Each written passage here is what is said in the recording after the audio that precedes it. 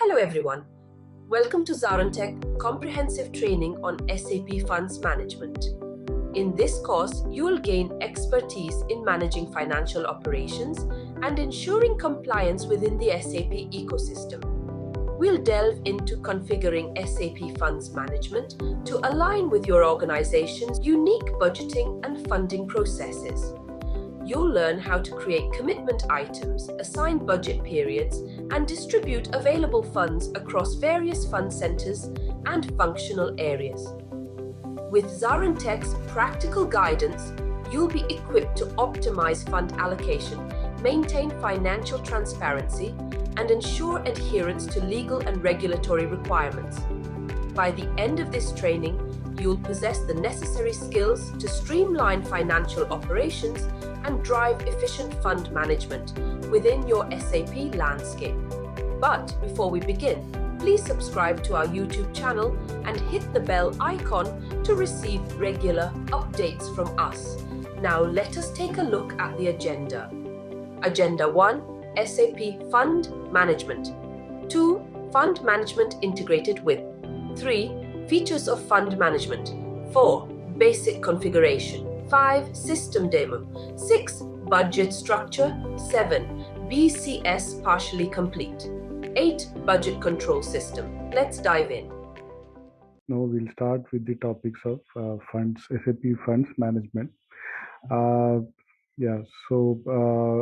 the first session is I have some PowerPoints. So what exactly is SAP Funds Management?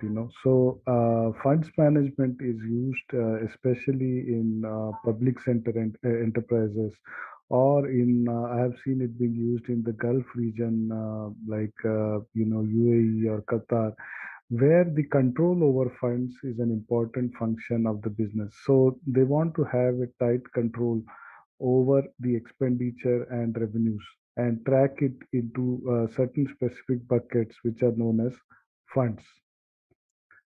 So SAP Funds Management, it can budget actually the overall revenues and the expenditure for individual areas of responsibility, which are, defined as fund centers, or further specifically into funds. We'll come to those aspects in the next session.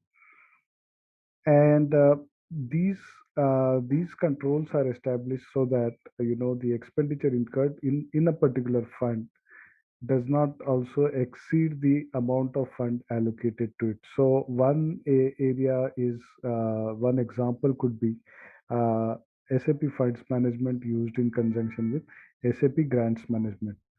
So as you know, in the US, the government spends a tremendous amount of money on education. And the education sector is a recipient of grants, certain specific grants, and they need to track how much money was used against a specific grant, and they have certain limits over the expenditure. They have certain limits on the type of expenses that can be incurred. So this is all controlled through funds management.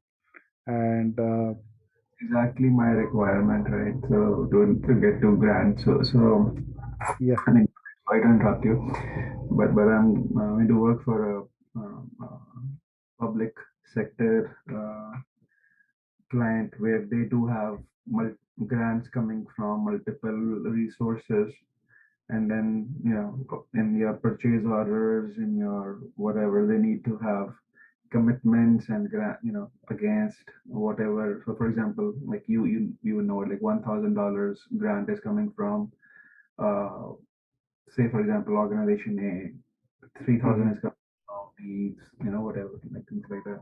And we need to track how much of it are we using against, based on POs and all expenses and all that stuff based on each type of grant. That's exactly what I'm looking for. Perfect. Okay. So yeah, good to know we started with the right context. Okay.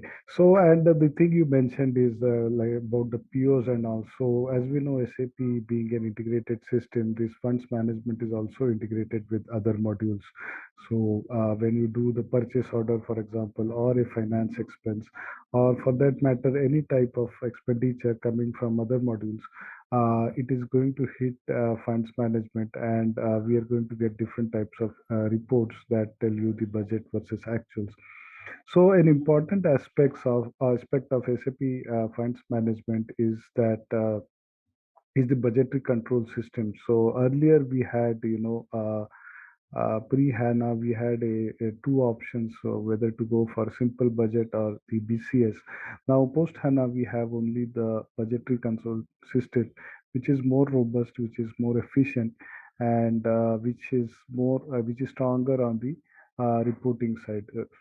So we'll come to those details, in the next sessions.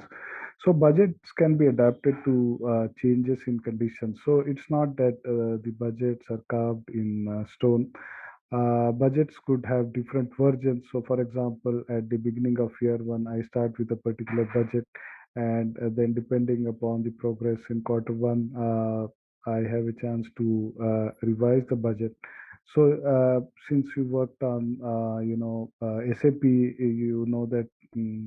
In cost centers budgeting also, there is a function to release budget, to capture additional budget, or to transfer budget from one cost center to another cost center.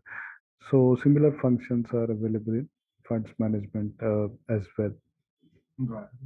It can be whatever. It can be more flexible than that. So we could have, for example, you have like 10 cost centers within admin. But when it comes to funds management, you really don't care whether it is, HR or finance that is incurring the expense, as long as it is of a particular nature. So we could have multiple cost centers pointing to one fund center. Got So as I said, versions of the budgets are possible, different versions, different data entry mechanisms are possible, like an Excel upload is possible because, especially for the end user, the data entry with the SAP can be very cumbersome. So instead you give him a template and you just ask him to fill in up the template and send it back to you, and you can upload that into the system at a as an IT function. So you are sparing him the bother of being confused with a lot of different screens and a lot of different terminologies that he probably won't understand. Got How do I see the slideshow? Okay. Okay, now here in this presentation, they have also considered one specific aspect of funds management where it's an application that allows brand owners to manage the administration distribution of. So it's not only brand owners, it's a wide range of entities. To track the state of money in funds from time it is budgeted to the time it is paid out to customers and partners. Depending on their authorizations, partners may also be able to view and manage their funds, and that is the whole purpose. That each individual owner of a fund center is responsible for managing his or her funds, and yeah, we'll see how that we can do that. So here again, we are trying to summarize what we discuss. SAP Funds Management is primarily related to creation and management of budgets. And the goal is to budget all the revenues and expenditure of cost and revenue elements, and limit transactions for elements within the allocated budget. So let's say for a particular GL account or a commitment item as it is called in funds management, if the budget is set at a particular level and that budget has already been reached, or that there's already the limit has been reached, then SAP should not allow the person to incur further expenditure on the same fund center or fund center commitment item combination. So the budgetary allocation actually stops the further booking of expenses on the same, I would say the same entity. The same rule applies for commitment items as well. So a commitment item could be at the same level of granularity as the GL item, GL code, or they could be at the summarized level. So, for example, my GL accounts all pertaining to material consumption could be different, but in funds management, they could be pointing to some different commitment item. So I have seen cases like that also. So I will show you in the GL master. If you see, there is a field called commitment item, and therefore we could define either the same thing, the same number, or we could define it at a higher level and combine several GL accounts into one commitment item. Correct. So, for example, if you have like office expenses, admin expenses, these expenses, traveling. So, within traveling at the GL level, there are generally different types of accounts. So, traveling basic, traveling daily allowance, traveling so and so, traveling taxi, traveling airfare. So, this kind of granularity may not be required in the funds management. So, what I can do is I can club them at a higher level of traveling and assign the same commitment item to all the GL accounts. So in that case, what will happen is they will of course flow at the summarized level of the traveling expenses. Uh, so this funds management is integrated with market development funds, trade promotion management, claims management. So these are very specific applications for pertaining to marketing campaigns or trade promotion campaigns. And yeah, so from what you mentioned, this may not be applicable to you. So, like a trade promotion management. So, if you have certain earmark funds for trade promotion, then you could, there is a module for SAP module for trade promotion as well. And then whatever transactions happen in trade promotion are automatically integrated with funds management. Similarly, market development funds. However, these are very niche products, and to be honest, I mean, not worked extensively on these products. Basically, these are, for very specific purposes. If we have any specific need, we could go into more detail of these products. And then it is integrated with SAP NetWeaver BI. So the budget control system is integrated with BI for reporting purposes. So we'll definitely see that how it can produce the reports. And of course, it is integrated with SAP ERP in the sense that all your transactions of SD, uh, FICO, HR are kind of flowing based on certain rules, certain derivation rules into funds management, certain master data and derivation rules, which we will uh, see in due course. Features of funds management authorizations to post into particular funds, grouping of the funds, budget postings, funds posting, fund usages, accrual of commitments, and scheduling and monitoring jobs. So we are going to see each aspect of this in more detail in the coming days. Yeah, so that's about the first part. Any other questions you have, Gaurav? Okay, so you said you are working for, I mean, your requirement is for kind of a public sector educational institution, right? I mean, where they have a similar concept of funds management, if I understand you correctly. So we will go to the assessment of this. Unfortunately, they have the answers printed as well. As- okay, so here goes. Which of the following option is part of the enterprise add-on EAPS? Funds management, public service specific core function, both A and B, and this is the add-on that is causing the issue with the system, right? So we clearly know the answer that EAPS we are trying to that activation is causing some issue, and hopefully we'll have the system up and ready. Uh, so EAPS, yeah. So as you can see, the funds management as well as the public service specific core function, both are covered under the add-on business add-on EAPS. Got it.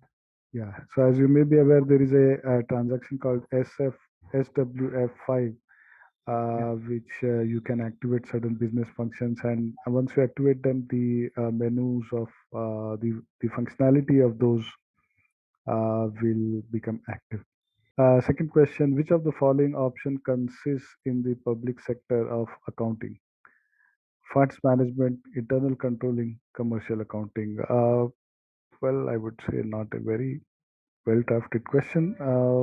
I don't know what commercial accounting and internal controlling, but yeah, I think they're trying to link all these three together in the sense that the public sector accounting consists of first commercial accounting in the sense that usual commercial transactions are accounted for.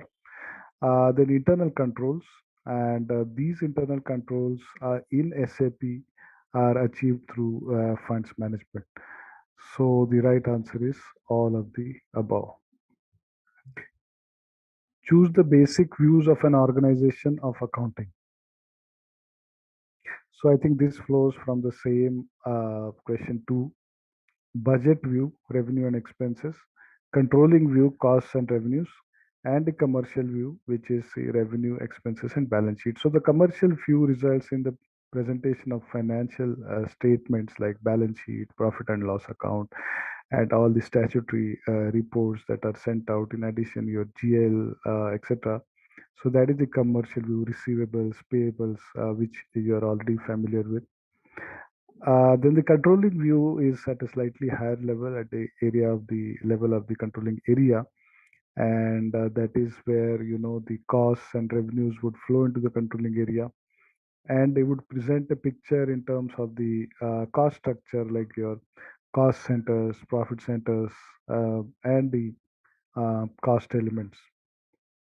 Yep. Uh, yeah, and the third one is the budget view, which we are going to talk about in funds management, which is the revenue and expenditures pertaining to specific funds.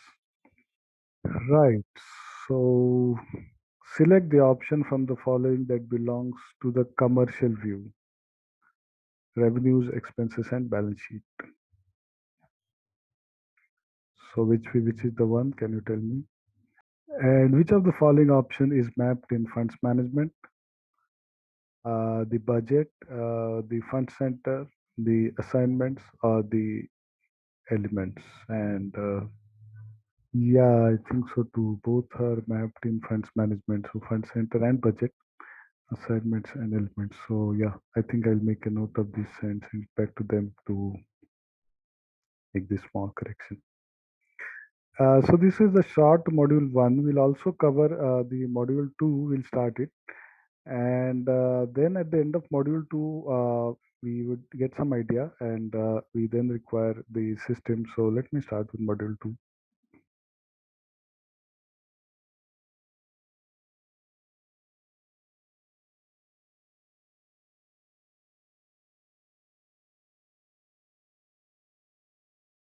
So in this case, we'll talk about the organization structure and master data in SAP Funds Management. And in the earlier session, we had some questions like how does SAP map funds management, and how does it integrate with the other areas of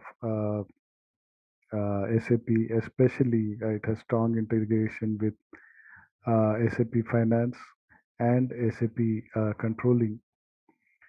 And I would say the rest of the organization structures, like your plants or your sales org or your HR structures, uh, they would be kind of available across different funds, say different structures or different org elements in funds management. So we really do not need any specific org structures in other modules for capturing the transaction, because SAP Funds Management will be hit ultimately when everything falls into finance. Uh, okay, this is the disclaimer, and I would just request you to spend a minute to read so that we are on the same page about this. This presentation, including examples, images, and references, are provided for informational purposes only. Complying with all applicable copyrights laws is the responsibility of users. So, in some cases, images, etc., might be used, but it is not our intention to infringe any copyrights. Without limiting the rights under copyright, no part of this document may be reproduced, stored, or introduced into a retrieval system or transmitted in any form or by any means. And a credit shall be given to the images taken from the open source and cannot be used for promotional activities. Uh, here we'll talk about the specific org structures. So the organizational elements within accounting, in the SAP organization as we know it, and then we proceed to the SAP Funds Management org structure. Uh, then we have considered two scenarios where funds management is not active. How would the organization structure look like? And if funds management is active, how it would look like. Uh, in the next step, we come to the master data required, and here we'll talk about commitment items. Here we'll talk about fund centers. Here we'll talk about specific funds. Uh, then we talk about activating the funds for activating the funds effect, activating elements, and activating the grant effect, and master data activation budget in budgeting BCS. So BCS is the budgetary control system. We'll talk about that.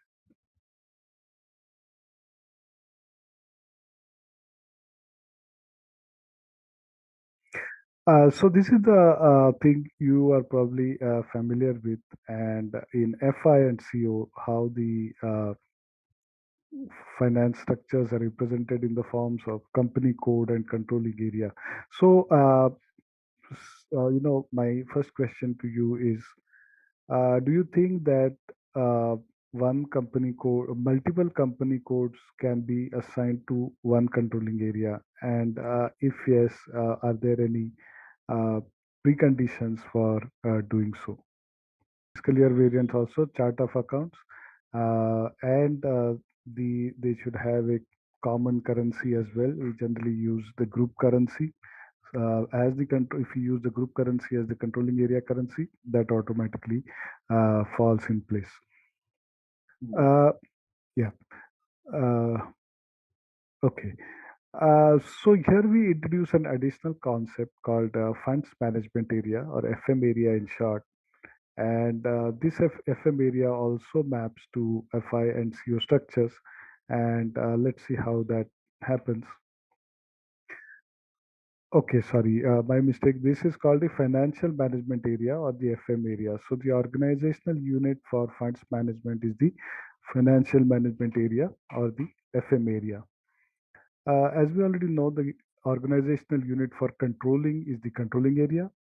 The organizational unit for financial accounting is the company code, and the FM area and the controlling area take precedence over the company code. So what they probably mean is that the FM area is at a higher level, just like the controlling area. It is also at a higher level than the company code.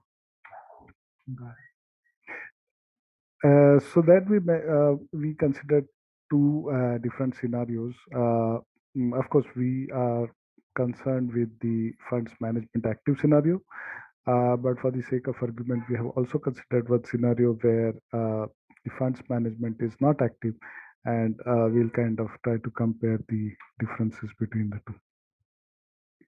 So here they have considered a scenario where there is a client and there are two controlling areas, and in controlling area one, we have one company code.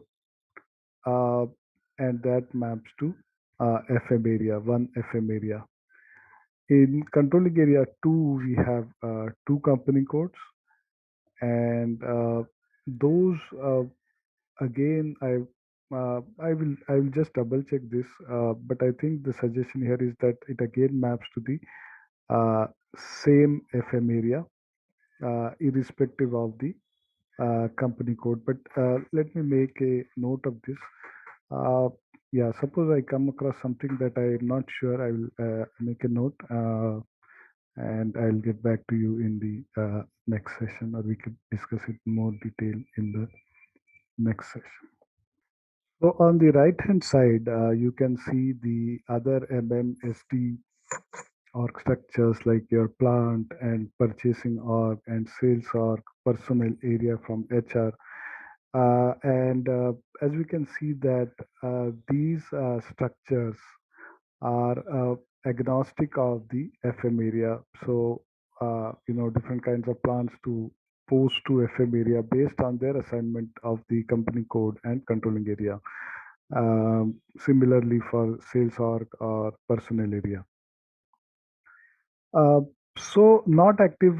So what it means is that suppose here you have like three company codes, out of which two are assigned, two are subject to budgetary control via the funds management.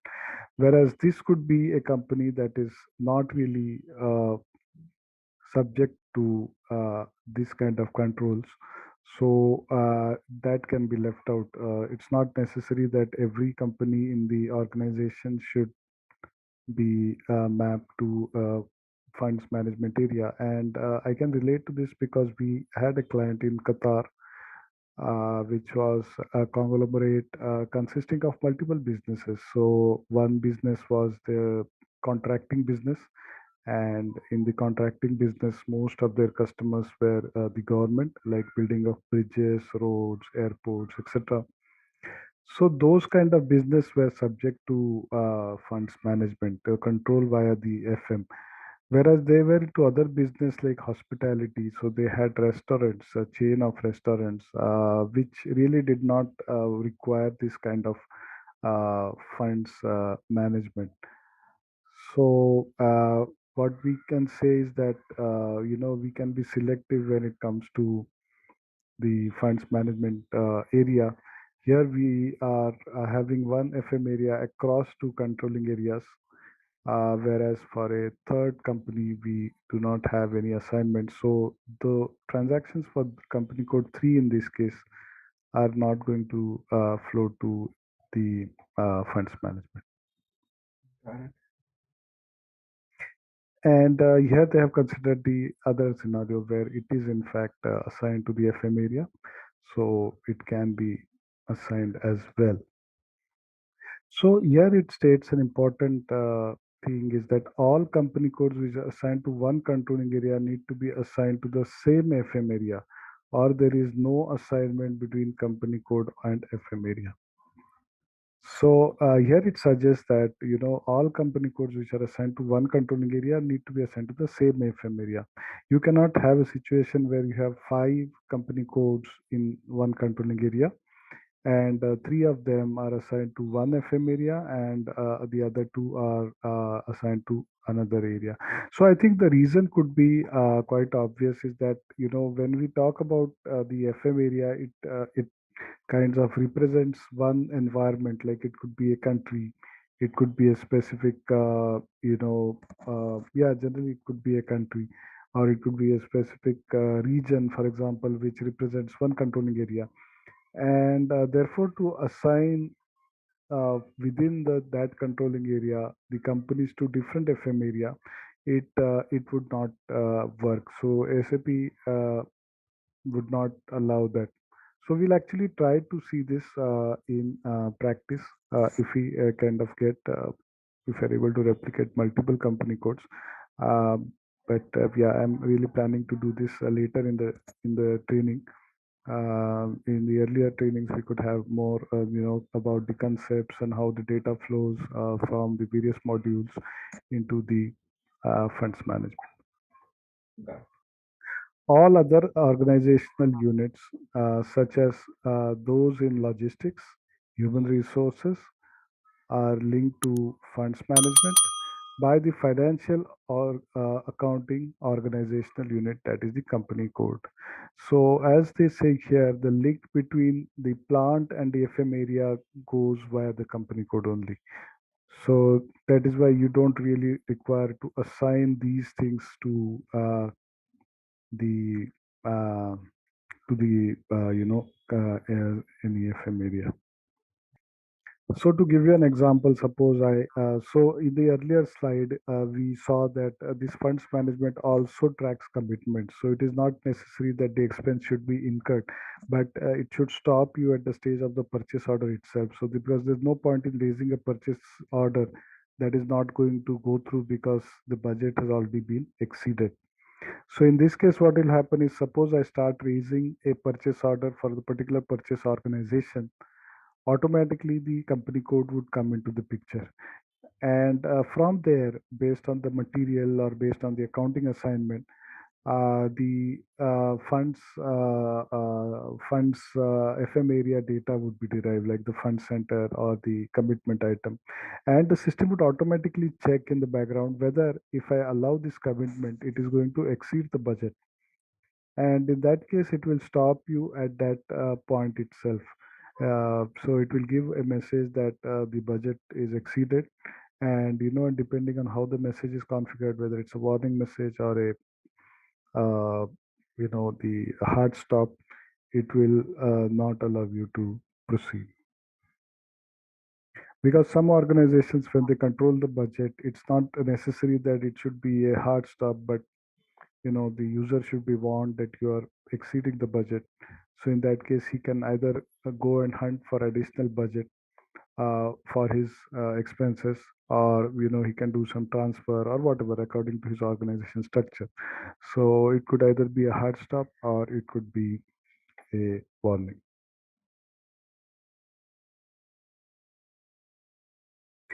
Okay, so now we are going to talk about the various master data. So we have the fund centers, which are the primary master data for collecting costs. And I remember that in my going back to the same example of the Qatar project, when that contracting company used to undertake projects, right, road building project or airport project or any other project, that project automatically became a fund center.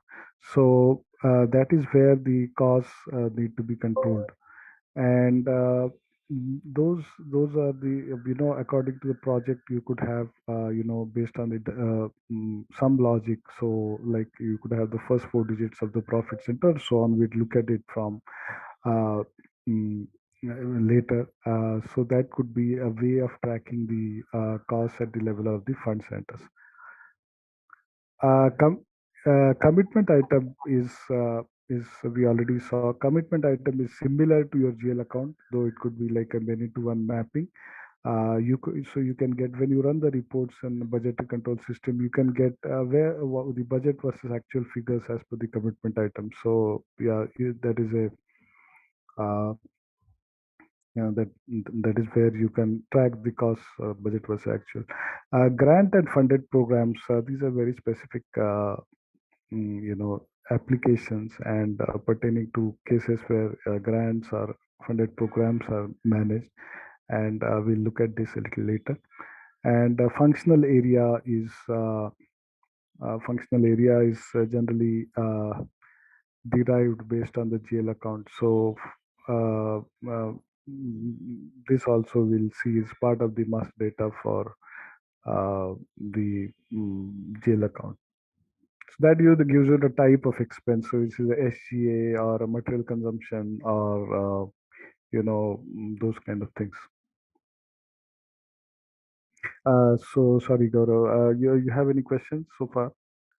Any master data can be used for the budget or posting address. So if you look at the graphic on the left, what combination of master data drives a posting is a fund, budget, period, functional area. Because as you know, budgets are also broken down by period.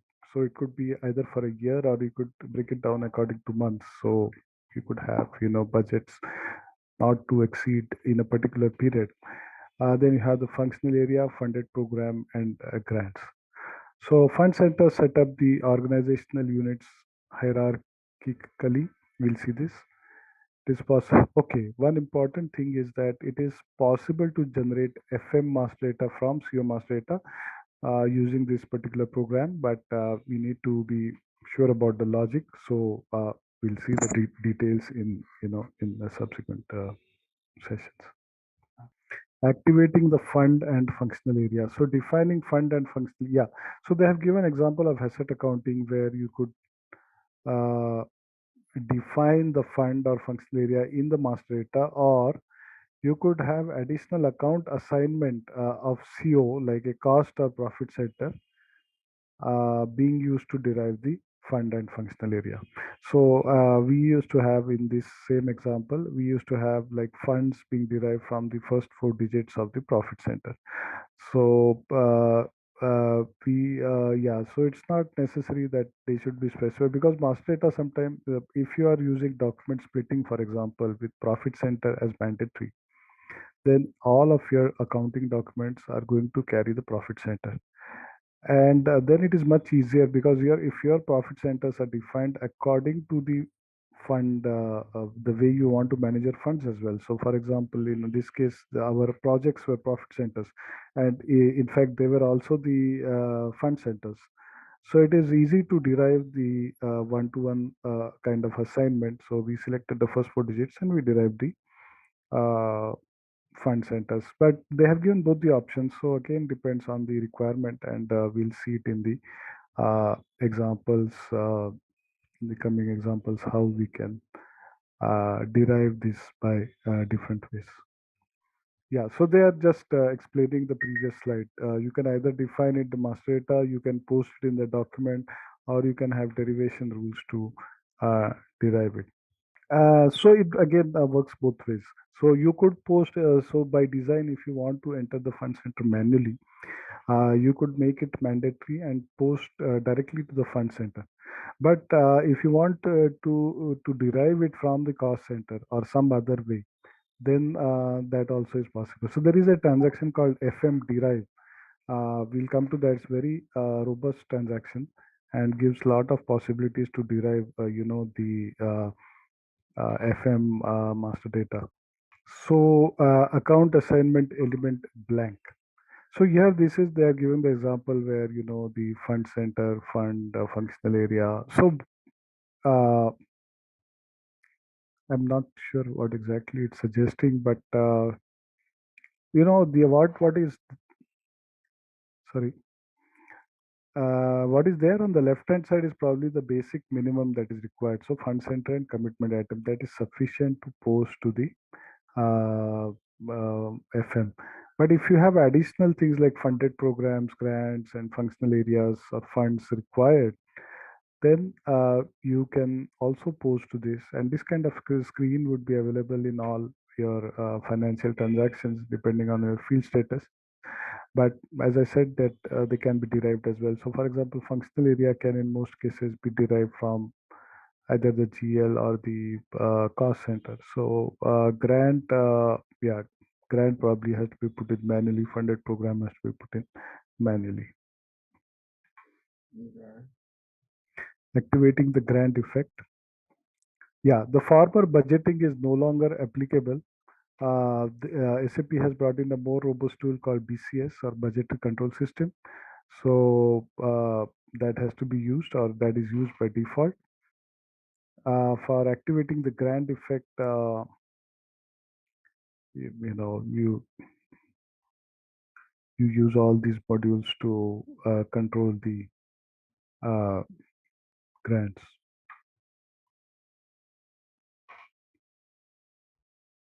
Master data activation in budgeting BCS.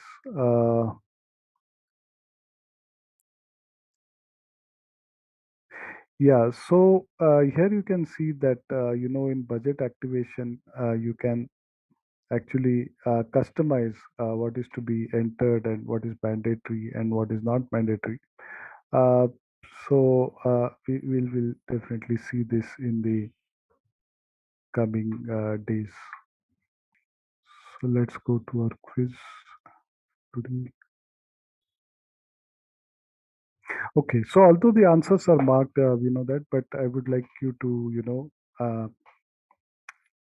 give some thought to this and explain why these particular answers are correct. So, which of the following area take precedence over the company code? Yeah, both FM area, controlling area. Correct. So this is because they are at a level higher than the higher than the company code, and yeah, so they don't. I would not say they take precedence, but they are at a higher level than the company code.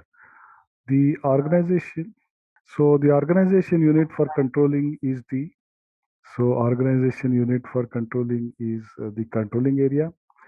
Similarly, the organization unit for funds management is the FM area. Select the scenarios from the following that are available for public sector. A is fund functional area funded programs grant management is not active. B is funds functional area funded programs grant management are active or budget planning and execution are used. Both A and B, and D is D is D. State whether the given statement is true or false. You can assign one or more financial organizational units company codes to an FM area, and this is true. This is very important because we could have a because company code is a very it's not it's from a legal point of view. So from a legal point of view, just to give an example, I may have ABC primary school and I may have ABC high school or secondary school. But from a funds management perspective, what the government gives me is for the grades 1 to 10. So a common grant. So how I divide it into this is my company code level, but how I control it is at the FM area level. So from the government's perspective, it doesn't matter whether I have given it to a primary school or this thing or any other school or any other organizational unit. It is to the organization as a whole, and therefore FM area operates at a higher level, and you can assign one or more financial organizational units to an FM area. Okay, so that by here we come to the end of module 2, and we'll take a stop here. If you have any questions, Gaurav. Hi there. Are you ready to take your organization's financial management to new heights with SAP Funds Management? Our self paced online course is here to empower you with the skills you need. In this comprehensive training, you'll dive deep into the intricacies of SAP Funds Management. Discover how to streamline budgeting processes, allocate funds efficiently, and ensure seamless compliance with regulatory requirements. Our course curriculum is meticulously designed by industry experts, covering everything from creating commitment items and assigning budget periods to generating insightful reports for data-driven decision-making. Meet your instructors, seasoned professionals with years of hands-on experience in SAP Funds Management. They'll guide you every step of the way, sharing real-world insights and best practices to help you master this powerful tool. Don't just take our word for it. Hear from our satisfied students who have transformed their financial operations using the knowledge gained from our course. Best of all, this invaluable training is accessible at an affordable price, making it a smart investment for your career, growth, and organizational success. Visit ZaranTech's website below for full details on the training and enroll now to unlock the true potential of SAP Funds Management. Yeah, so SAP Funds Management we are talking about, and it supports in creating and executing budgets So this is used to budget all revenues and expenditure for individual areas of responsibility, to control funds transactions in accordance with the distributed budget, and to stop the budget being exceeded. Budgets can be adapted to changes in conditions by entering releases, supplements, returns, and transfers. Funds management is fully integrated with the budgetary control system, and we'll see in the budgetary control system how the controls can be put and how the budget versus actual comparison can be done. In addition, would you be interested in grants management as well, Kenny? Yes. Yes. Okay, Yes. right, right. So grants management is where we are receiving specific grants, and the utilization of those grants is being tracked against the actual expenditure against those grants. Mhm. And it is, like, as a separate module, but it is again integrated with funds management and budgetary control system. So we'll activate that as well in the test system, and we'll have it in the cover it in the subsequent sessions. And then we saw that we can have several versions of the budget. uh, Generally, we start with some budget, and then there could be changes as we go along, and these could be captured in the subsequent versions. Yeah, so we have created one example organization here, and let's go through it in Excel first, and then I will walk you through that in SAP, and we can see how to create the various master data, etc. So I have created one new company code called ZaranTech, since this training is being conducted by ZaranTech. So the company code is ZARN. Here I have assumed the location as India, and the currency of the company as INR. And this can help us to, in future, if we create another company code in USD, for example, we can just check how the different fund reporting is happening, and whether, the case whether you should have the controlling area currency uh, as the fund management currency or the company code currency. So both are possible. So we'll see how exactly. So this is, as you know, this is just an example, Yeah. and it could depend on your situation. Both kinds of options are possible, and SAP in this area gives some degree of flexibility as far as the FM area, financial management area currency is concerned. So it could be either your group currency, or it could be your local currency. Well, I've created one controlling area as well, same as ZARN, ZaranTech, and the funds management area also ZaranTech, and all of them use the fiscal year variant K4. I think there is some prerequisite that they need to use the same fiscal year variant, just as in case of controlling area and company code, there are some restrictions. However, new GL permits some variations or deviations as well in parallel ledgers. Let us not currently let us not go to that. We'll focus on the simple scenario where all of them are using the same fiscal year variant. Then we have something known as the hierarchy variant, and this I think is similar to the controlling area standard hierarchy. So you have a hierarchy at the top called ZARN or ZAR1, for example. Okay, below that we have when we book anything to the funds management, there are two things that are absolutely essential, and one is the fund center, and the other one is the commitment items. So let us try to see this in the system. Would you like to go through this configuration, or you just want to directly go to the how we create the master data and all, or how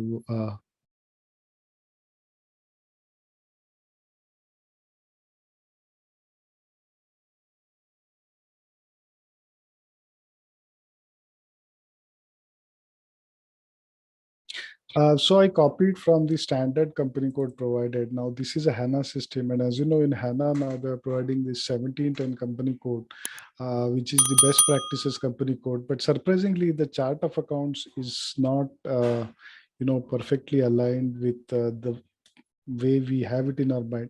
But I think it's fine because in the interest of time we have just copied that chart of accounts. As long as we have a sufficient number of revenue accounts and expense accounts, that should be fine. We could create some more additional accounts as we proceed.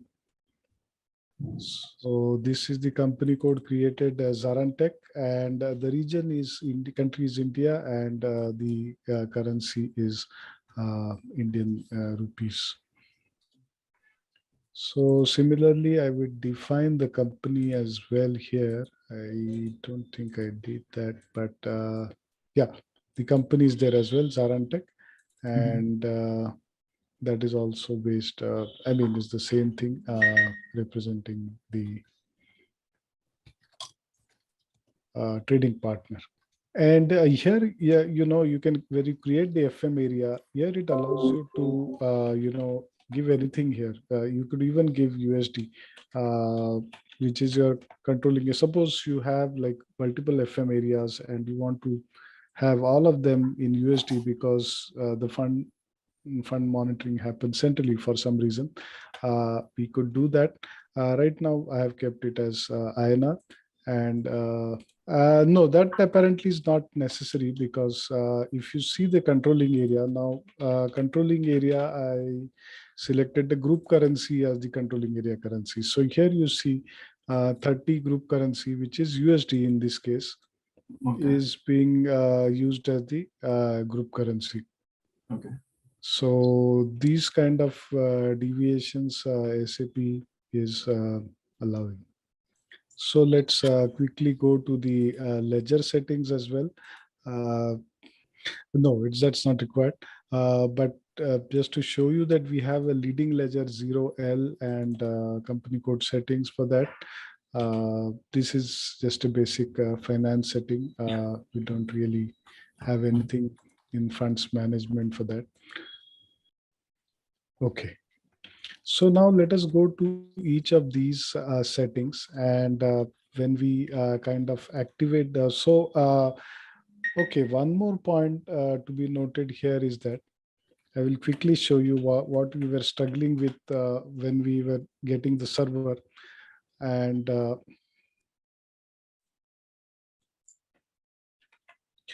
so as you know, there are certain business functions which when activated will activate certain modules.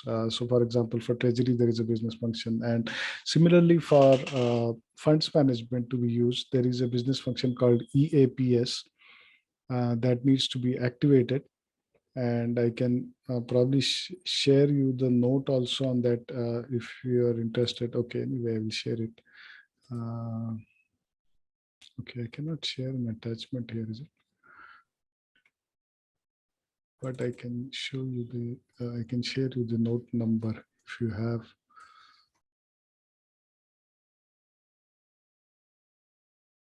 You cannot chat with everyone.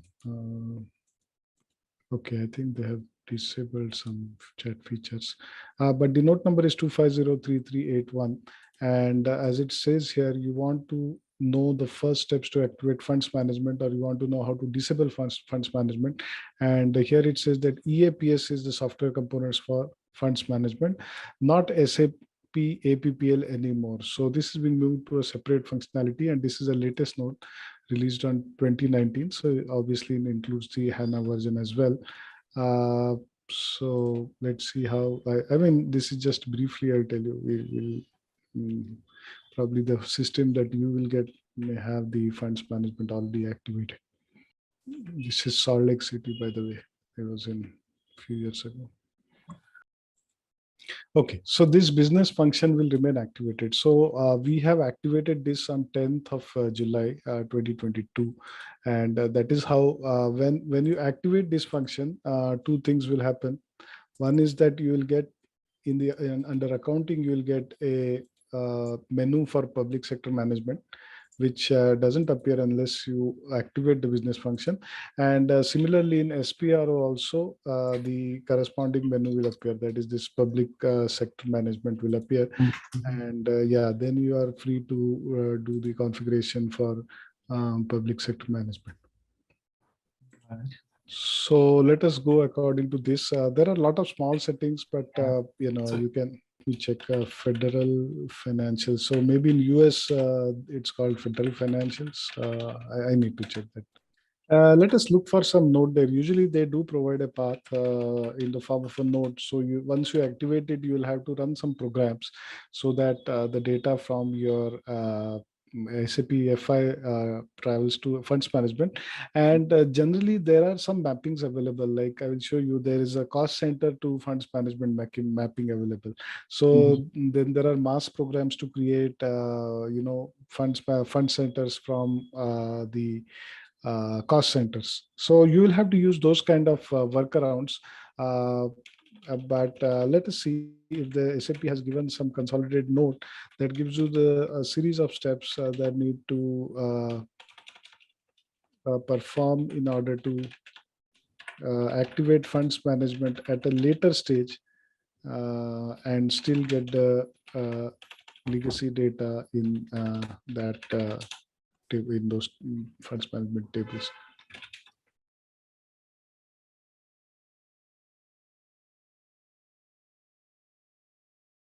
Okay, so let's move on to the first one, that is activate global funds management functions. So public sector management, funds management, government basic settings. Yeah, so this is basically one checkbox. Activate account assignment. No, not this one. Yeah, basic settings.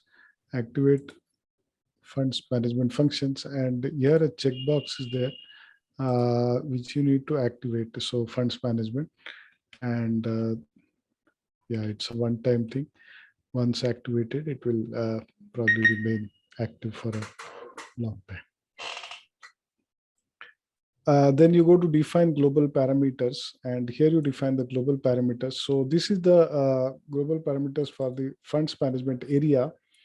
And basically this is nothing but your number range and your fiscal year variant. I did not try assigning a different fiscal year variant. Let's see if that works. So suppose I want April to March here, when the controlling area and company code have a different fiscal year. Shall I save? Yeah, it's allowing me to save. So apparently there is no constraint to have the same fiscal year variant. But okay, I'll make a note of this. I'll change it later so as not to upset anything at this stage. So if something goes wrong tomorrow, I still have time to correct it. So try changing. Honestly, I've never tried this fiscal year variant to V3 for VARN. And the status profile. So we'll come to the status profile later. And then the fiscal year variant. So fiscal year variant here, they have just copied the same thing like whatever fiscal year variants that you define in the top. It's the same thing. And then you can assign the fiscal year variant to the funds management area. No, it's not. It's a financial management area. So here they have kind of assigned it.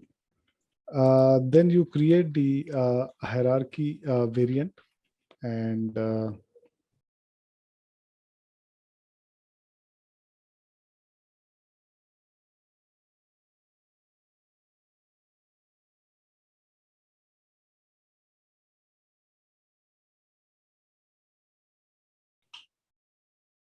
so it is called ZAR1, and name is ZaranTech. And you assign the hierarchy variant. So the good thing about this is that, okay, you can assign it by fiscal year. So next year your hierarchy changes, you can assign it by fiscal year.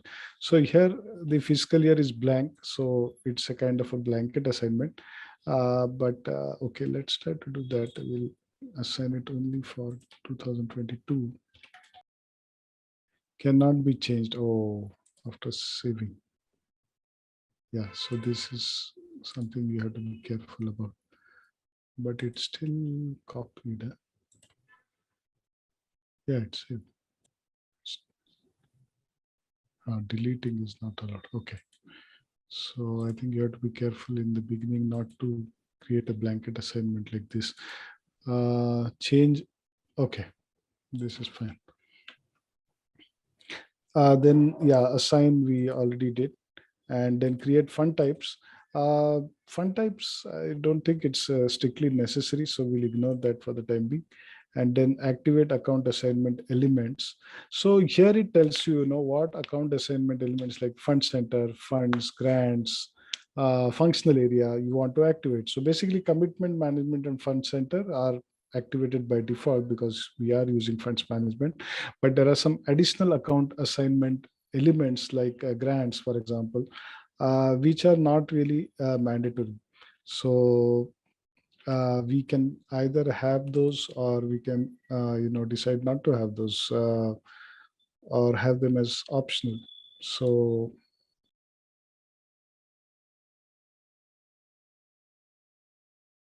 general settings, activate account assignment elements.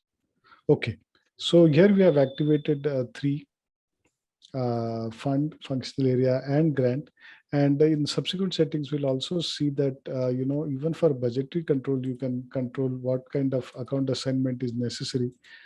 So here you can see that, for ZARN, grant is optional, fund is optional, and fund center and commitment item are mandatory.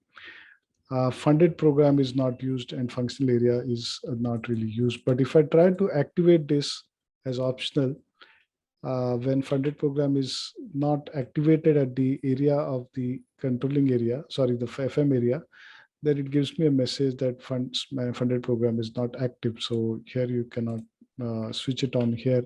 Uh, so funded program is, something like a program where you want, it's a program which is specifically funded, and you want to capture that information of that program also addition to your fund setter. Yeah, something similar to internal order. But what I'll do is I'll make a note of this, and we'll have one session on funded program as well with the configuration.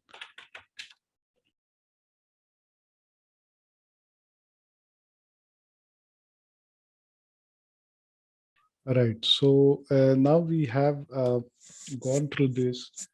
Uh, so let's go through the PowerPoint presentation of the third one. Yeah. So the module 3 consists of fund center and then commitment item. And we will also try to create these in the system, so that we're familiar with what exactly it refers to. And hope I'll keep on referring to this. So okay, so what we have assumed here is that ZaranTech basically has three types of activities. One is they have educational courses, which could include hardware courses and software courses. Then they have library operations, which is more like a cost center. And then they have some kind of educational research going on. So that consists of research staff and consumption of materials or other expenses on the research. So yeah, this kind of thing we'll try to replicate in the funds management. The expenses could be salaries and wages, consultants' expenses, which they pay out, and office and miscellaneous expenses. In fact, there'll be a host of expenses, but we could, try to map it in a way that summarizes the expenses in a particular manner, and gives a report according to what we want, and not at a level which is at the statutory level. So statutory level could be much more in detail, and this could be at a much more summarized level, because the government or whoever is monitoring this may not really, as we discussed, want to know the depth of each expense, like the very basic details of each expenses. So for the example you gave is that traveling usually in the statutory ledger, we could have like the different types of allowances that are involved in traveling, like your cab, your flight expenses, or your airfare, your lodging, your daily allowances. All these could be categorized into separate accounts. But when we talk about funds management and the budget control system, the person who is monitoring this may not be interested in how much amounts or pennies are spent in each of these, but he wants to know in travel as a whole how much is being spent. So we could have that kind of summarization.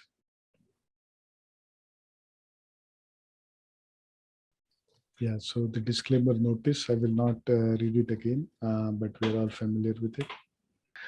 So now let's go to the organizational elements of fund centers. Then time-dependent fund center assignment, what I showed you, and organizational changes between individual fiscal years, period of validity, etc. So here is an example of fund centers. The Ministry of Finance could have two fund centers, one as a finance department and one as the human resources department. Uh, yeah, so any organizational logically can be divided into different fund centers. And I think fund centers we can relate to something where funds are allocated for. So generally in government organization, it goes by allocating funds to different departments. So finance department could have a budget of few $100,000.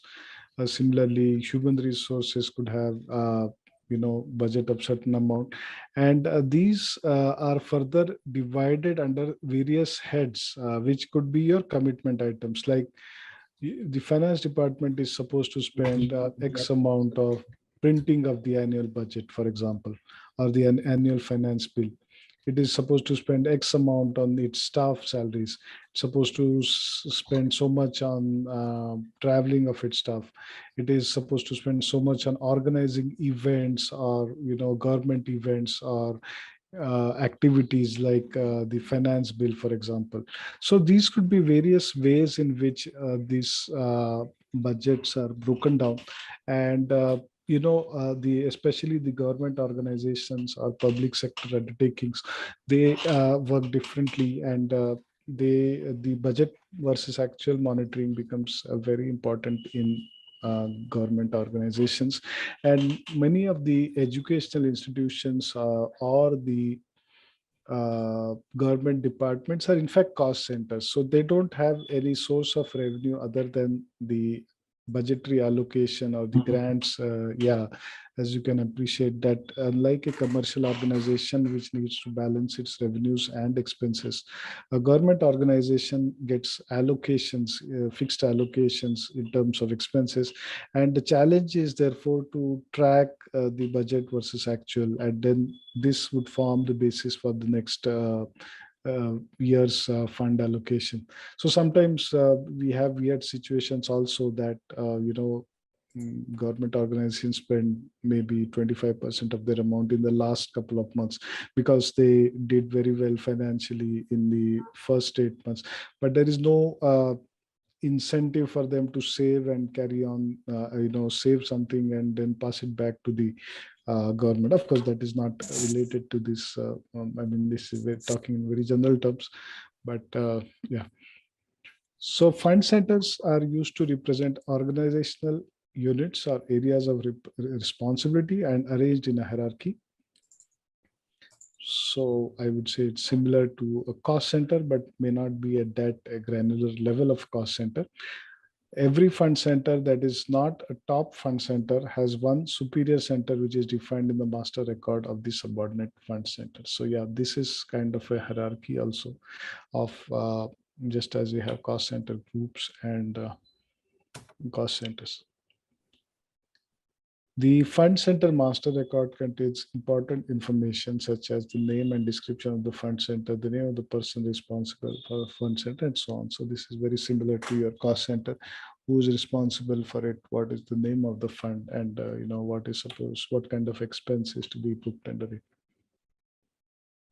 Okay, so now the time dependent. So we saw that the hierarchy can be time dependent. So I can have an X hierarchy for fiscal year 2022 and a Y hierarchy for 2023, for example.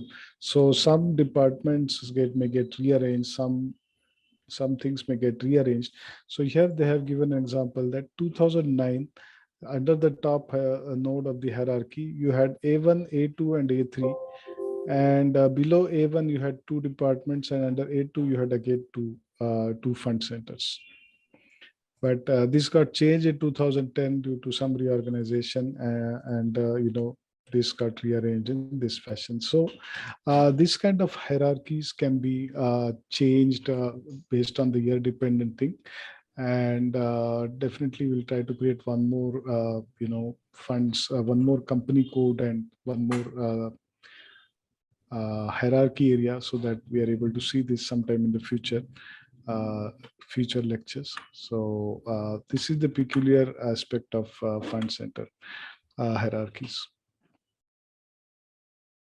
Either individual fund centers or complete substructures can be reassigned from one year to another. So yeah, here you can see that this here they have spun off this A12 and attached it to A3 instead of A1 earlier. So this whole subtree was removed and attached to this different fund, different parent. The existence of a fund center can be limited to a specific number of years. So it's quite likely that certain funds are made available on an ad hoc basis. So some national emergency or calamity, for example, comes up and, they arrange certain funds for it. That doesn't get carried, that structure doesn't get carried forward to the subsequent years. So some fund center can be limited to specific number of fiscal years, and new fund centers can be defined as valid from a specific fiscal year. So time dependent again. So everything is kind of time dependent. A fund center can be time dependent. It can be terminated after a certain number of years, and the hierarchies can be changed from one year to another year. So this is how we create a fund center, and we'll actually create a fund center in practice. So yeah, so if you want to assign a fund center to a year-dependent hierarchy variant, you need to ensure that the validity period for the fund center covers the fiscal year. Yeah, this is quite logical because unless the fund center is valid for that fiscal year, it won't get assigned to the hierarchy. So this is about fund center. So what we can do is we can try to create a fund center here in the system, and then I'll pass on the control to you, and then probably you want to create one yourself. Yeah. So here we have, the fund center. So first I will display the fund center which is created.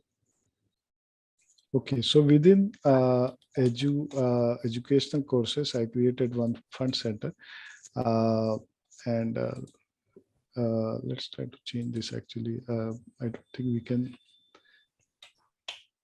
Yeah, the time frame cannot be changed once you create it. So suppose you want to create anything that is time dependent, then we'll have to create it also in a time dependent fashion. And then this is a fund center for hardware courses, and this is assigned to the hierarchy variant ZR1. And here you can see the fiscal year assignment, but unfortunately this got assigned to the blanket all the fiscal years. So I don't think we can change it now, but definitely in the next example I'll show you how to make the time dependent adjustments. So basically there is not much information here. As you can see, we'll enter the company code also. But the name of the fund center and then the description and the validity and you can assign it to the company code. Business area, we stopped using a lot. SAP generally that doesn't support now. So we no longer use business areas that widely. We now use profit centers. And then you have person responsible, which is the username. So this is a username out here, not the the first name or last name. Let's try to put something which has a first and last name. But no, it doesn't. But you could put some name. So let's say Amit Fico.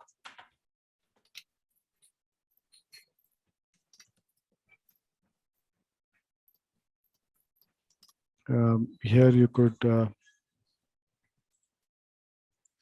put the address of the fund center. So this is hardware courses from New Delhi Center. So is this mandatory to put address and all, or just we're doing it? No, this is not mandatory. So this may be useful somewhere if you're later printing something based on this, but it's not really mandatory. Some reports or custom reports where you are getting this address.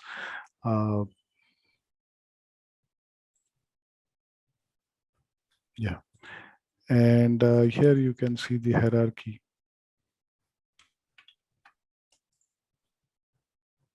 So here we have the, both ways. So just like your cost center hierarchy, you can create in OKUN as well as you can create in first create and then assign. So the same kind of functionality is available here also. But, in additional to that, here is a time dependent factor is also there. And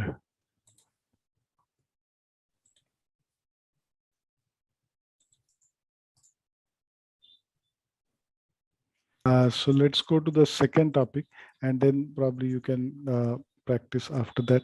So this is the commitment items, and the analogy we can draw regarding the commitment item is the GL account. So GL account is similar to commitment item. So here, when you talk about commitment items, it's not necessarily expenses, but even the revenues, if any, can be classified as commitment items. So here they have given the example of the finance department and finance ministry, and it gets revenue in the form of taxes, and that tax revenue is also shown here in the form of commitment items. And the different heads of expenditure like HR expenditure, IT expenditure, expenditure for gasoline. So this structure is similar to your income statement or your profit and loss account, as they call it. And this could be summarized. So we'll see in a minute how this can be done. And the expenditures, yeah. So this is kind of a free form structure which you can build, the user can build according to his reporting requirements. And here they are classifying as current expenditure, investment expenditure, and other expenditure. So this could be like, suppose a road ministry is building roads, for example. So that could go under investment expenditure, but the administrative salaries could go under current expenditure.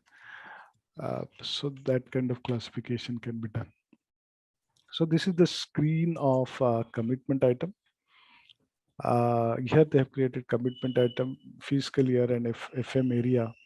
And whether it is directly postable or not. Directly postable means whether it is postable from finance, etc., or not. And then there are different types of commitment items. So we'll see that when we actually go to that screen. The commitment items key has 24 digits. So which pretty long description it has. In addition to the header data, all other master data parameters are available in the tab pages, and you can define the control of entry fields in customizing using a customer specific field string. So what kind of data you want to capture is like a field status for the GL account. You can control what kind of data you want to capture. You should hide functionality fields that you cannot use or do not want to use. You can define several posting object levels. Let's see this. And this means that under one postable commitment item, you can have further postable commitment items. We'll see this in subsequent lectures. Okay, if a commitment item is flagged as statistical, then that means that it cannot be budgeted directly. So what could be an example of a statistical commitment item? Some kind of measures which are non-financial measures could be captured as statistical commitment items, for example. So this does not participate in budgeting, nor does it take part in availability control. So, for example, when the system is supposed to stop, making an entry if the budget is exceeded. So that does not happen in case of statistical, because as the name suggests, or if you might have seen statistical orders, for example. So statistical orders are not real objects, and you cannot budget for statistical orders. They are just for capturing additional information about a particular thing. So similarly, in these statistical commitment items can also be used. So if you want to capture some data, like for example, you plan for reaching out to let's say 10,000 people in your county for the delivering the COVID vaccine, and in actual you had some X figures. So those kind of things can be tracked probably using statistical postings. Okay, these are the categories. So this is generally, this classification is relevant whether it is a what kind of account the original account is, and could be a revenue expenditure or revenue posting, could be a goods receipt issue, payable receivable, because based on different categories. So for example, I can even track the movements in payable receivable, but they are not pertaining to my expenditure. So uh, they should be reflected in a different way. So for example, my AR or APGL accounts, if I make them as commitment items, I would make them as uh, financial transaction 60. So yeah, so they would display the movement in that, but that movement could be, it cannot be tracked in the same way as expenditure or revenue. Uh, it can be used in other ways probably. And then the cash holding, or 90s cash holding. The most commonly used I have seen is 30, because it tracks the expenditure and revenue posting. 60, 80, 90 or 40, I don't think, unless you are working in some kind of a project environment, and then you want to track the changes in the receivable payables in the projects. So that time you can use these other things, or bank clearing, or the cash movements in projects. So in that case, you can use the other categories.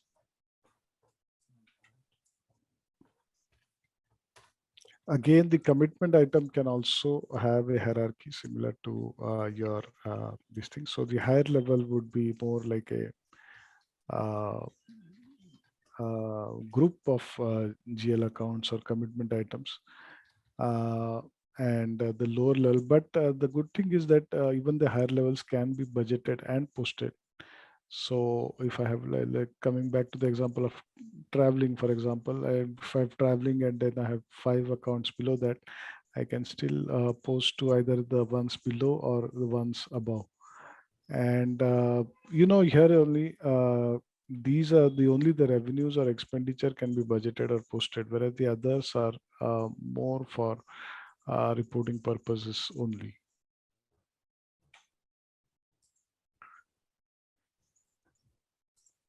Um, Commitment items classify the budget according to revenues and expenditures. The financial transactions and item category are the control parameters used to define the meaning of a commitment item. The financial transaction represents the business transaction from upstream application component. So upstream application component will be generally your finance, SD, PP. So these trigger transactions in funds management, and it could be a revenue item, expenditure item, or a cash balance item. And it is not our intention to make entries directly in funds management. All these upstream entries should automatically trigger the entries in funds management. There are certain exits available, for field check and create change, insert fields. So these exits, can do certain checks when you create the commitment item master data, or they can auto-populate certain things from the GL master when you create a commitment item.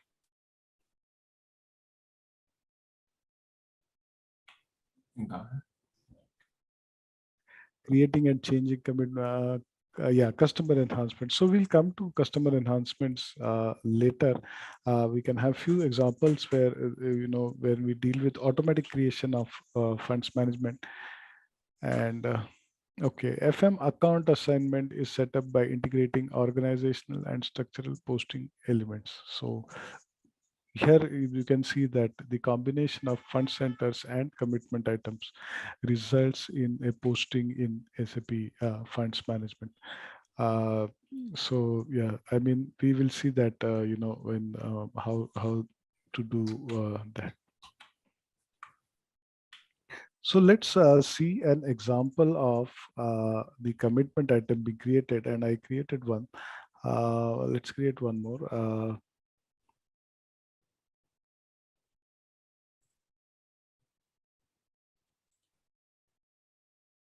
So you go to individual processing, or rather, let's first display the one which I created.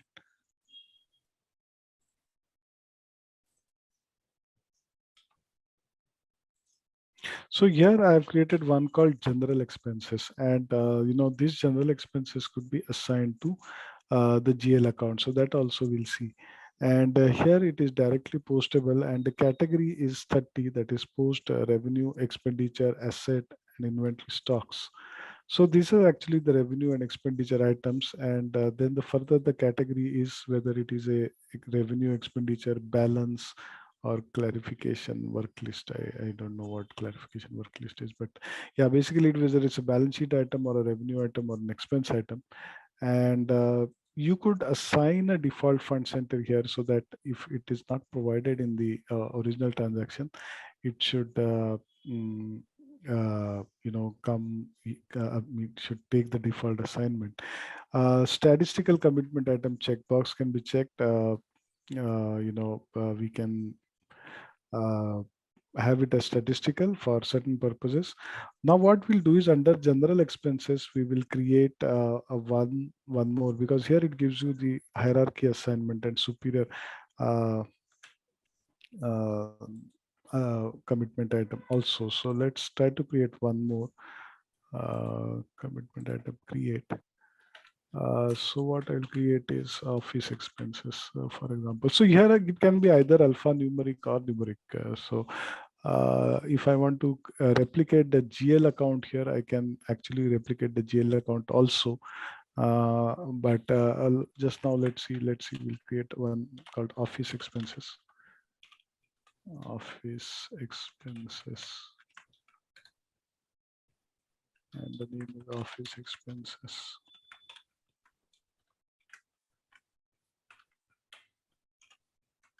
So the financial transaction is 30. Expenditure or revenue. Commitment item category is expenditure again. And here I can, give it as classified as under the general thing. So in certain reports, it will appear under the general this thing.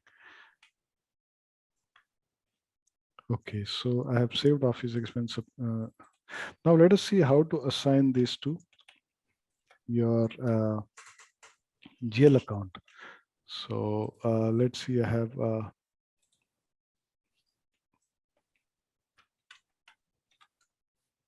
ZaranTech.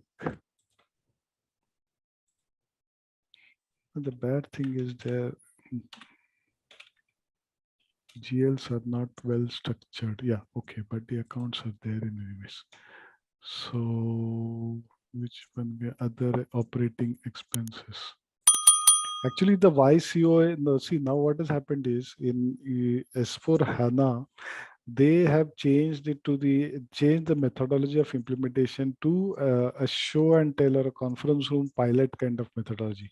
Yeah. So yeah, so you're aware about it. So this is the predefined thing which is provided by SAP. But for some strange reason, it's structured in a very weird manner. So generally, you would expect it to be like assets, liabilities, and income. So I don't know if somebody added this because this is a demo server, and actually it should not have anything which is. So if you take a list here. So you have this term loans and also all the liabilities, then bank, which is fine, and then short-term investments. So the 1 and 2 series are okay, which is the assets and liabilities and assets.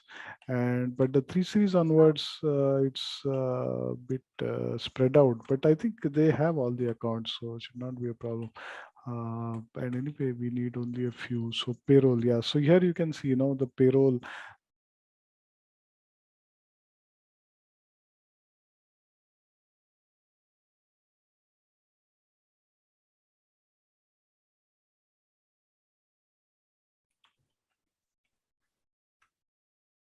Okay, so let's go back here and take one expense account.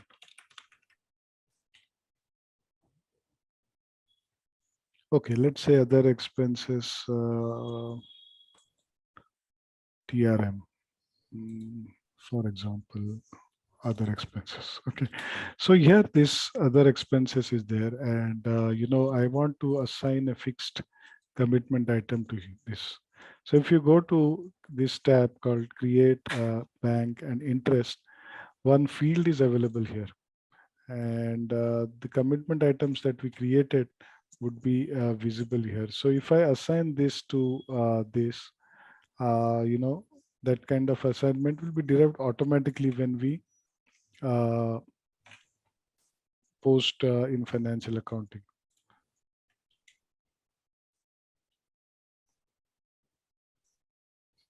Got it. So you can also make the same. So let's try to do that also. I mean, we are just trying out. So we can. I have seen one. In one of my previous projects, they had most of their commitment items with the same numbers as the original GL account. So that is also possible. So we can create one, for example, here, and commitment item does not exist. So create.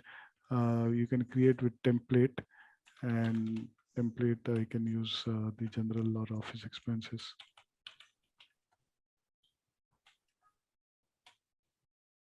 And then it would copy. So let's say what this is called.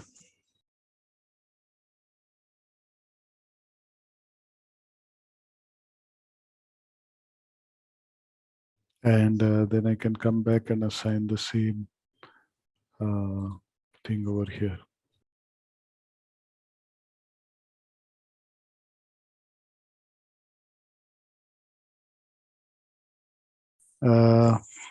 Right. So do you want to try that out now? I'll pass on the control to you.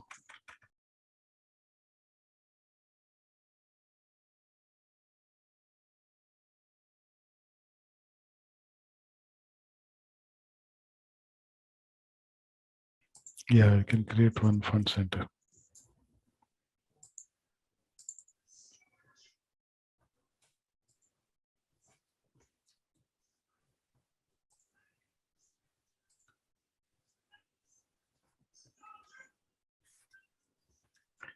You can call it like software or yeah.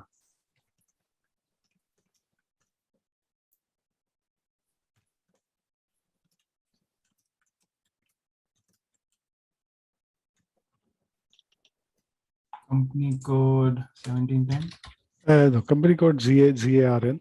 or GR.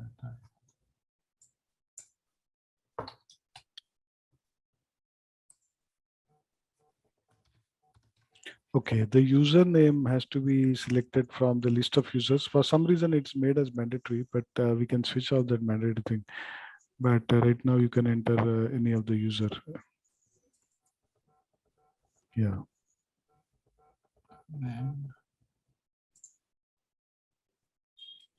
So that will come by default. If you want to assign any superior fund center, then you can do that.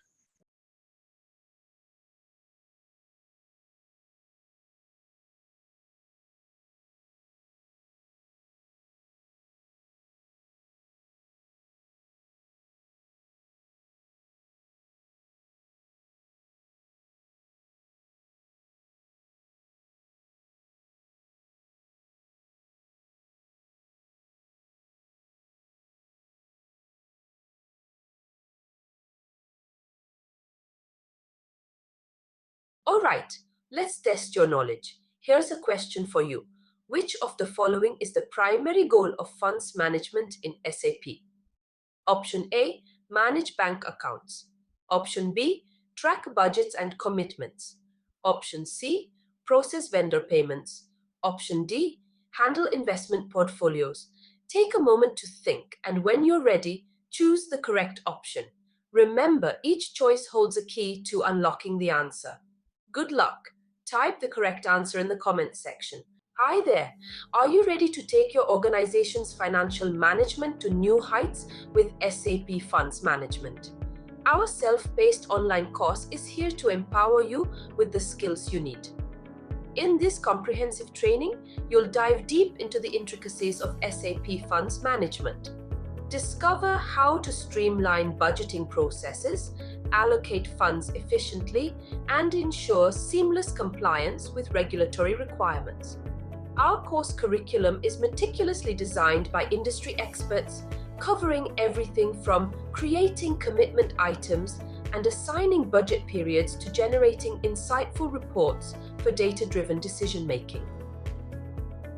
Meet your instructors, seasoned professionals with years of hands-on experience in SAP Funds Management.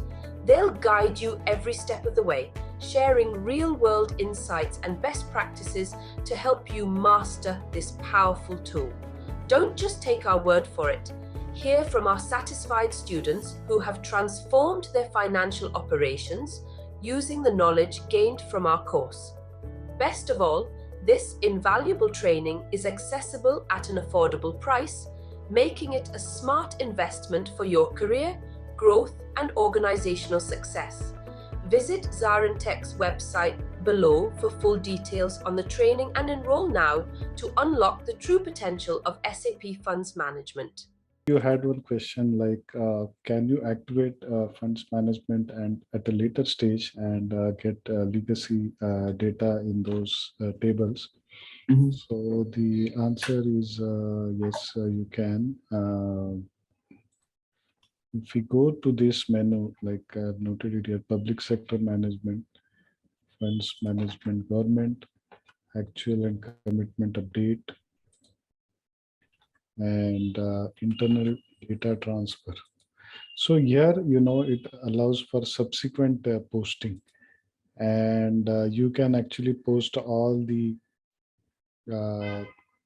types of documents to funds management in case you activate it later. So yesterday I posted a few funds management document, and we can see one report just to get a feel of how the document is appearing. So if you go to information system and then line items, so both the BCS the budgetary documents appear separately, and I'm looking for a report that shows both of them together. I mean, that's the whole purpose. So here I have posted one budget document of 100, and then the actuals. So if you look at actuals, all postings, I give the FM area as our FM area, then the key date and the posting period, and you could further restrict according to grant or fund center, etc. So grant is more from the from the person, the more from the person who is giving a grant for a specific purpose. So suppose I get a grant for a specific purpose, then I can create the grant, and then I can track based on the grant as well. So within a fund, there can be various grant which are more specific. And not only that, there are some additional functions in grant available. Like what happens is sometimes a grant is given, and the person who is giving the grant expects you to incur expenses based on certain criteria, and only certain expenses are reimbursable if they kind of fulfill the criteria. So the grant could be like, that you incur the expense first, and then you can bill out the expense to the other person via SD invoice. So actually, we will when we see the grant, we can actually come to that. But as you rightly say, or think, the functions are more or less similar. So it really depends on what you want to use, whether you want to use grants or whether you are just happy with fund centers and funds, because the function of funds and grants seems to be a little bit similar. So for example, I get government grant, I could create it as a fund and then I monitor it myself, or I could create it as under grant management. And so what I think is that a grant management can be used when you are faced with more ad hoc grants, whereas funds can be used when it's kind of a regular uh, thing. And although the fund may have certain restrictions, certain limitations, it's not kind of very micro managed. Whereas a grant may have, sometimes people run campaigns for donations, etc. And those grants which are taken are, utilized in a very particular manner. And some kind of reports are also sent out to the person who is giving the grant, or he may be billed based on the utilization. So that kind of additional functionality is available. So billing out to the client based on the utilization of the grant, or where the grant is actually reimbursed after you incur the expense. Got it. We'll come to the details when we go to grant management. It's also possible that we discover some things which I'm not able to explain at this stage very eloquently. So yeah. Okay, so these are some of the documents that I posted here and which are now appearing in the document journal of the funds management. So this is a kind of the commitment item here, the fund center and the fund. So I've also created few funds, and I will create a few funds today because that topic is covered. And then you have the GL account and the company code. So this company code can actually go here. And, so the document is kind of replicated in this, and the committed budget is here as well. So when we do the budgeting, that will appear over here. Uh, and then you can get actually the committed budget versus the payment made against this.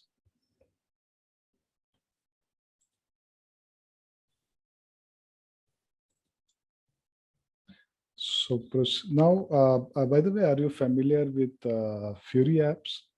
Have you used Fury apps? Oh, yes, yes, yes. Yeah, because this system also has Fury apps. Okay, so here there is a, I practically have all the access. There is a thing for budgetary master data. I think this is the one, budget monitoring, which has all the funds. Yeah, I think this is for the budget alerts. but let me search on fund.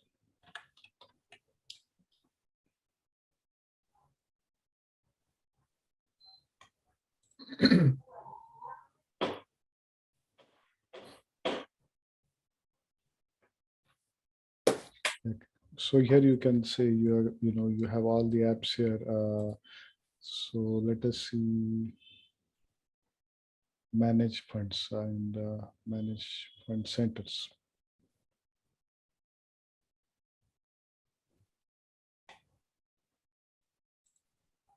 I created one more area called ZARU, which is for ZaranTech US, where we want to create time-dependent hierarchies. But what I thought is let's go through some more sessions and then we can, build this in a clean manner and have our thoughts put there as exactly as we want it to be. Yep. So, yeah. So that is going to be for a new company code, right? New company code, correct.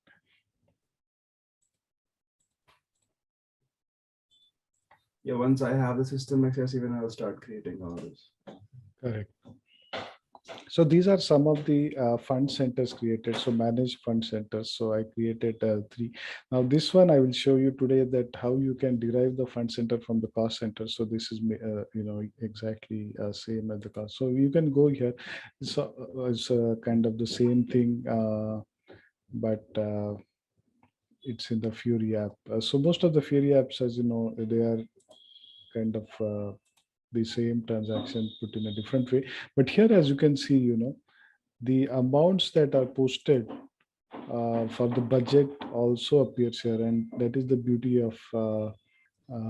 So here you can actually see the budget as well of on the fund center and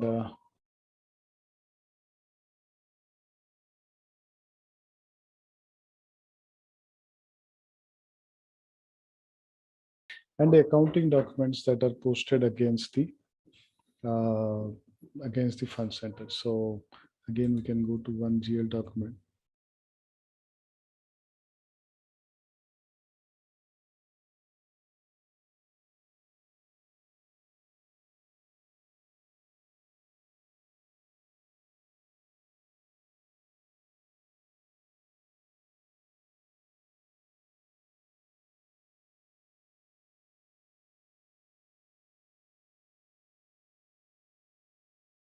Could be an authorization issue.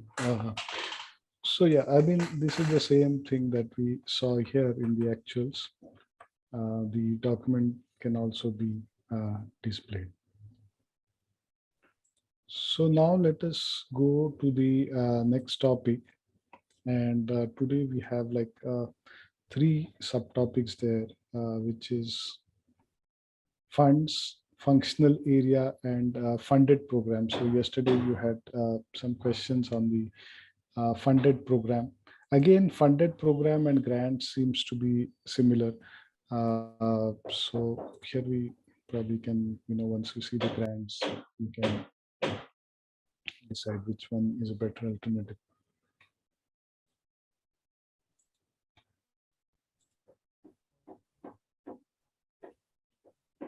So here we come to funds and the disclaimer, we have gone through this.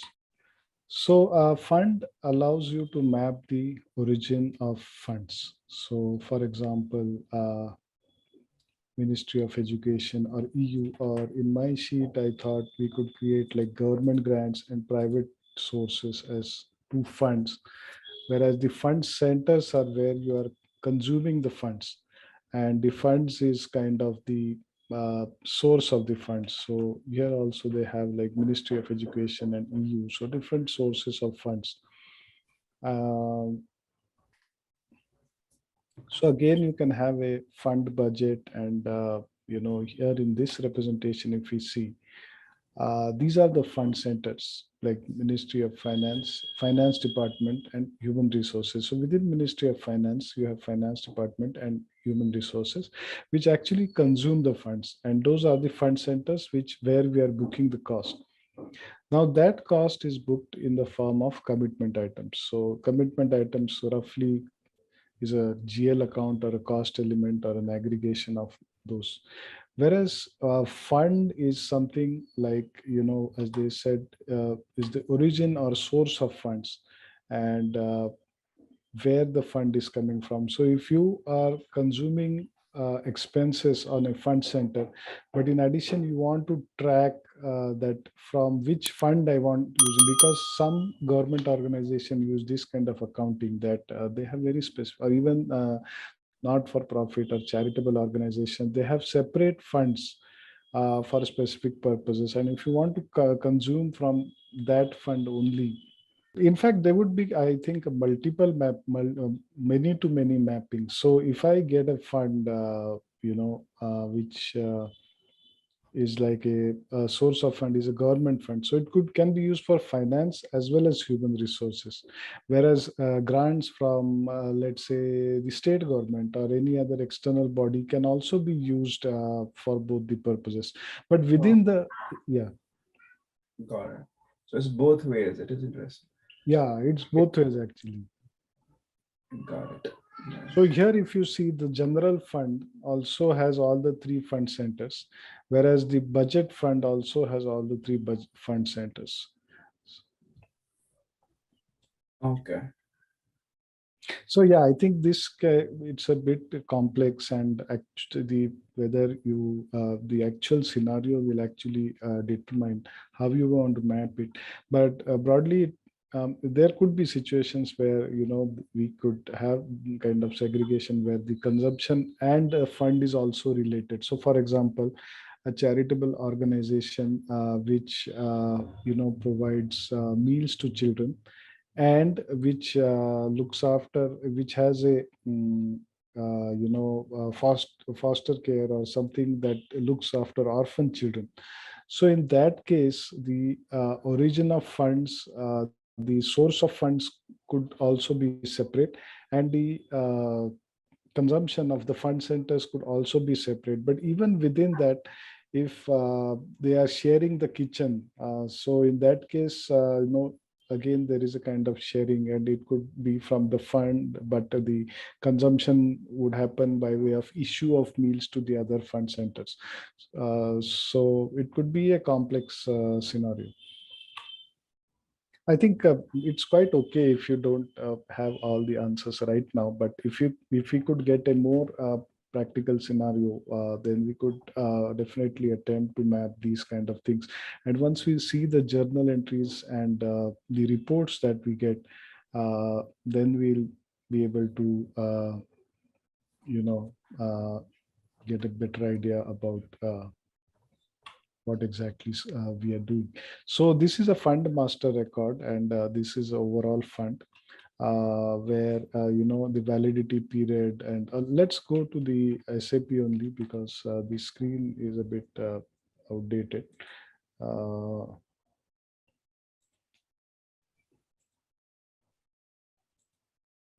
so let's create a fund, and I have created one fund, I think.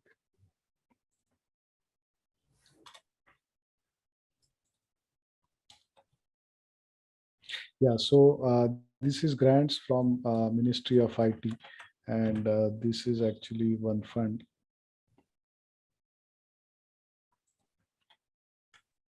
And then private sources could be your collection of fees or anything that comes from private sources. So it's actually who is going to reimburse that expense, and that is where it kind of fund would go. So okay, coming back to that, let's display the fund. So this is okay. You have something known as a fund type, and here actually I've created the same as a fund type.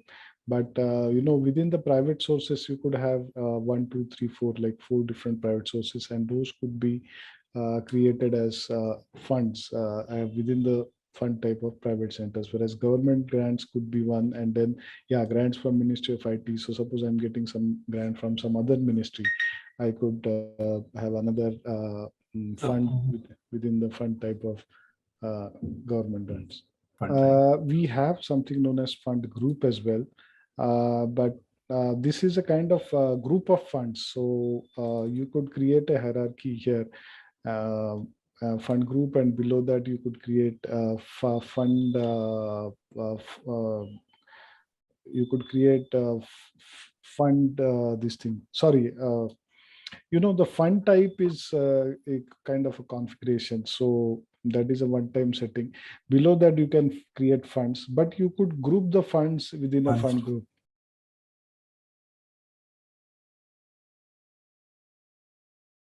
So let's create one more fund, and government grant. Within government grant I will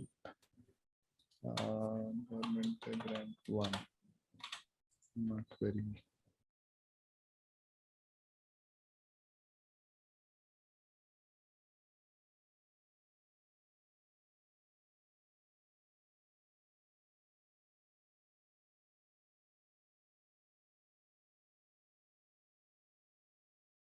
Yeah, the fund is saved.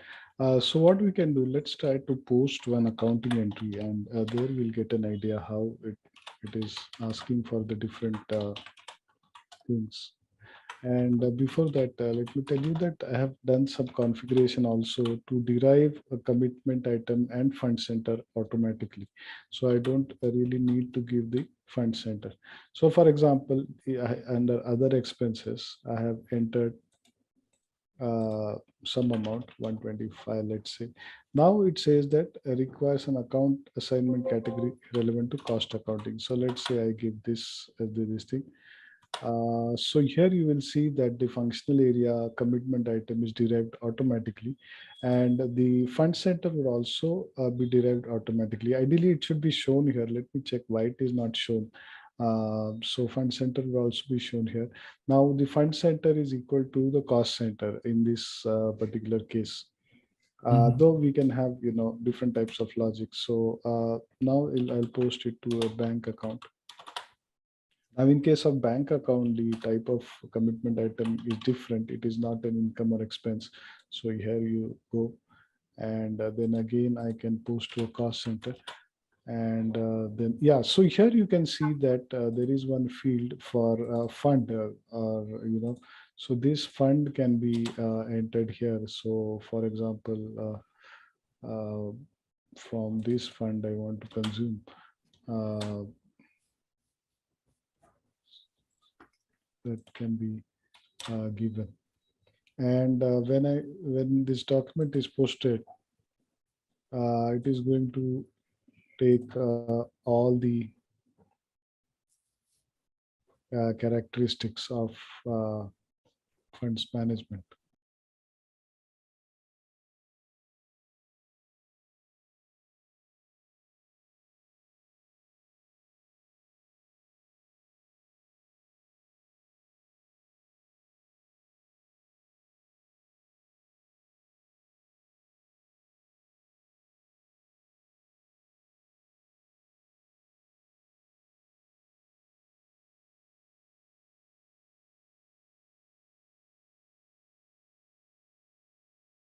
So here you go, that which functional area.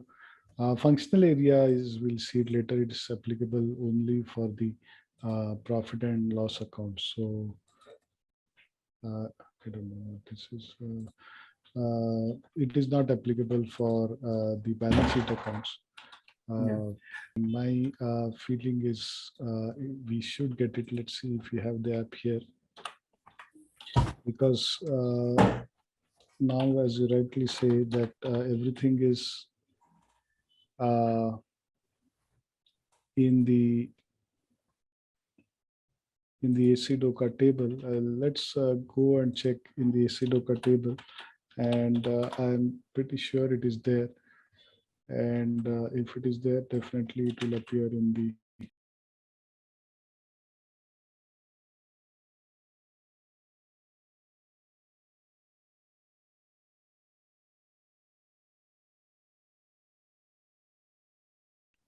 that analytical balance sheet is not there, multi-dimensional.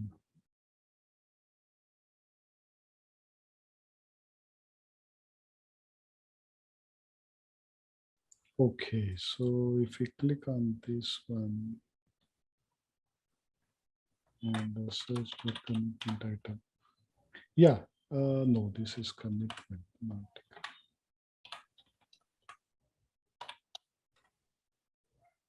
No, I think the funds management is not integrated with AC Docker. Fund center is there, fund is there. What about the commitment item? There it is at the bottom. Oh, yeah, yeah, yeah. Commitment item is there. Perfect. So that means we do have, It is there. it is there, exactly.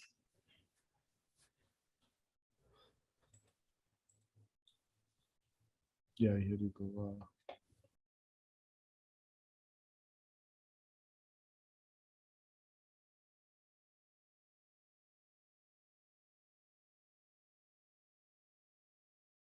Okay, let's try to get it here.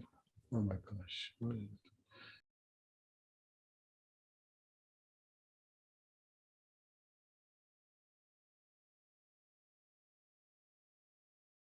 Yeah, here you go. In this balance sheet, for example, now let me change it to ZaranTech.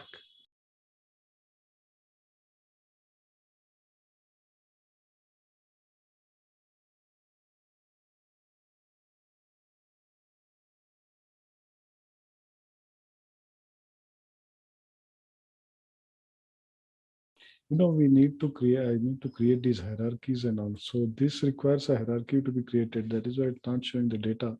But let's see for, okay, as it was showing 17, 10.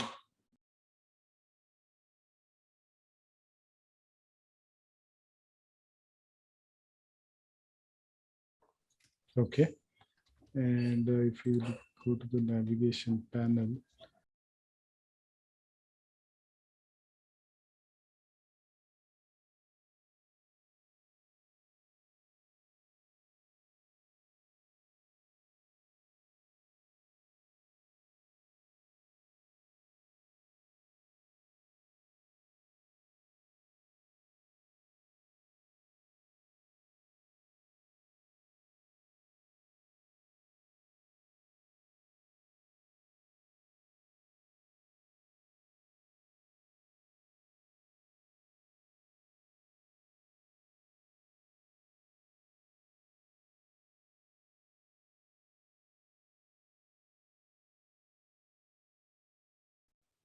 yeah, OB58 as well. No, we have the same chart of accounts. So YC, we are using YCOA, which is the chart of accounts for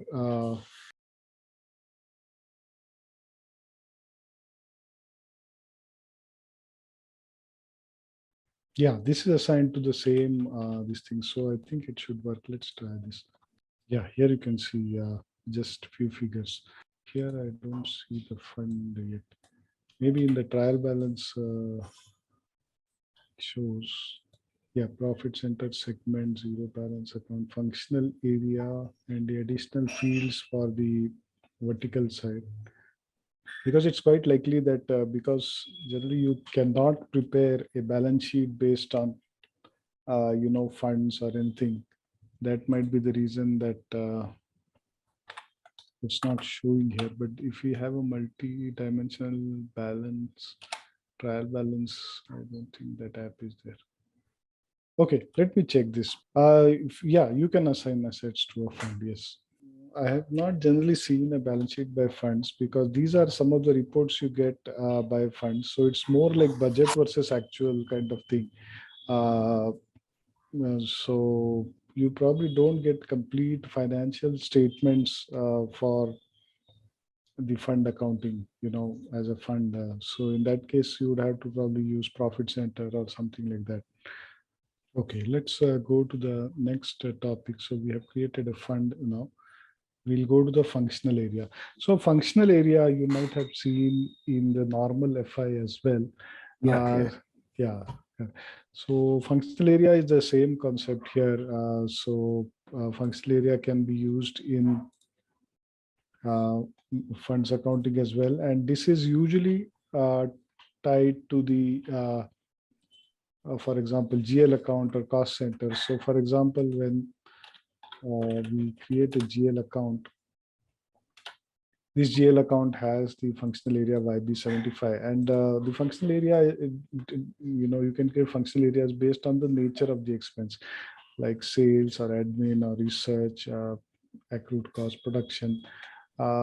These are various sets of functional area created by different people probably, but more or less they follow the same pattern, and we'll follow the YB thing because so it is trying to divide the profit and loss account by function, and also sales revenue, production, consulting, marketing, administration, research, and generally, but in case of sales, we may have to have some other strategy for functional area, like tied to material or service material, something like that.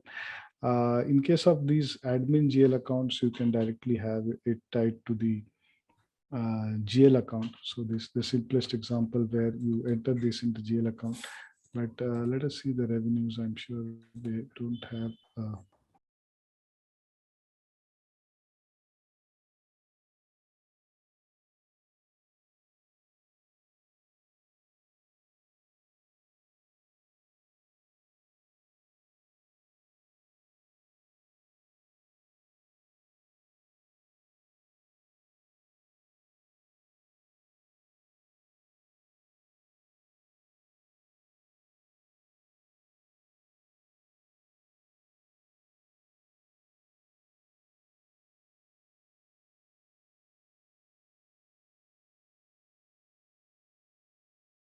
So here, if you go to the this thing, it doesn't really go anywhere. Uh, just gives you some additional information about the functional area. So for example, if you look at this one, other expenses by B75, it is other expenses. So, and you can validate it. And then we'll go to the last topic for which is a funded program. And again, this looks to me more like a program which is specifically funded, or a program which is run like a project. So for example, they have given IT infrastructure modernization or an ERP implementation. So this is a funded program in the sense that I'm incurring some program or some project which has certain funds. So this could be within a particular fund center.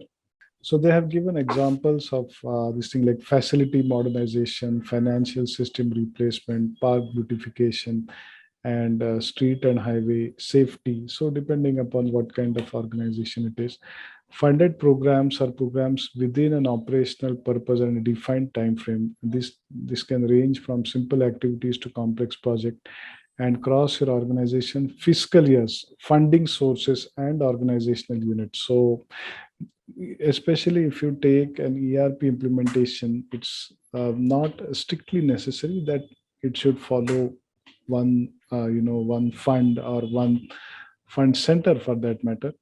It could be across this thing, but it's also likely that it will follow a particular funds. And it's again flexible. So the funded program purpose is different. So if we come back to this thing again, revisiting this, so fund center is where you are incurring the expense or consuming a resource.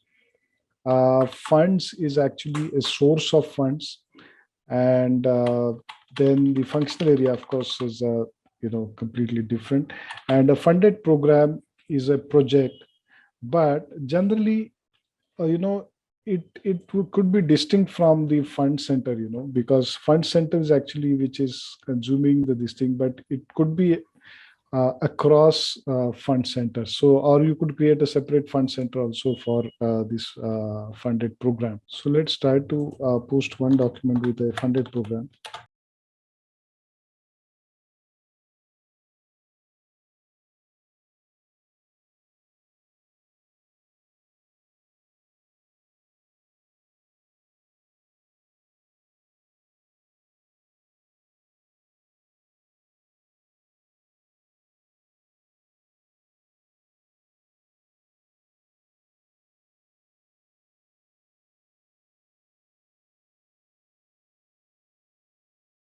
So here they have created one funded program and can be budgeted but not directly assigned to an account.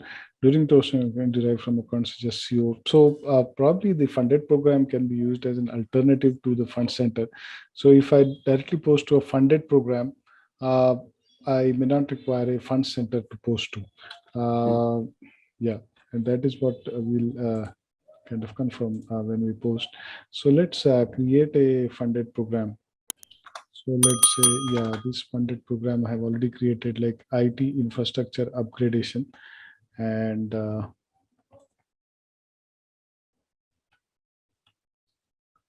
this could be one of the funded program.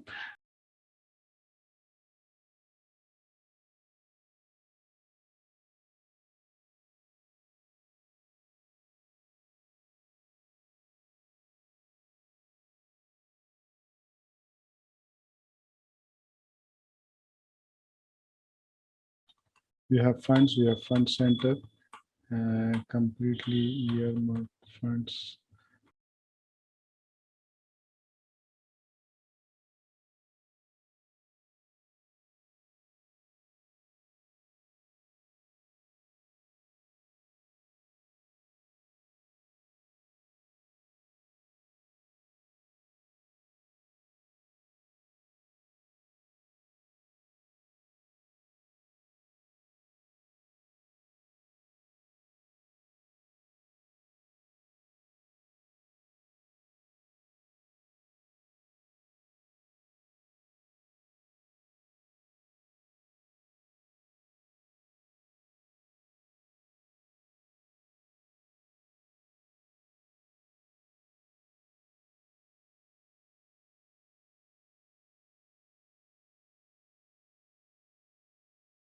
Yeah, here now we're getting the fund center. And okay, let's select the fund center. But again, we are not getting earmarked funds. Functional area is fine. Commitment item will be derived. Fund is, yeah, can be entered. If you refresh, it derives this automatically.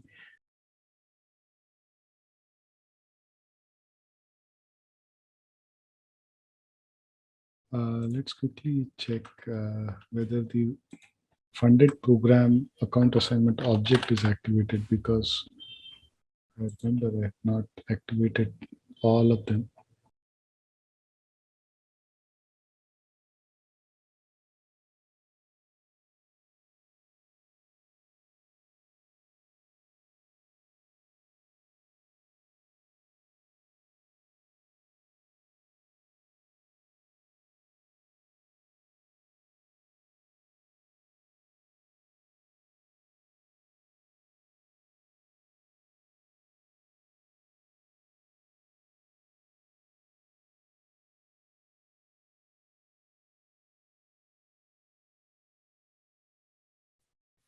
So here you can see it derives the one automatically. Well, we cannot see the funded program yet. Okay, let me check this. Maybe some additional activation is necessary, because sometimes it has some additional. Sorry about that, because I was not sure whether we use this.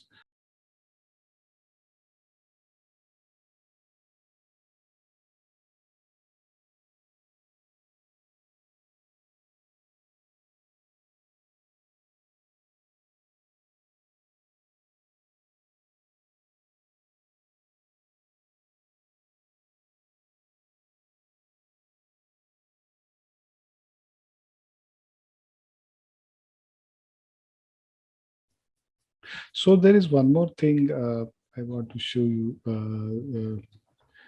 That we discuss this now: fund commitment item, fund center, fund functional area, and funded program. And sometimes it is a kind of a duplication to we keep on entering the same information in finance and then again in funds management. And usually there is some mapping between the financial or elements and the funds management. So SAP has given very useful tool called FM Derive. And here, what we can do is we can pass on certain characteristics from FI into funds management and derive the funds management org structure. So this is a very lot of functionality is available here. I have put a very simple logic, but see now what I have created logic is the cost center field is uh, transferred to the fund center. So where we have kind of a one-to-one mapping. But this is probably the simplest scenario. But if I try to create a new one, new derivation, it gives me so many options. So function module, enhancement, initialization, assignment, table lookup, and derivation rules. So we'll try to see more complex things. So from the material group or something, you want to derive the commitment item, for example. So we had done in the previous project that based on my materials consumed, suppose it is of a particular type, then I should derive the particular commitment item. So there, the commitment item did not follow the GL account principle. It was more specific in terms of what exactly is consumed. So especially in case of different types of services where it could go to a common GL account, but it could go to a different commitment item. Or you could, have other kinds of derivations, and you can put conditions here which kind of link various tables, and then you can build rules based on that. So this is a very flexible and very kind of a useful function. You can even use a function module. So I want to use some standard function module to derive so these are the standard function modules provided to read data from certain things and then pass it on to, so for example, I use this read account master data. So, based on the company code and GL, then I can, determine certain fields here, like your planning level, or, any field can be derived. But of course, the logic, if you know the logic, then if these two conditions are satisfied, uh, and here you can have the very specific condition that, these are the input fields, this is the condition, and then this is what is passed in the target fields. So so here they're passing the commitment item in the commitment item field. Based on this logic, I'm able to derive the commitment item. So we'll try to take a few more examples of complex derivation using function modules, etc. in the subsequent this thing. And this FM derived tool. So suppose I created one this thing, and I want to pass the GL account to commitment item. I can test the rule here. So this this is a tool which SAP provides, and this is very useful. So you switch the trace on, and whatever your FI objects you pass here. So for example, here I'm trying to see whether the GL account is passed to the commitment item, and I want to use the same GL account, which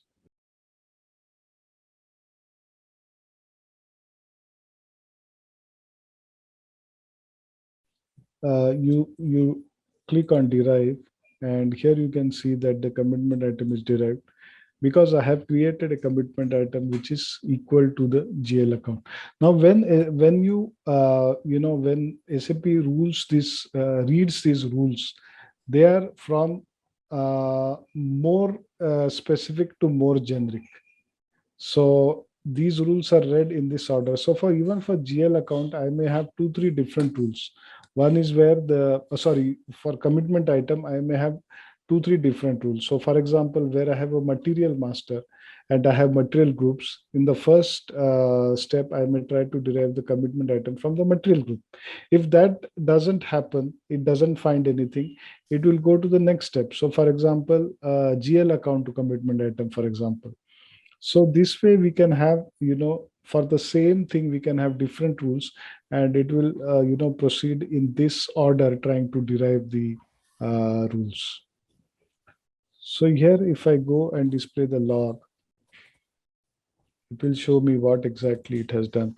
So what input it has passed. So it has passed the GL account number to this, and then the FM derive has derived the commitment item based on the GL account. A very simple rule. Derivation completed. Here it gives you the source fields and the same thing, source field and the target field. Hi there. Are you ready to take your organization's financial management to new heights with SAP Funds Management? Our self-paced online course is here to empower you with the skills you need. In this comprehensive training, you'll dive deep into the intricacies of SAP Funds Management. Discover how to streamline budgeting processes, allocate funds efficiently, and ensure seamless compliance with regulatory requirements. Our course curriculum is meticulously designed by industry experts, covering everything from creating commitment items and assigning budget periods to generating insightful reports for data-driven decision-making. Meet your instructors, seasoned professionals with years of hands-on experience in SAP Funds Management. They'll guide you every step of the way, sharing real-world insights and best practices to help you master this powerful tool. Don't just take our word for it. Hear from our satisfied students who have transformed their financial operations using the knowledge gained from our course.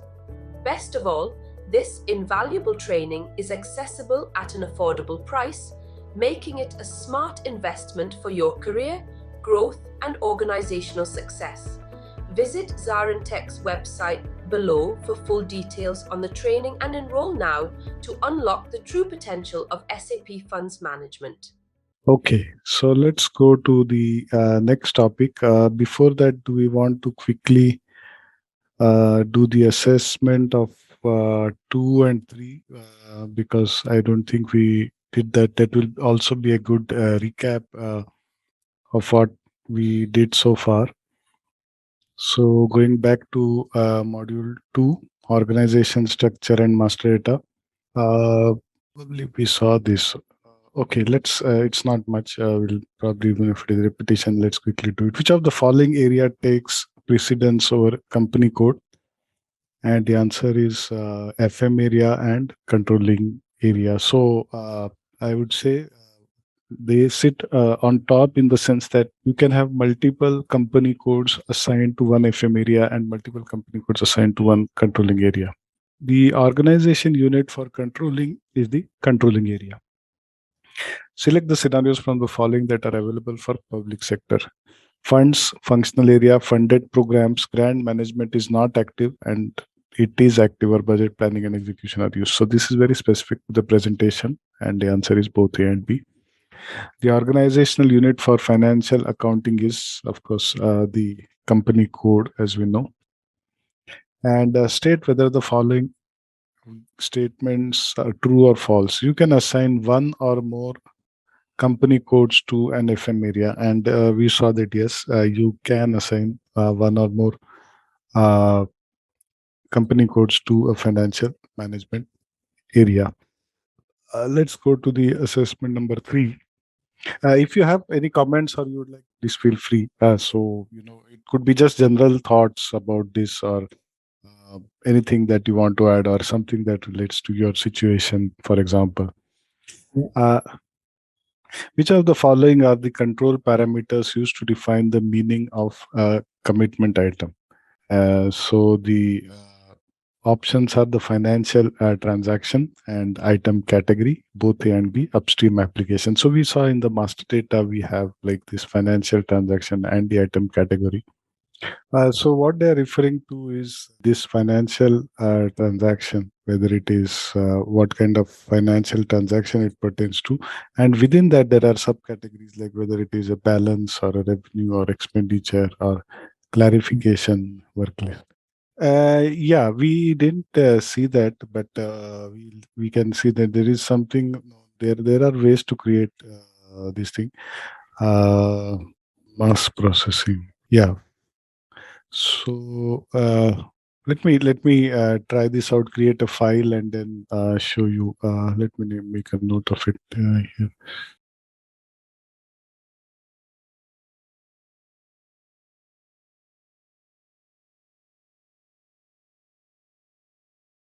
Okay, which of the item category stipulates whether you are working with a revenue item, an expenditure item, a cash balance item, or all of the above. And we saw here the item category. It's kind of all of the above. Which of the following option must be integrated to set up the FM account assignment?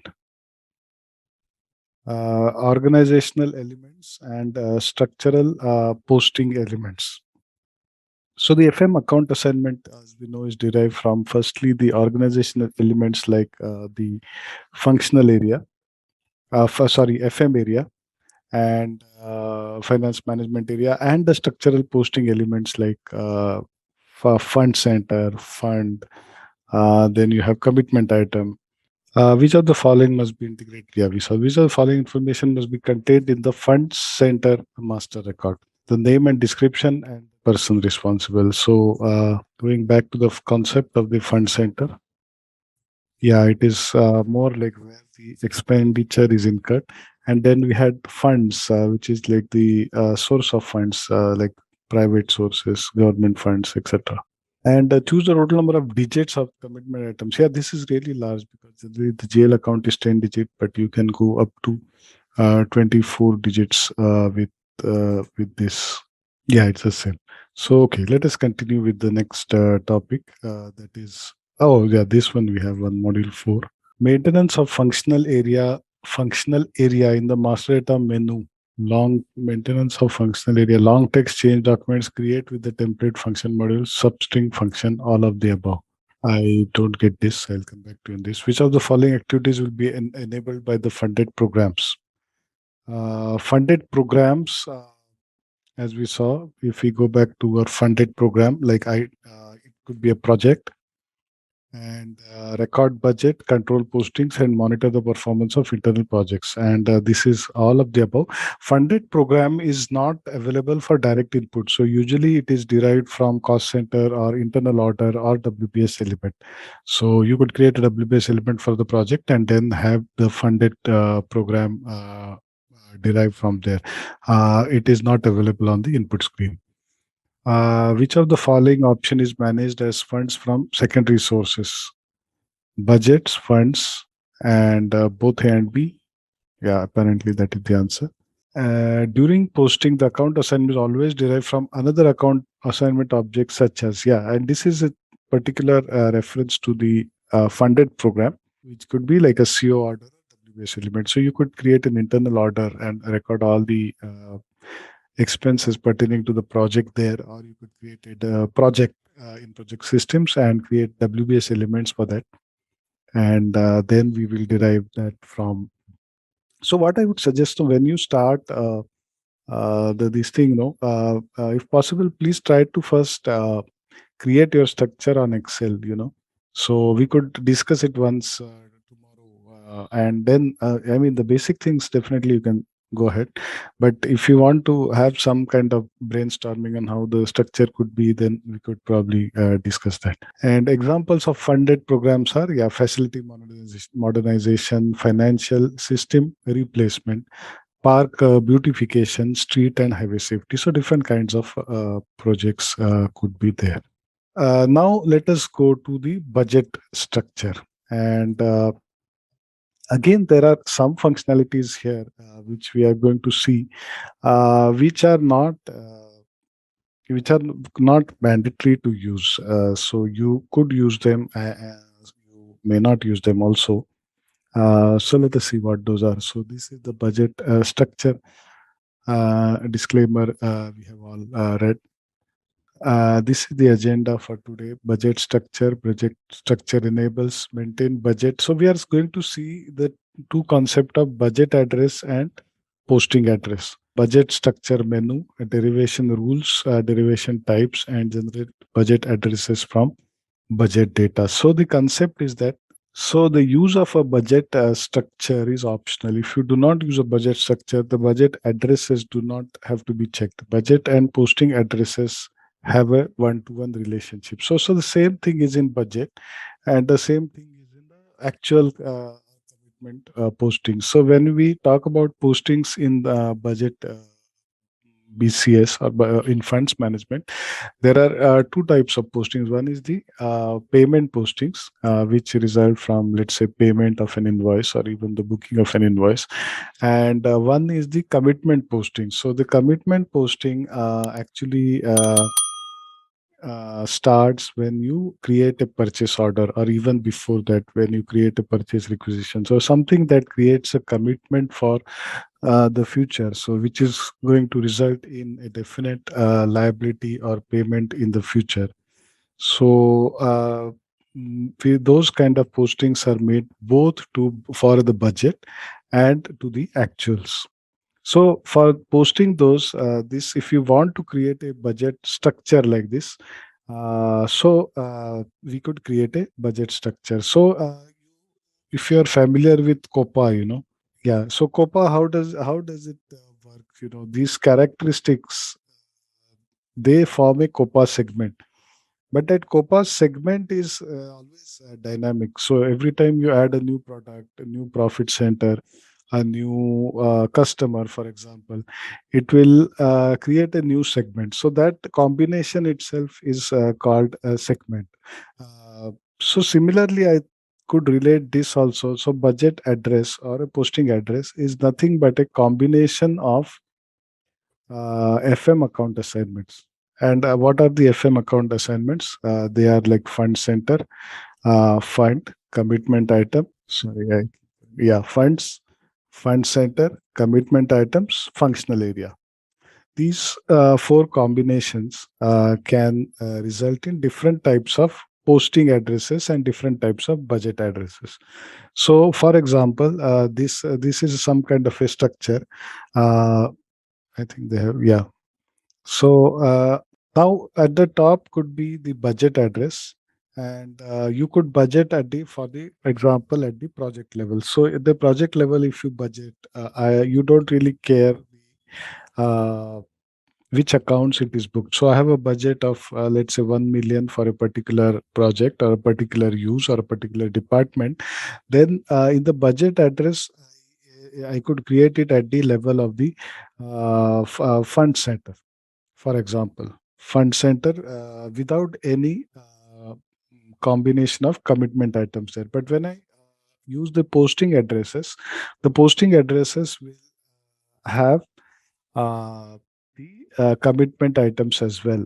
So it could have a commitment items, it could have a fund, could have a funded program.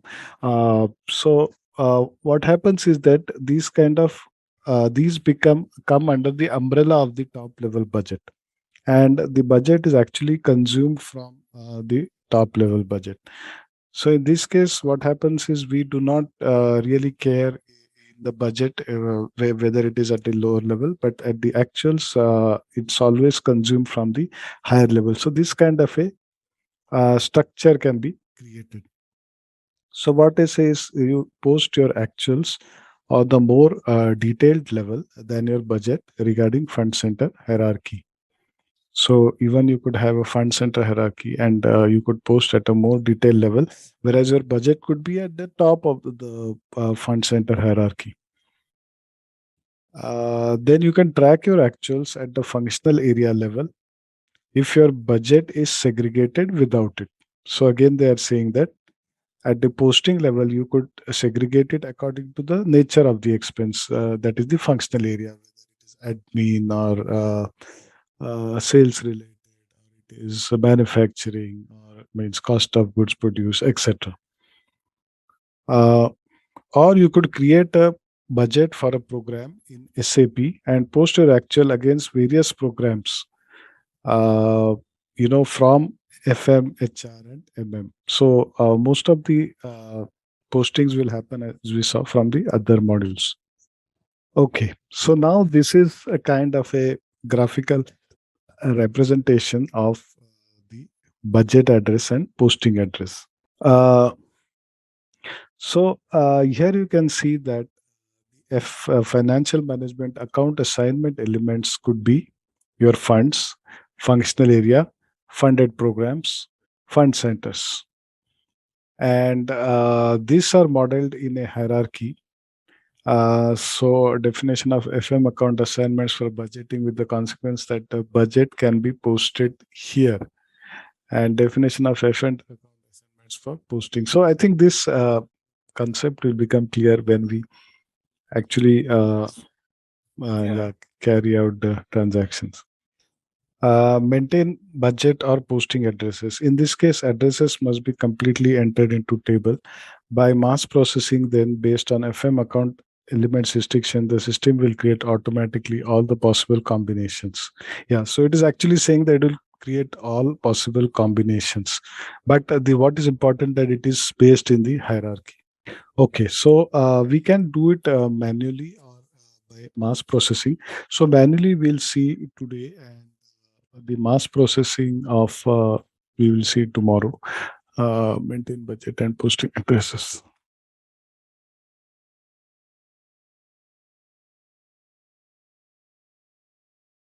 Yeah, so I will show you how to create the posting address.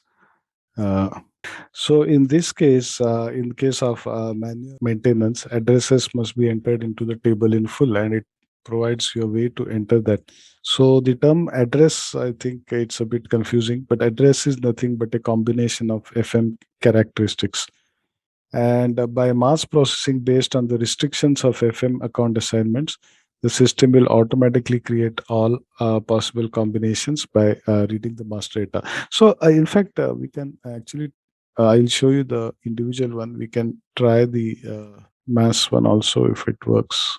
Okay, okay, let's go through this. I'll show you some basic configuration of also of the budgetary control system, and then we can probably go to the then definition of FM account assignments permitted for budgeting and permitted for posting. So there are two types. So FM area here, if you see the uh,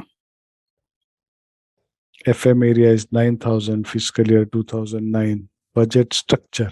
So here we need to create a budget structure, you know. So budget structure is kind of the high level node under which your posting addresses and budgeting addresses will be created. So the difference between two is that the budgeting address allows for budgeting, whereas posting address allows for actual entries, actual financial entries and commitment entries. And we saw in the earlier slide that the budget could be at a slightly higher level, and the actual could be at a much detailed. Copa Finance. Yeah, exactly. So these are like COPA segments only, but and you will actually get a report budgeting versus actual. So you can get it against those segments, you know, budget segments. Sorry, the addresses. And these are dynamic, you were saying, like Copa? Dynamic in the sense that it will not be created automatically when you post, but there is a mass function to create it, and we could create it in en masse, you know, periodically, or wherever there is a new account assignment created, field created. Like I create a fund center, I can run the mass creation for that fund center and create it.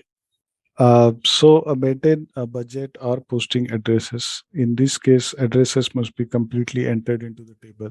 By mass processing, then based on FM account element restriction, the system will create automatically all possible combinations reading the master data.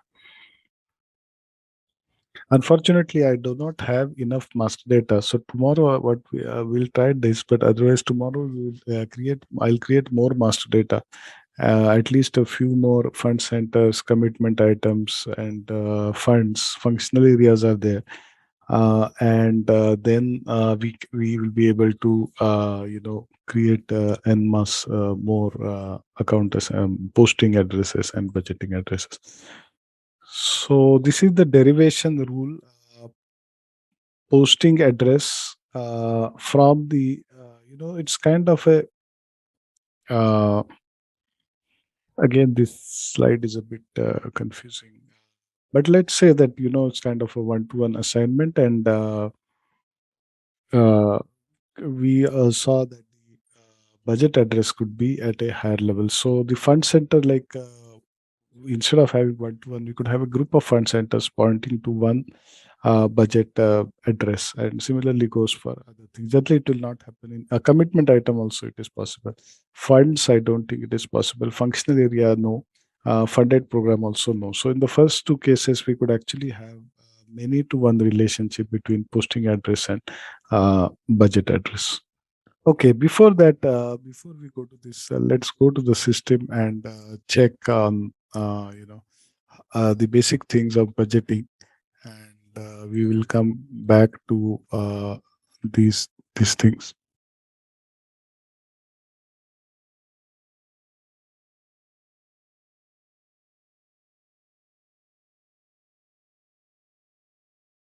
So just as we did for the actual thing, the basic settings of the funds management, we need to activate account assignment elements in budgeting, like which account assignment elements you want to use in budgeting, and which are mandatory and which are optional. So as you can see here, that the fund centered commitment items are mandatory, whereas functional area, funded program, and fund and grant are optional. But let me change this one also, functional area, to mandatory, because we do have the function. Oh, so at the higher level it is optional.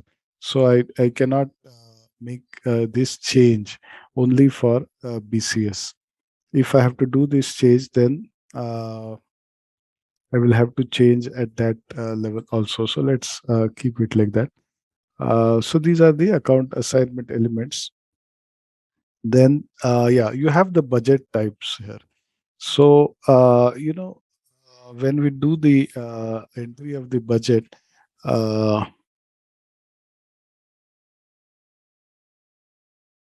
yeah. So this is actually predefined by SAP, but we can create your own categories. So see, the budgeting process is that you can have an initially entered budget, you can have a supplement, you can have a transfer from one fund center to another fund center, you can have transfer back to the authority who is providing the budget. So these different kinds of transactions need to be reported out in the report correctly, and that is why we have these budget types. So if you, now you forget this enter, because I had created it initially just to get started, but now because there is data, it is not allowing me to delete it. So, so basically, we use the BT01. They have provided SU01, SU02, TR01, TR02. BT01 is the normal budget entry. So, if you go beneath this and see the assigned processes, that three processes, either the budget entry, carry forward for sender, and carry forward for receiver. So these are kind of year-end processes. So you can carry forward, and you can carry forward from one to another. So this is basically the primary source of entry for the budget. Then we come to the supplement. So if you have any supplementary budget, then it comes under this. So these are the standard. If you want to use any other, like receive or return instead of entry, then we could use that also, and then supplement, and then transfer. Basically, there are different these primary types, and then supplement 02 is just a another variation. So they call it budget type unusual supplement. So from the receiver's perspective, if a supplement is termed unusual, this is just a text, so I can actually bifurcate these supplements into two types. If I don't require, I can just keep one supplement also. In fact, this classification again of budget types is not strictly mandatory, because I can add under the first one also all the processes. So, for example, now here I'm adding receive, for example, because it is not receive, and return, for example, because it is not there anywhere. So I can save it. So it's completely flexible, and user, how he wants to classify. These are predefined. These characteristics are predefined by SAP. I believe you cannot add your own here. So yeah, star is there. So if you want to just keep one and keep star, that's also fine. Uh, okay, so let's go back. And okay, this is transfer. So this is transfer receive and transfer send. And then again, this is transfer unusual, some other type of transfer to differentiate it, and the transfer one and transfer two. And then create budget structure. So we need to create the budget structure. Before that, you see budget category. Yeah. So category again, which types we are going to use. So payment or commitment. So the financial budget actually is not, it's just for information. It doesn't do any checks. But do you want to do commitment or payment? So generally we would want to do both. And commitment is checked at the time of PR, and commitment is released when it actually results into an invoice. So it goes into the payment bucket. So we could have just one, or we could have a commitment one separate also. So as to, keep track of both separate. Okay. So with this, okay, let's come back to this now. So let's try to create one posting address manually.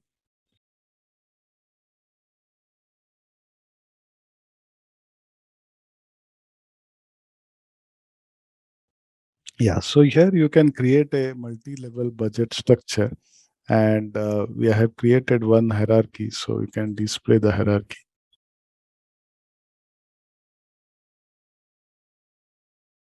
Sorry, so at the top is a budget structure, and we have created one.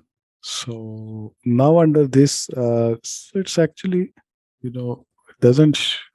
Okay, so there's a top level hierarchy which has the same name as a Zaran top, and then you have these kind of,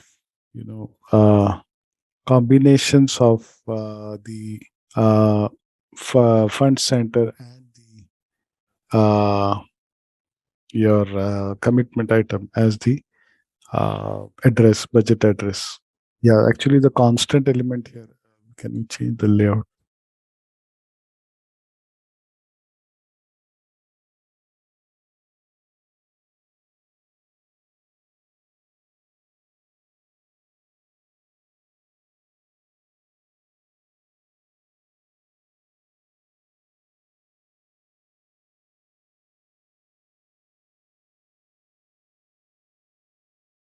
Yeah, the constant element here is the government grant. So that also should the the government grant is the what you call is as a fund. So we'll see how to see use this as a posting element. Yeah, you can post to these characteristics. So you can actually post to these characteristics. Yes, I don't think you can enter directly this kind of a hierarchy node. You still have to enter individually, but the whole purpose is that we are not going to enter manually everything. We are going to derive 99% of all the characteristics from our existing organizational data. So let's say budget address. I want to create individually one budget address. So FM area, then again, this is time dependent. So which fiscal year, then budget category, and budget structure. And if here you can go and, manually enter what kind of this thing you want to create. So it's not required that I create it at a granular level. So I could create it at a more higher level, just at the combination of funds and fund center, and the commitment item I can enter at a uh, higher level, or a functional area I don't need to bother. So these combinations we can create.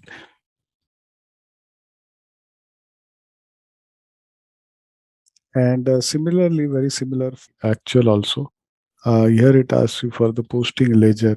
So it's the same. The posting ledger exactly the same as the budgeting ledger. And here we've created a similar structure.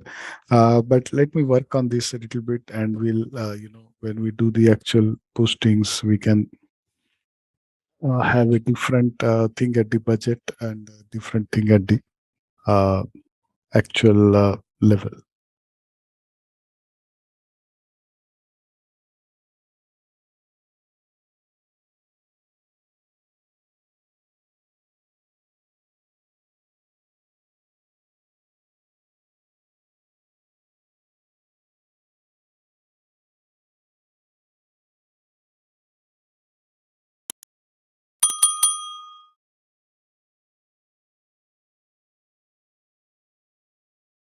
So you see here, it has created with all the combinations, but clearly this is not correct because it is using functional areas from other chart of accounts as well, which I don't. So here I need to, restrict it to the functional area. Let's say the ones which start with YB. Yeah, correct. So we don't want. So somebody else has defined the other functional areas for his chart of account. Yeah, it's client specific. And then this kind of IT infra, then we don't want everywhere the IT infra funded program, because this IT infra funded program may be very specific for a particular use. So I think then we may have to, create it twice or thrice, one based on certain criteria, then another thing based on certain criteria, then another thing based on certain criteria. So to do this kind of working in Excel, so fortunately it has a test run. So I'm not creating it right now. See, we saw this posting ledger 9A is the payment budget, and 9B is the commitment budget. There are certain transactions which update the payment budget. So, for example, you book a invoice, so it actually creates a liability to the vendor. So that is an actual financial transaction that happens. So that would update the expense account in the payment budget. But suppose you create a purchase order, for some stationery. So stationery is a GL account, yeah. But purchase order is not yet, it's not yet materialized into a liability. It's a kind of something that is a commitment that is going to happen. So that will get posted in the funds management commitment budget. Yeah, so here they're saying that you can generate budget addresses, which we saw that en masse we can do. Similarly, we can do for posting data also. So a budget address and posting address. So both is more or less the logic is same, but if our hierarchies itself are different, then we may not want to create it at all the budget addresses at the granular level. Suppose I have a fund center hierarchy, then here I will give only those nodes which are the top nodes. So let's take an example tomorrow, and I will show you how we can probably do at the higher level. Here it shows multi-level budget structure. Uh, FD1, Fund 1, Fund 2, FC, that is a fund center, 1, commitment item 1, fund center 2 and 3 are below the fund center 1, and then fund center 2, commitment item. The multi-level budget structure supports a bottom-up budget distribution. The budget is entered on the lower level and rolled up to the top of the hierarchy to simulate a top-down distribution.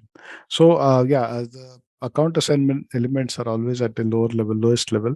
So, whatever you enter at the lowest level will cascade to the top, or rather will roll up to the top level. Okay, so another thing is that this can be extracted in BI also for reporting. Unfortunately, we won't be able to do that. Let me check. But most probably it won't happen.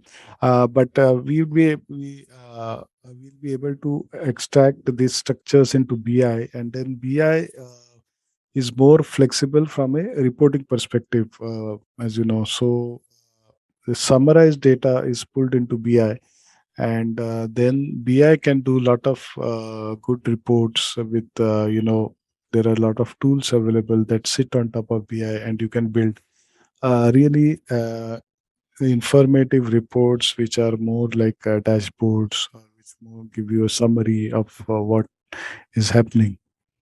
Which of the following derivation types can be used to map different logical dependencies between source and target fields? Derivation rule.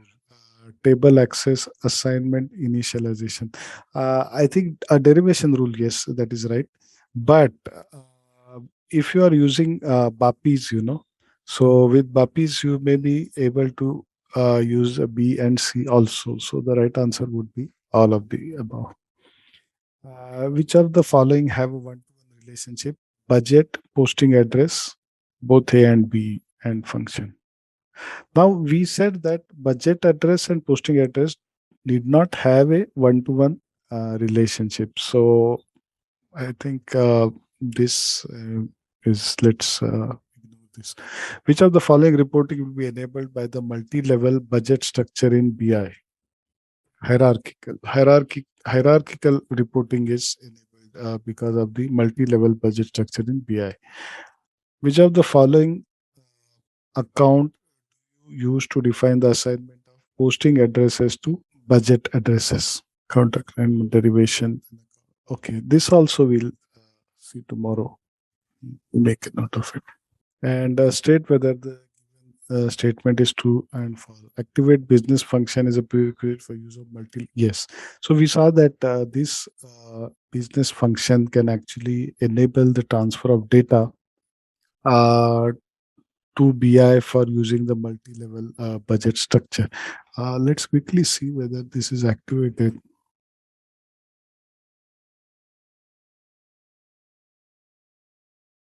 Yeah, maybe in the HANA this. See, HANA actually has redefined the way BI works, right? So maybe this is no longer required because HANA, BI, and HANA will work. Okay, I think this is probably a bit redundant now. All right, let's test your knowledge. Here's a question for you. What is the primary object of SAP Funds Management? Option A, cost center. Option B, fund. Option C, budget. Option D, financial statement version. Take a moment to think, and when you're ready, choose the correct option. Remember, each choice holds a key to unlocking the answer. Good luck. Type the correct answer in the comment section. Hi there. Are you ready to take your organization's financial management to new heights with SAP Funds Management? Our self-paced online course is here to empower you with the skills you need. In this comprehensive training, you'll dive deep into the intricacies of SAP Funds Management. Discover how to streamline budgeting processes, allocate funds efficiently, and ensure seamless compliance with regulatory requirements. Our course curriculum is meticulously designed by industry experts, covering everything from creating commitment items and assigning budget periods to generating insightful reports for data-driven decision-making. Meet your instructors, seasoned professionals with years of hands-on experience in SAP Funds Management.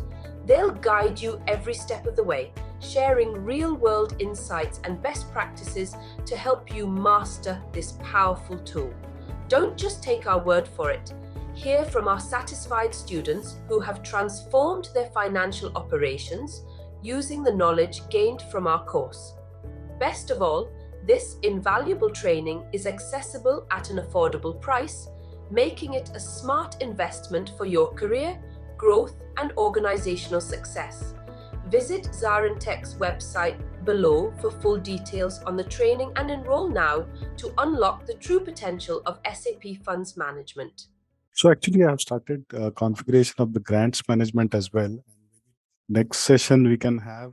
So if you're okay, we can do a couple of sessions of grants management in between, and then try to connect it to the present thing, like the funds management. Right, and try to use FM derive also. Of course, you can enter manually, but FM derive, like if you're using purchase order and all, right? Yeah, that is one way. Then about the commitment item, okay, I'll give you an example here. So See, this again, it proceeds in sequence. So first it will try to find out the first one. So even if you have multiple rules for commitment item, that's fine. Or multiple rules for fund center as well. So, okay, let's try to create one.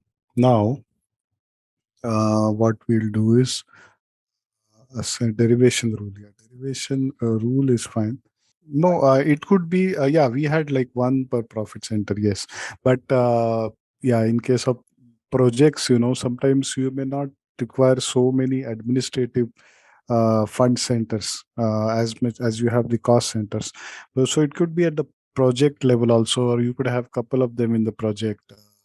All the admin could go into one, and then the others could go into one. So those kind of things are possible. So now we'll try go for the budgeting, and first let us go to sessions, and in parallel we will. So we finished budget structure, I guess. So we'll move on to budgetary control system, and this is where that you remember we did those budget addresses and posting addresses, and now in the budget control system it's absolutely essential that you have those budget address generated. So either you could do it in a mass way where you let the program derive it like a combination of fund center, a commitment item, etc., or you denote or you create manually. Because when we go to budgeting, we'll try to budget for something that doesn't have a budget address, and it will give you a message that this kind of budget address does not exist at all. So it won't allow you to budget without a budget address. This presentation. Okay, the disclaimer we have already seen. Yeah, so budgetary control system, the functions in the funds management component support budget planning, budget execution, and allow you to monitor the availability of funds. So this is about the budget thing does. So here, the planning and budgeting functions are more or less integrated. So it is not like cost center where you can do planning separately and budgeting separately. So planning allows you to have some planning components, and the same thing would be used in the budget also. So it is mainly the budget that we would be using, and the availability controls, because that is how we want to use the system and stop the transactions when the budget is going to be exceeded.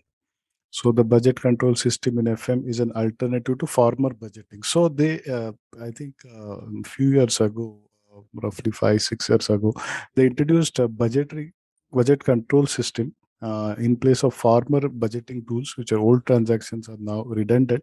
And in S4 HANA, the BCS is mandatory, so they no longer support the old budgetary control system. So it's really not necessary for us to talk about former budgeting.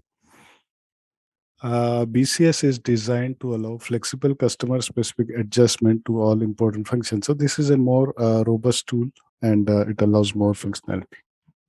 SAP does not intend BCS and former budgeting to be used at the same time. That is, if you are using ECC systems, you have the option, but you cannot use at the same time. And therefore the menu transactions and functions of customizing are separate.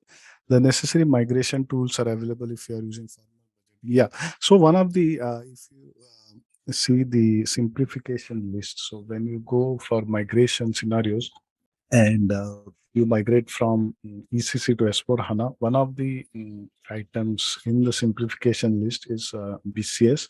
So we had one of our pharma clients doing that, and they advised that, of course, he was on BCS, so it was not a big deal from him. But if you look at the relevant notes and all, it doesn't support.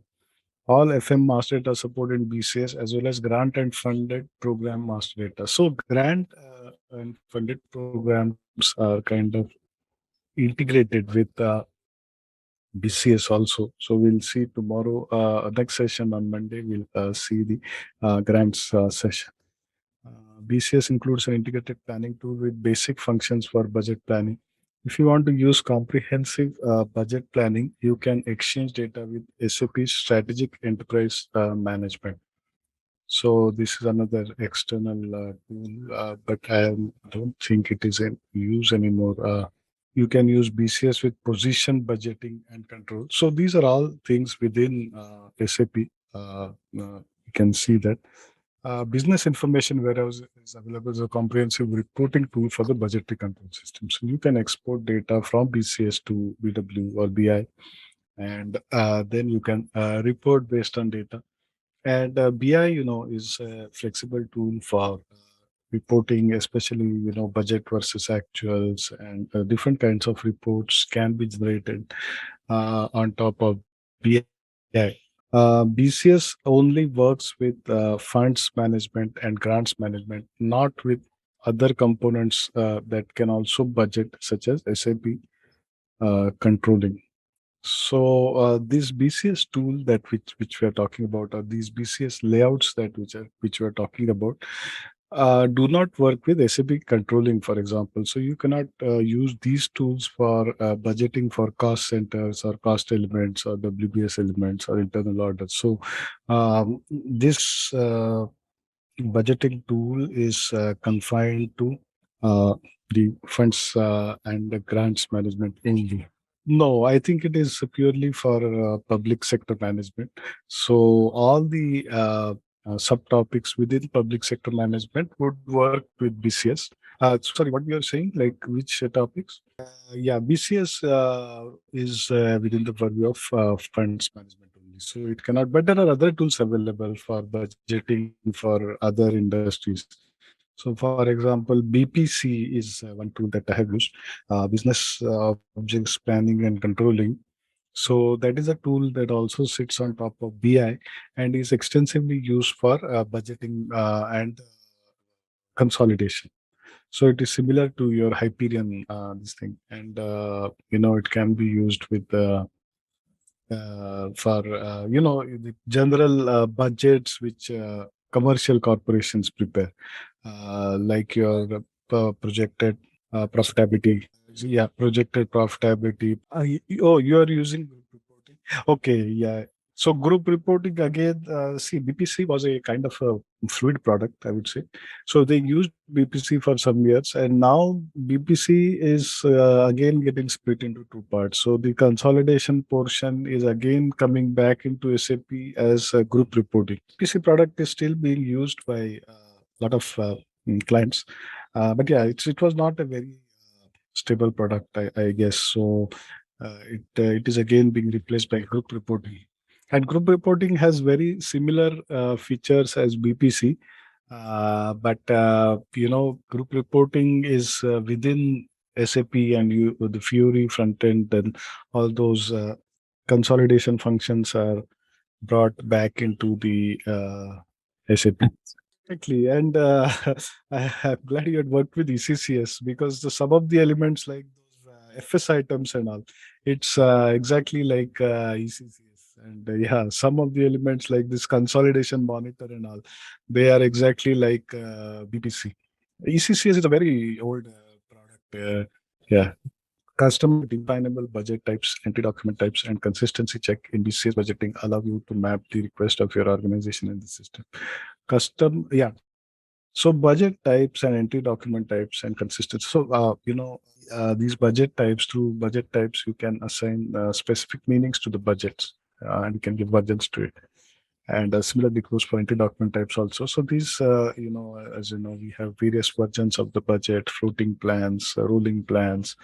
So you start with, let's say, a budget at the beginning of the year, and then based on the quarterly trends, you have revisions of the budget.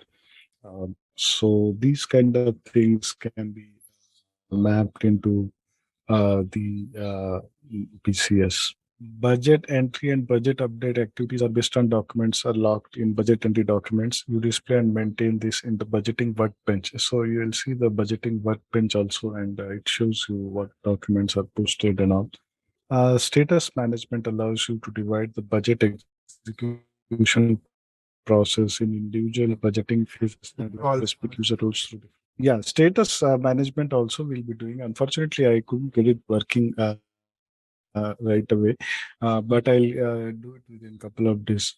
But yeah, most of the other things are working fine. The BCS availability component is a flexible tool that you can customize to monitor and compare budget values and commitment values. Yeah. So availability is what is available after you consume the budget or you consume the commitments, and that is availability control is a kind of a tool that you can use to find out how much budget is still available. This presentation is otherwise we could take go to the system and then come back to this.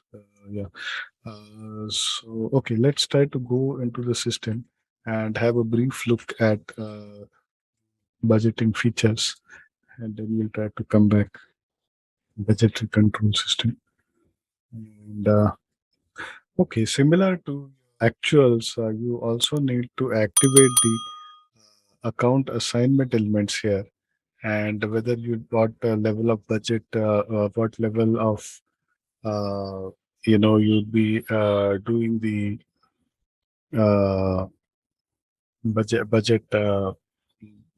you'd be allocating. So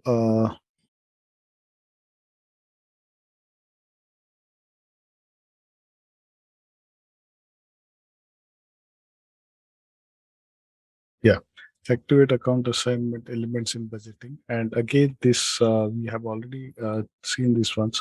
So what is optional, what is mandatory, and what is not used. So I have kept comparative and fund center as mandatory.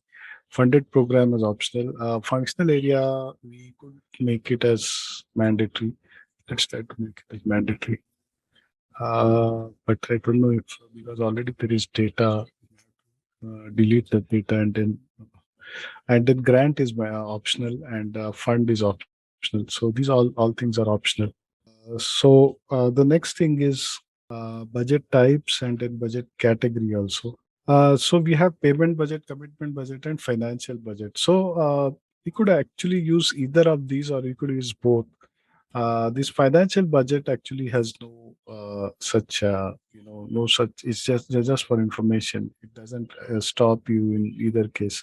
But this payment will stop you in case of payments and the commitment budget. So actually, unlike your controlling, here they have split it into two parts. So it is either you have this. This is standard, so you cannot have any other classification other than this. So you need to have either payment budget or commitment budget. And then you go to define budget types. This one, see, this one, how it works is the certain transactions of SAB by their nature are classified as either commitment or as a payment. So, for example, when you create a PO or a PR, that transaction itself is classified as a commitment. Whereas when you book an invoice, pay a customer or a vendor, that transaction is classified as a payment. So, what stage you want to do the budget, or you want to do it at both the stages? So that is what you can do it at this thing. So suppose I have a particular budget for commitment and then the particular budget for actuals, then it would keep a check on both the things. Otherwise, what after a while we can do in the normal cycle is we can transfer the budgets from one place to another place. So commitments are all done, and now currently on the commitments and the payments. Okay, probably once we see the examples, it may become clearer. Then these are the budget types, and I think we saw this last time that this is the BT01 is the now you can assign process to budget types. So the process are basically enter per budget, supplement budget, and so on. So here enter, receive, and return and carry forward for sender processes are budget entry. So budget entry. So this will give you breakup of the budget by the budget type, like how much was the original budgeted, and then how much was the supplement, and then how much was the transfer from another budget, another cost or fund center, for example. So these budget types are more or less standard. I mean, you can customize this, but the underlying transactions are all standard. This is a comprehensive all the transactions what they had given for another FM area 001, and this is what you get. So these are the different types. So we will see these different types during the our course of the demonstration. Okay, and one more thing that we have is create the budget structure. So that is actually not in the configuration.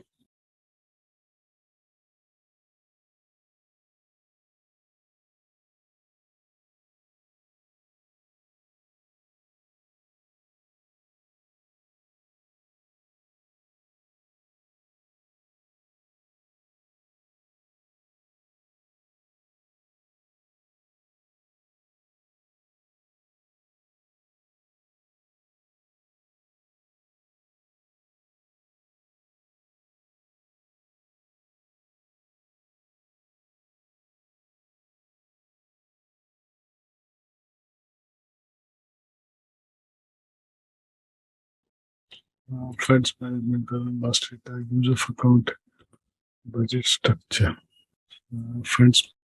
Oh, sorry to see. Funds management, government, master data, use of account assignment elements, budget structure. Okay. Yeah, so this is actually a high level budget structure. Within this multiple level budget structure, you would have the budget addresses. So these budget addresses right now we'll create manually, but we can also have a strategy to create. Yeah, you want to create from the cost centers, or you want to create from profit centers, or you want to create from any other element. So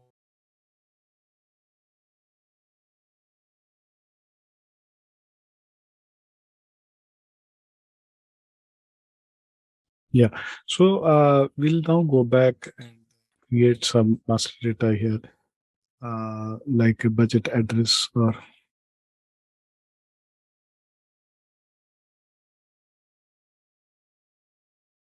so here I can create individually the budget address, and budget address is nothing but, as we said, as we talked about, the combination of the various things here, like a fund center. Also, I'm creating under payment budget, and so here, see, the system already has created so many addresses, and these are the combinations where you are going to budget, for example. So I think last time we ran the automation program, the automatic program, and it created all the budget addresses.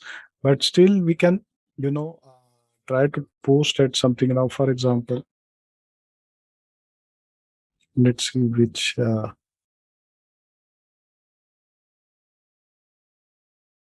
Yeah, it has created, but I could try to delete something from here and then try to create.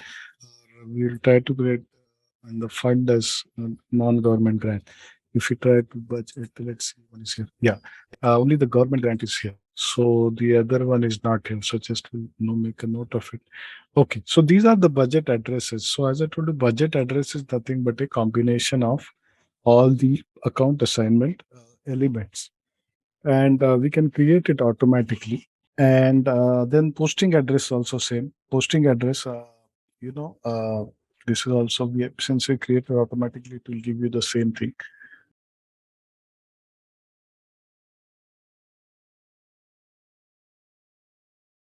Okay, so let us go back to the presentation. Yeah, availability control and all, but before that, let's try to create one budget record, and this will come to the transaction FNB CCC. So as you can see, the planner functions doesn't have any, it has one change plan data, but this function we are not going to use to that extent, because plan data is not what will used in the availability control and all. So we'll directly go to the budgeting. So this is the planning which we probably saw in cost center thing. So this isn't really useful or relevant at this stage. So we'll go to the budgeting thing. Okay, so let us create one entry document of the budget. So we have actually entered this in the configuration, what type of budget I want to enter and the process. So these are the entering processes: enter return,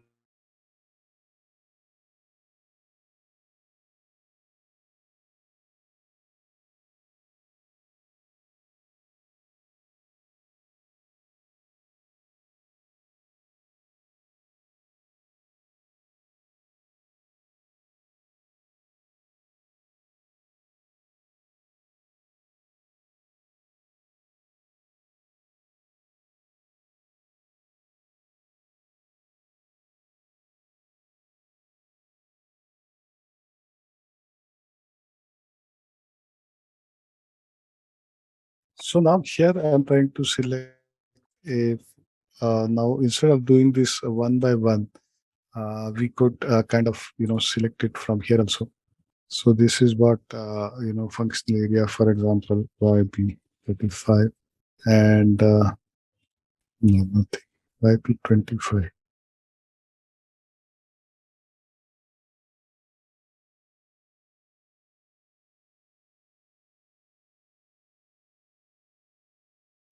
So selection of let's say the fund or rather the fund center.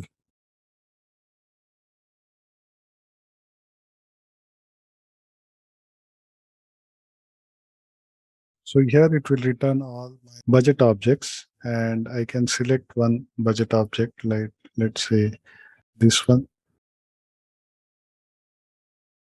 or I can select multiple.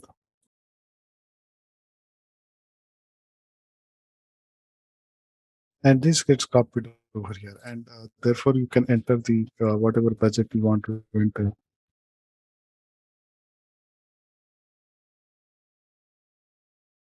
So this has become green and I will save this.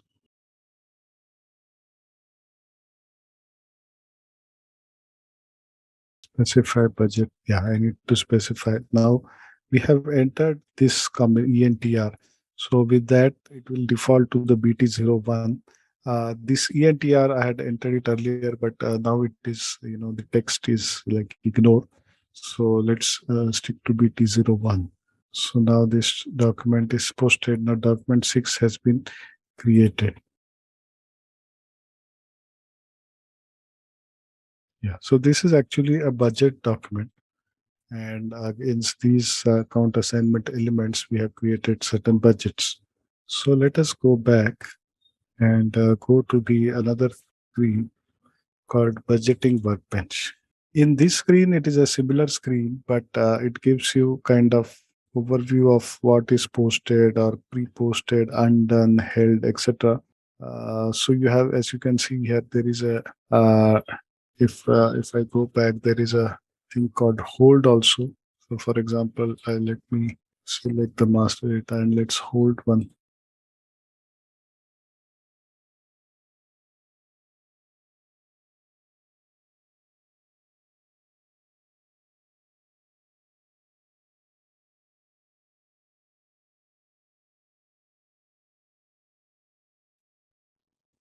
This is similar to the financial hold where you can give a temporary test number and you can uh, call this and then you can post this document. So once you post it,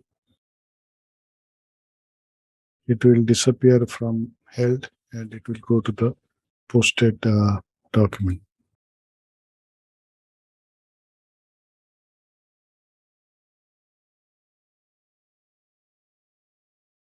This is the seventh document just posted.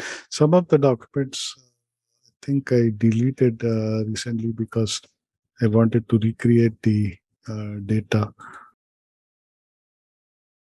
Then you have the multiple budget entry, and multiple budget entry also works in a similar way, except that here you can make kind of, or you can post to multiple account assignments in one go. So you at the header level, you select the account assignments and then you can post variations of it into the lower levels. Yeah, Fury apps as well. Yes, we could check the Fury apps also. But in this case, the Fury apps will look very similar to This one? this one. Yeah.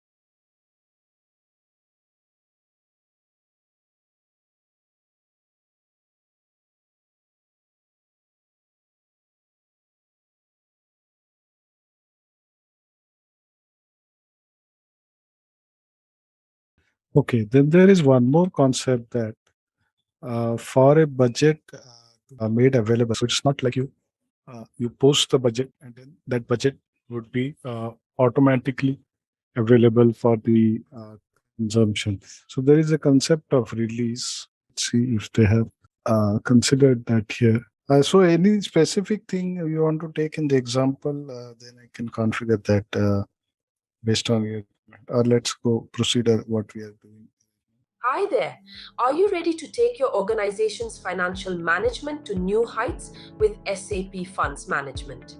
Our self paced online course is here to empower you with the skills you need. In this comprehensive training, you'll dive deep into the intricacies of SAP Funds Management. Discover how to streamline budgeting processes, allocate funds efficiently, and ensure seamless compliance with regulatory requirements. Our course curriculum is meticulously designed by industry experts, covering everything from creating commitment items and assigning budget periods to generating insightful reports for data-driven decision-making. Meet your instructors, seasoned professionals with years of hands-on experience in SAP Funds Management.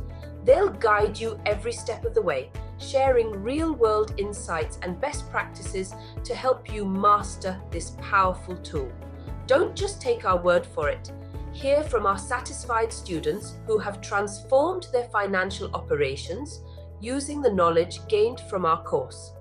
Best of all, this invaluable training is accessible at an affordable price, making it a smart investment for your career, growth, and organizational success.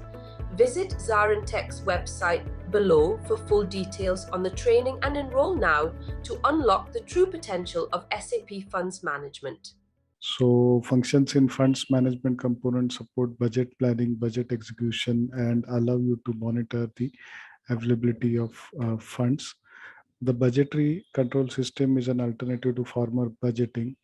BCS is designed to allow flexible customer specific adjustment to all important functions.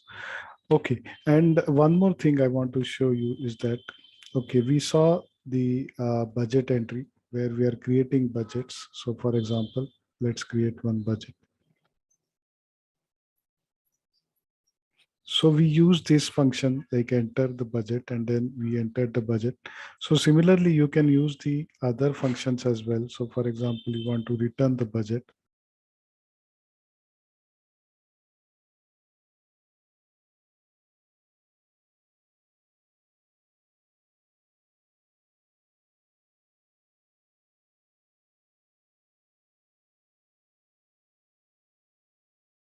And let's say we have done some planning here.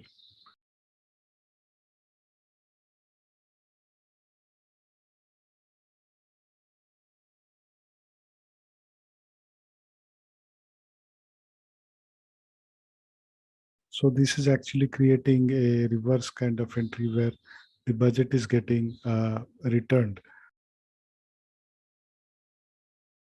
So this is, determined by this header level thing like return, and in the reports it will appear as a return budget and not as a positive budget. So coming back, SAP does not intend BCS and former budgeting to be used at the same time. Therefore, menu transactions, functions, and necessary customizing are separate. The necessary migration tools are available if you are using former budgeting but want to migrate to BCS. And we saw that post HANA, everything is available in BCS. All FM master data is supported in BCS as well as grant and funded program master data. So today we'll have a small introduction about grants also and see how we can integrate this because we unfortunately don't have any presentation on grant. So we will just have it, informally, and then we'll continue with the other things. Sorry, where was I?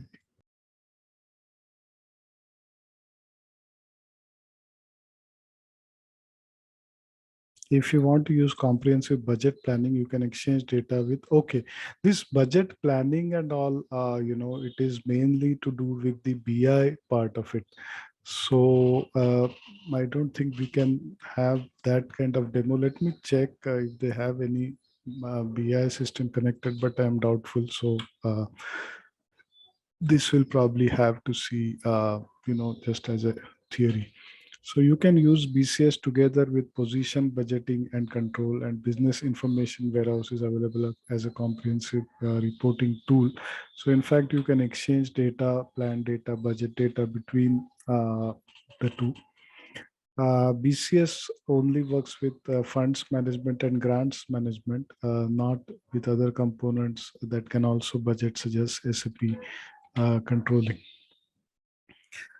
Customer definable budget types, entry document types, and consistency checks in BCS budgeting allow you to map the requests of your organization. So here we saw that not only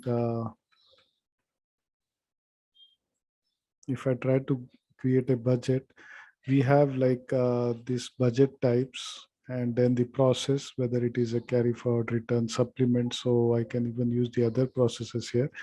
And then the budget type. So budget type actually uh, determines what kind of process we are doing. So if I use supplement here, I will have to break it out, use the other budget type, which is supplement budget. And again, the same thing here. So I can have a initial budget, and then a budget supplement may be added later in the year if the particular budget get exhausted, or some additional amount is sanctioned by the government, for example.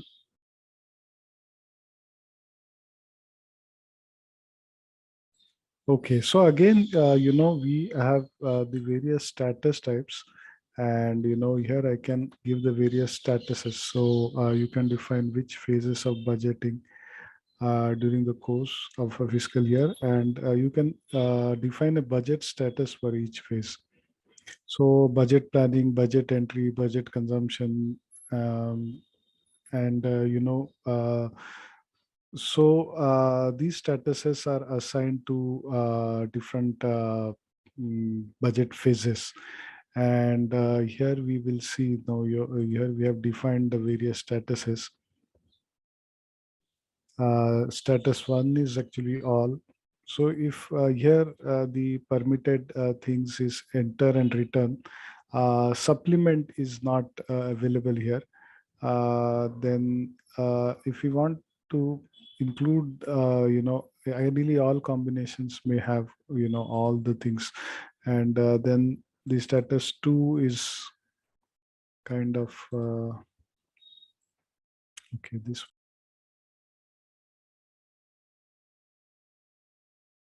Yeah, no, they are actually provided by SAP default. So these 4 statuses are provided by default. Status 1, 2, 3, 4. And this classification can be then you can create your own statuses also if required.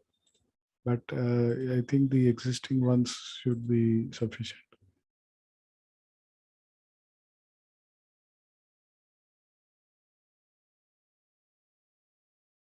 So this is actually in status 3, and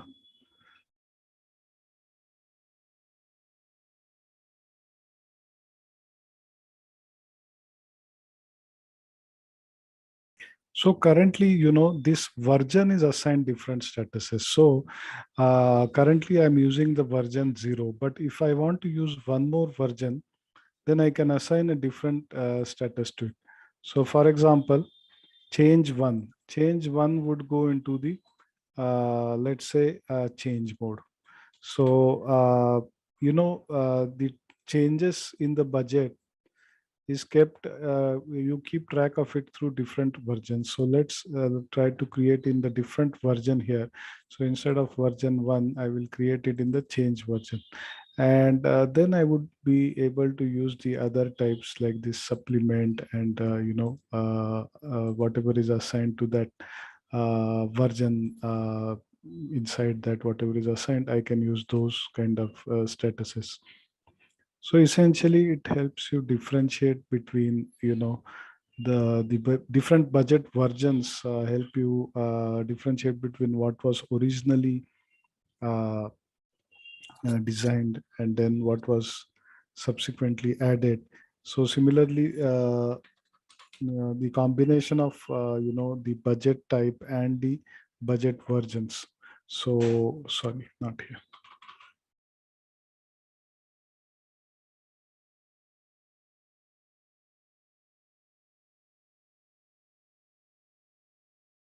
Yeah, so there you can see. But if I try to give it in zero, I will just make a note of it in our spreadsheet.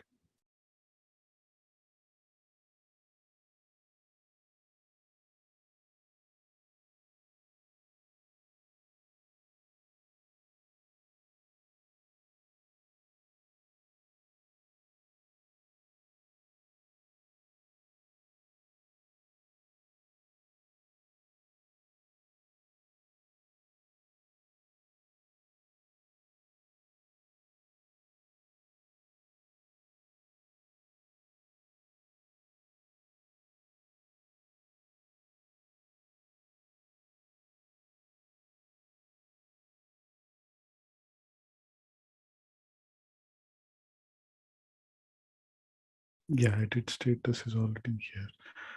And then I want to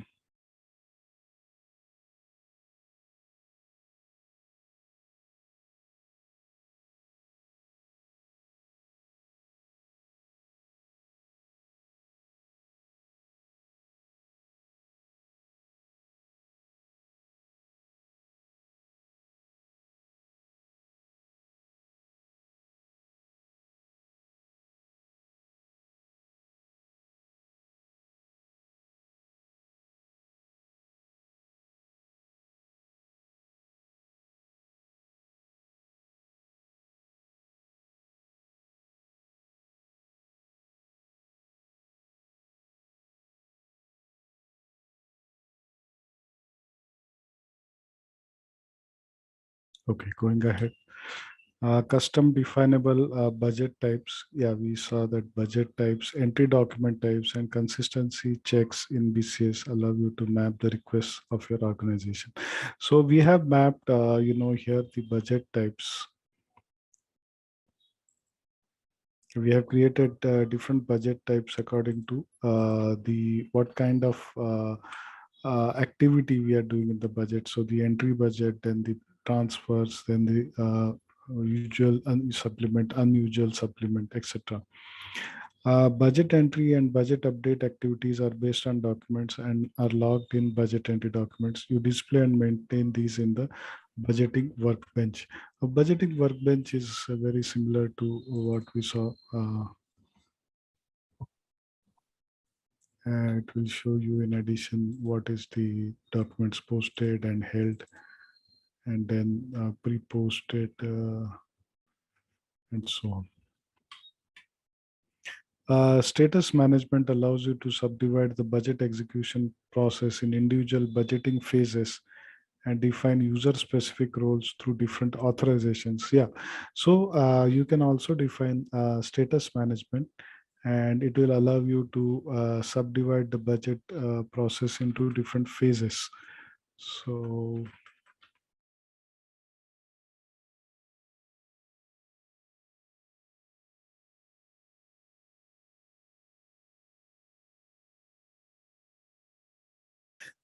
this is something I need to configure actually. Let me do that.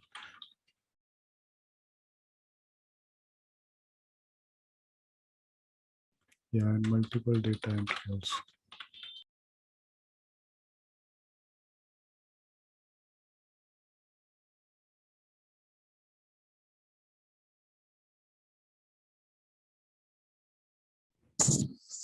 Yeah, availability component.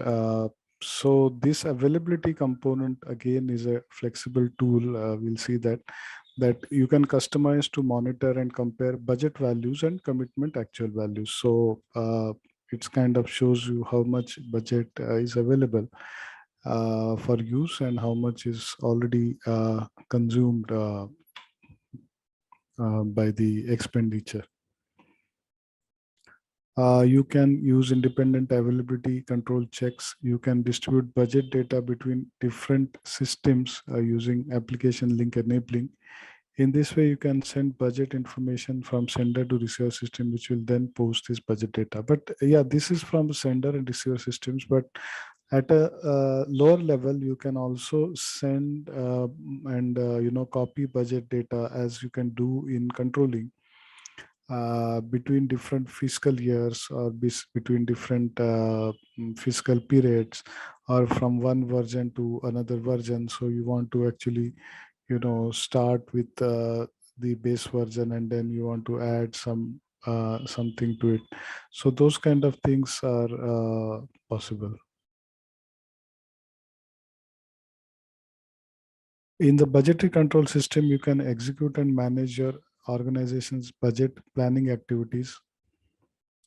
Yeah, planning again, yeah. So these kind of functions are available, but generally the planning function, we set the planner profile, but these are more used in conjunction with BI tools. Okay, so this is how the BCS planning version. So you have plan data 2005. Okay, this planner tasks we can divide and we can, the FMBDT is the plan and budget data table, and these are the budget entry documents that we are generating, the actual version and the plan version, and these these would ultimately go and sit in the backend in FMBD table, and the actual budget data. So the plan would kind of get rolled into the actual budget versions. So planning, as you can see, is not a mandatory activity, but you can use planning as a basis for budgeting, and then have the plan versions generate the budget document. So some kind of rough cut planning can be done, and it can be fine tuned, and then it can be copied over to the actual budget versions.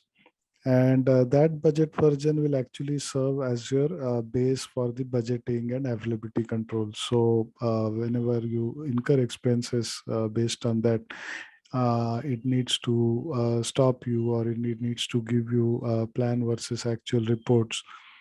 So those kind of reports will happen based on the actual budget data. And we saw that even within the budget, we can have different types of versions, like 0, 1, 2, and different types of supplements, returns, etc. on those versions.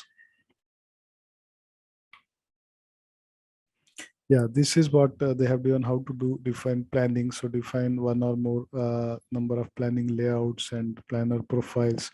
And each user who carries out planning must be assigned to a planner profile. And that user can carry out planning, and then that planning can be copied over.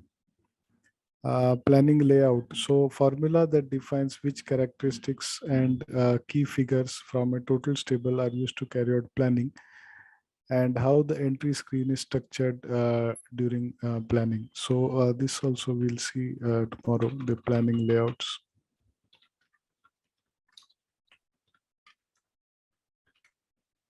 And how the entry screen is structured during planning. It is predefined in the system that planning layouts are based on the total table FMBTT. The characteristic and key figures you want to use to carry out your planning, how the entry screen is structured, and whether you want to specify particular values or intervals, and then whether you want to include actual key figures. And you have the header area. So header area, we saw that it contains the higher level thing like the version, the fiscal year, the controlling area, sorry, the FM area.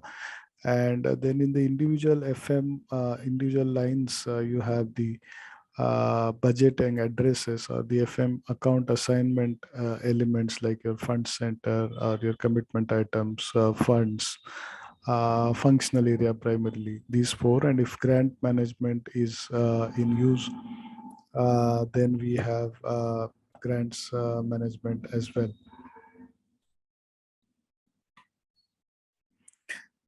Value column. So value column contains the key figure to be planned, and that is the plan value or display values, for example, the budget data of the previous year. So different. So this is similar to your COPA. So value columns are like the uh, planning data of this year or previous year, and which can be used as a basis for budgeting. Again, it's the same thing.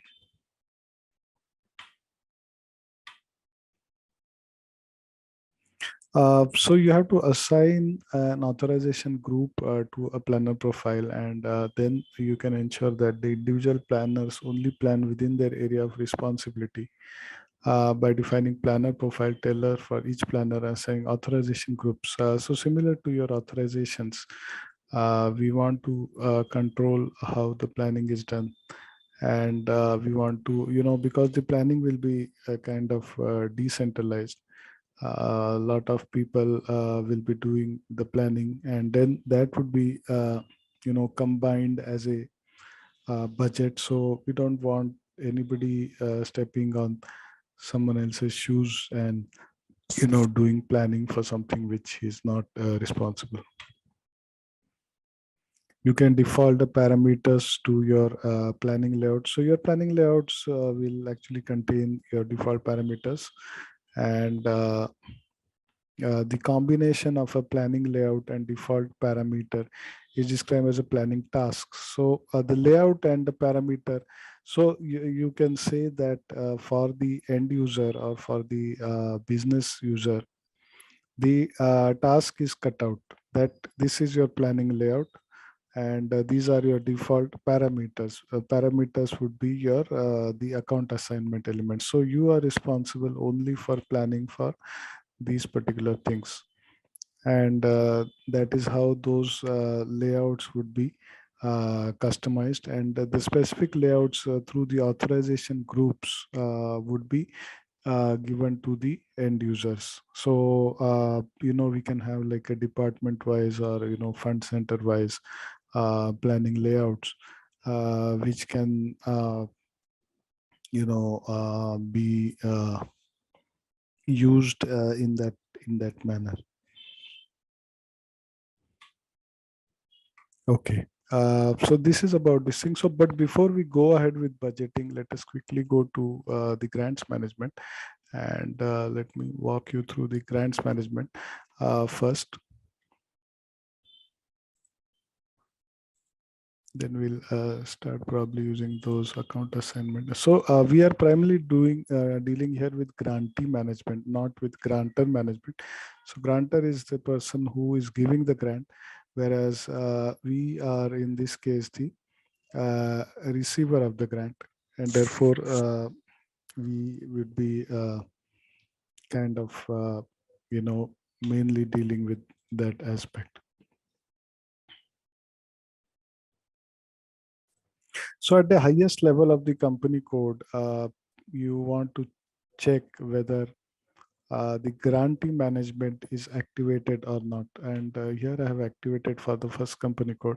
So determines whether grants management grantee component is active for a company code. So here we have activated it for Zaran. We will also activate it for the other one later.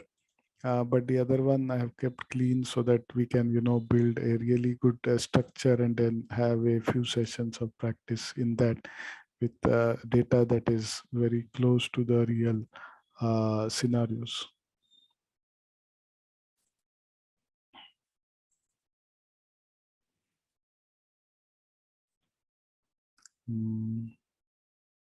Yeah, so these are the these are the general update settings set for which GL accounts you want to use the grant management functionality. And here I have given a range of GL accounts. so we can narrow it down later, uh, so that yeah.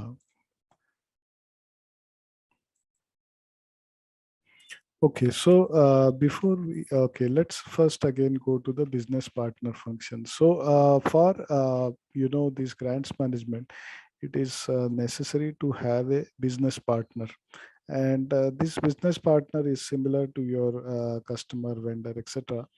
But it has a special role called a sponsor role. So if I go to BP, let's we can create one business partner. In fact, okay. Otherwise, first let us see the one that is created. So this is a grant management partner. That is the name I have given. And first you create it just like any other business partner. So basically the name and address, etc., identification, number ranges. Here in this particular case, the number ranges are not synced. So in the FI customer, the actually it has a different number, which is 40031. But I have created one account group called sponsor, and this is called sponsor from grant management.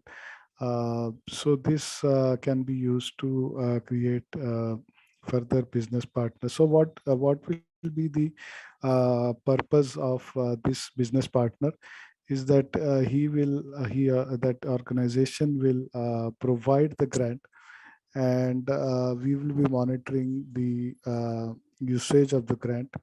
And in future, so grant management has an additional functionality that this customer can also be used to bill the work that is done against the grant. So you may actually do some billable activities in the grant, and then you can bill out those activities to that customer. So this also serves as a logistics kind of customer. Let us go to this role. So there is actually not more much information that is required to be given in this role, but simply we need to kind of create the customer in this role to be able to use it in the grants management module. I don't remember having. Oh yeah, we have at the company code level of the sponsor. Mm.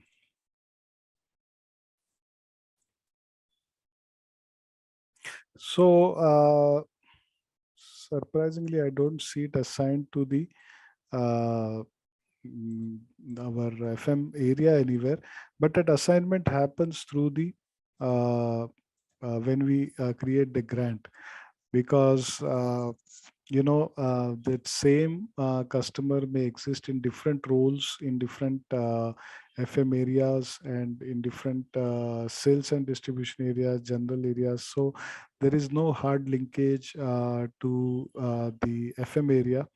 The link is actually through the company code. So here we have this link created in the role of sponsor.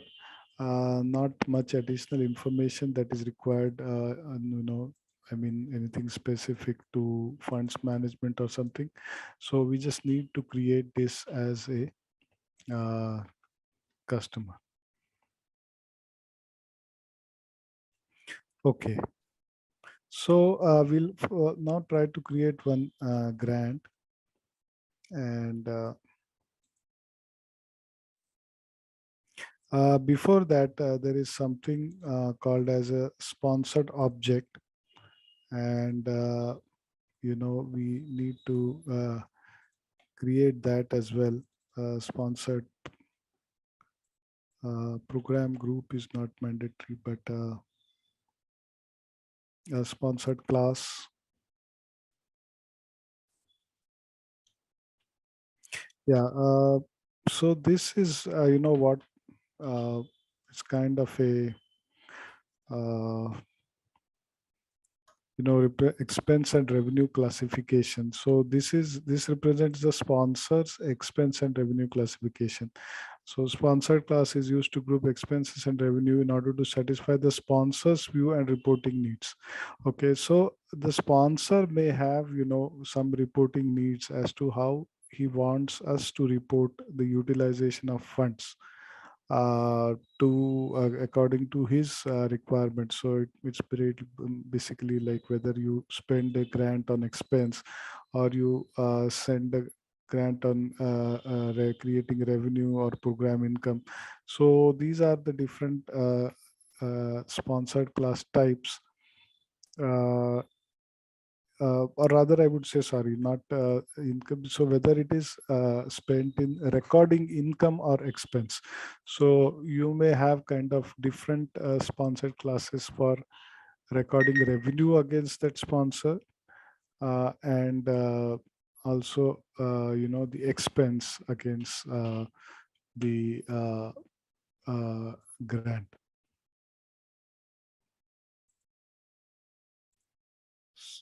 Then I created one grant.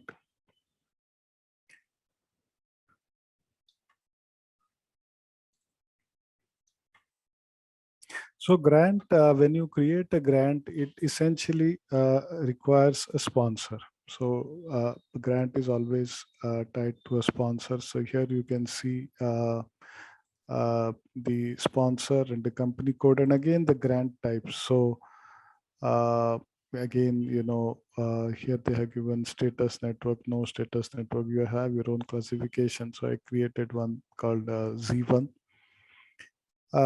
Then how much value is the grant? This is like 1.5 million INR. And if it is if it is not in the FM area currency, then you would have to specify the exchange rate as well. So suppose I get a grant in USD, then to maintain that, I would have to specify. Generally, it will take the M rate, but you can specify a different rate because a grant would be received at one point of time, and then it would kind of be used against different points of time. Okay, and then it has a validity from to date. If it is, generally a grant would be need to be utilized in a particular way, and then it would, in future when it allows you to have what kind of posting activity can be done against this grant, and whether the billing is manual, milestone based billing, periodic billing, RRB, resource related billing, or those kind of things can be mentioned here. So for the sake of simplicity, I have kept it simple.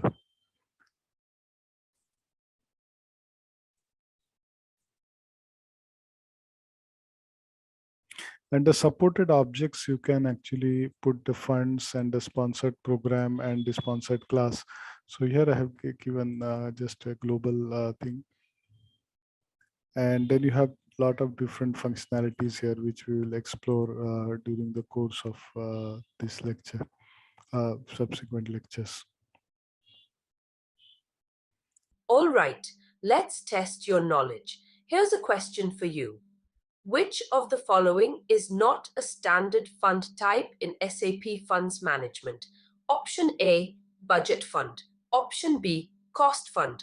Option C, revenue fund. Option D, project fund. Take a moment to think, and when you're ready, choose the correct option. Remember, each choice holds a key to unlocking the answer. Good luck. Type the correct answer in the comment section. Hi there. Are you ready to take your organization's financial management to new heights with SAP Funds Management? Our self-paced online course is here to empower you with the skills you need. In this comprehensive training, you'll dive deep into the intricacies of SAP Funds Management. Discover how to streamline budgeting processes, allocate funds efficiently, and ensure seamless compliance with regulatory requirements. Our course curriculum is meticulously designed by industry experts, covering everything from creating commitment items and assigning budget periods to generating insightful reports for data-driven decision-making. Meet your instructors, seasoned professionals with years of hands-on experience in SAP Funds Management. They'll guide you every step of the way, sharing real-world insights and best practices to help you master this powerful tool. Don't just take our word for it. Hear from our satisfied students who have transformed their financial operations using the knowledge gained from our course.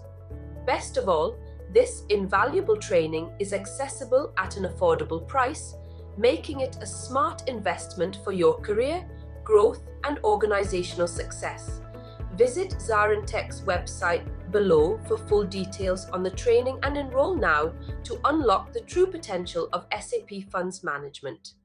So far, we have seen a lot of different topics, but you might be wondering that how all these tie up together, So we have seen it in kind of bits and pieces. So I have created one end-to-end cycle, and let's try that end-to-end cycle. And I think that will give us a good idea about what this is about. So right from creating the fund to, let me pause my sharing for a minute.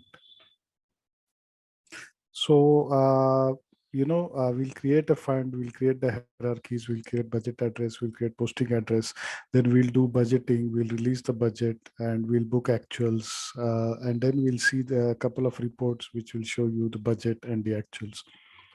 So after this, I think then we'll be in a good position to target the very specific topics, and then how the data load happens.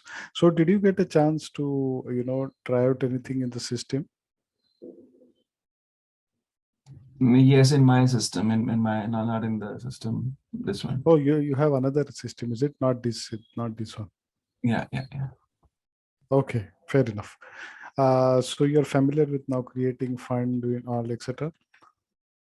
Yeah, fund center and all that stuff. Yeah. Okay. So I mean, let's proceed with this, and if you find that you're already familiar, we can skip ahead. But what I want to show you here is that try to utilize as many things as possible. So okay, first thing we'll create is a fund center, and when we create a fund center, see, generally what we will do is whenever we have funds management active, we will make those fields kind of mandatory. Because if you are trying to sidestep, I mean, you in the sense the user is trying to sidestep this thing, then there is the whole purpose of having the funds management will be defeated. So firstly, we will have derivation rules, which will derive. So that these derivation rules could be like 15, 20 in number, because for each of the scenarios, we'll have to build one derivation rule. Like you could derive it from the material group, for example, in case of purchases, in case of other expenses from different types on the GL account, in other cases from some other account assignment object.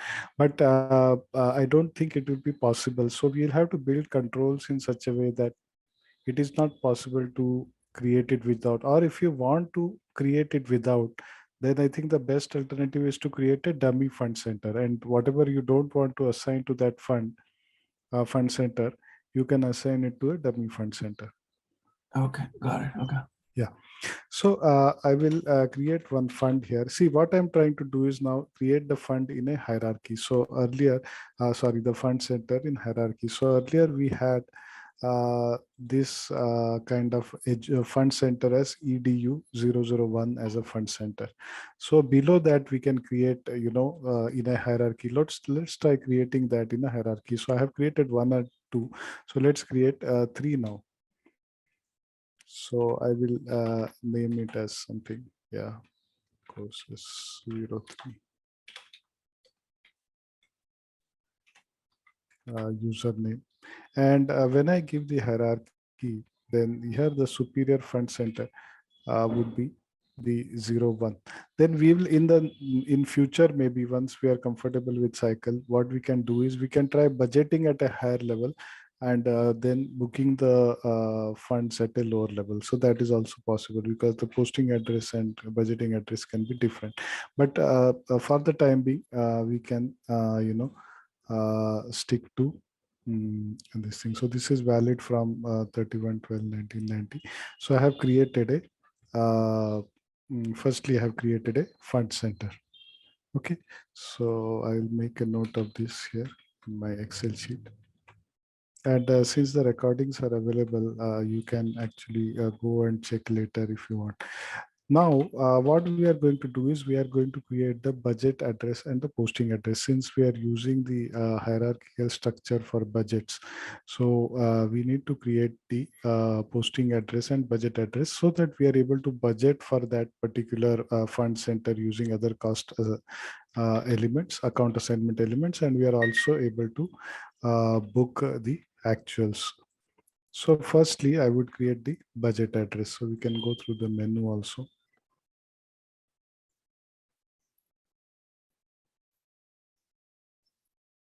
Sorry, it is in master data actually. Funded program, use of account assignment elements, budgetary control system, budget structure, budget address. So first I'll create the budget address. The year with 2022. Budget category I'm using as the payment budget. And budget structure, you have to create one at the top, and we have created this default one. Then with what combinations I'm going to create the budget address. So the posting ledger is 9F, not 9A. Then the fund is the one which we used earlier. We can even put a grant here, but let's leave it for the time being. Then the fund center is going to be the one which I created. And commitment item, see, when we automate this process, we can create en masse, or we can even enter multiple things out here. But currently, I'll create just one, so that we are clear, what we are exactly booking. So with these 4 combinations, I will create one budget address. So this account assignment elements you can see here. So if I save this budget address gets created. Okay. Any questions, you can let me know. So this is created. Sure. This is mark it in a different color. This is created. Now I will create the posting address, because when I post the actuals, we need to. So yeah, everywhere you can see the mass processing options. Okay, sorry. For the actuals, it's 9F. So this is for the budget, and then 9A for actuals.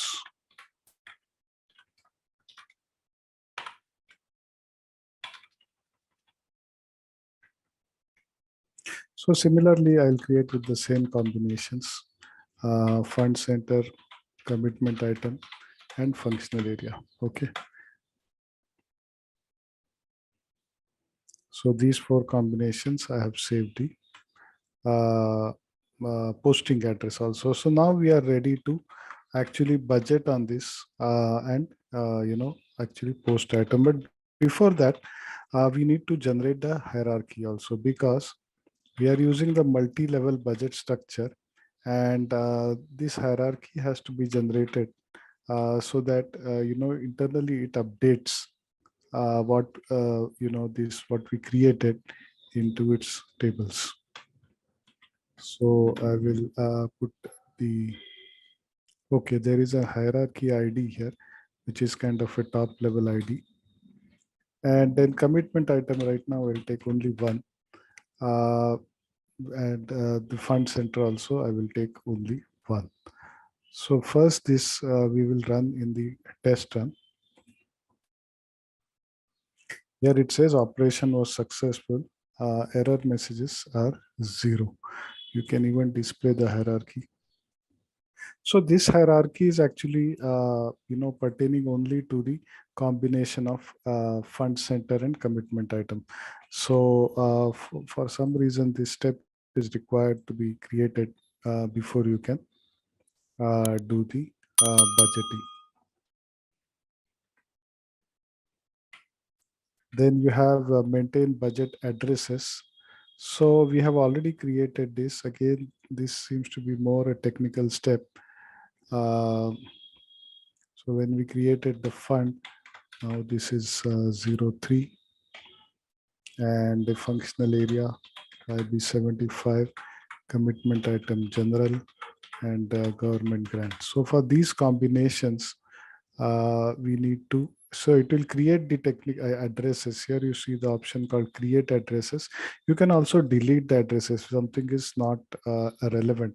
But right now we are creating the addresses and the processing option. If you see, firstly, I will execute it in the test run, and later on I will execute it in the actual run.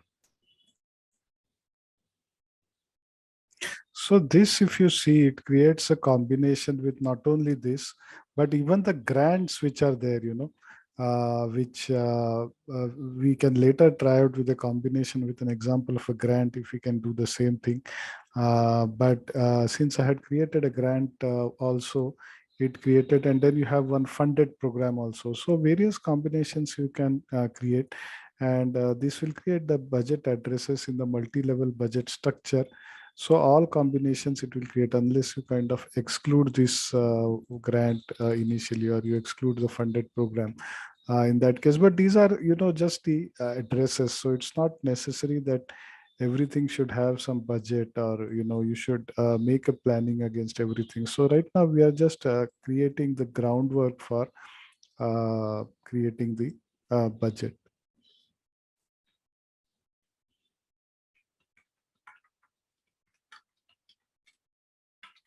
Okay. Then we have, yesterday we saw various options to run the budget. Now, I actually will show you one more thing that, okay. So this, if you go here in the budgetary control system, you have the entry documents to create, and we'll create individually. But here actually I tried to create a template, but there is some issue. I'm not able to create, save it. It gives some weird error. So let me try it again. Or if you, in your system, you are able to do it, just let me know. It says held document does not exist. So this message seems to be a bit odd because we are not holding any document here. We are just trying to assign a template here. If you go to the drop down also, it doesn't give you anything. If you go to the help also, it doesn't give you the right configuration node here. And whatever the procedure they have assigned, I thought I followed it, but it's not working. So we'll figure it out in the coming days.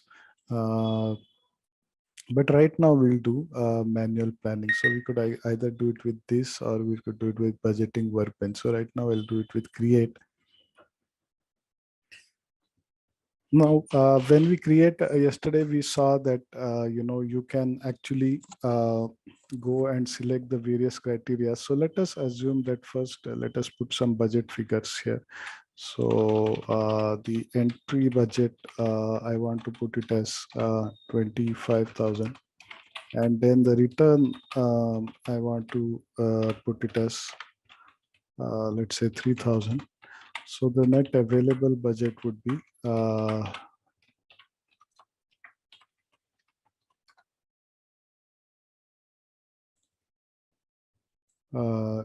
22,000. And we need to enter both the transactions separately, different points in time. This entry would be probably in the beginning, return would be at a different stage. So let's start with entering the budget. We know that this is okay. Carryover also we'll see tomorrow. Carryover is you can carry forward from one year to the next year. So that is what we'll see tomorrow. Version for entry is your 0 version. Document date, let's say today. Fiscal year is 22, and budget entry. So right now I'm taking only one each, but in practice, of course, we will be required to do multiple at the multiple levels. So we could actually we need the mass entry tool there. So if you remember, these are the four dimensions that we use: government grant. Oh, sorry, fund center is not correct.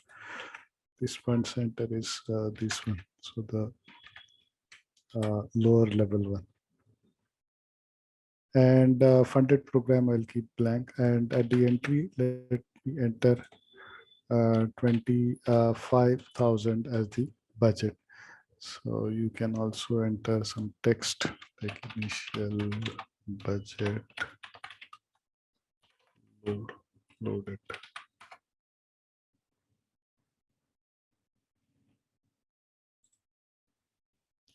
So everything seems to be okay.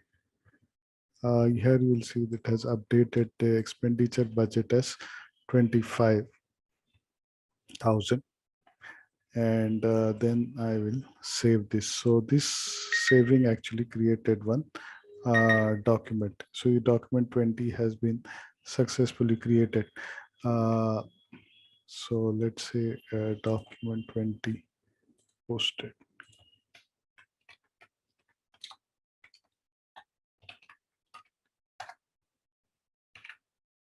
Now, before I carry out return, let's look at this report, which shows the budget overview.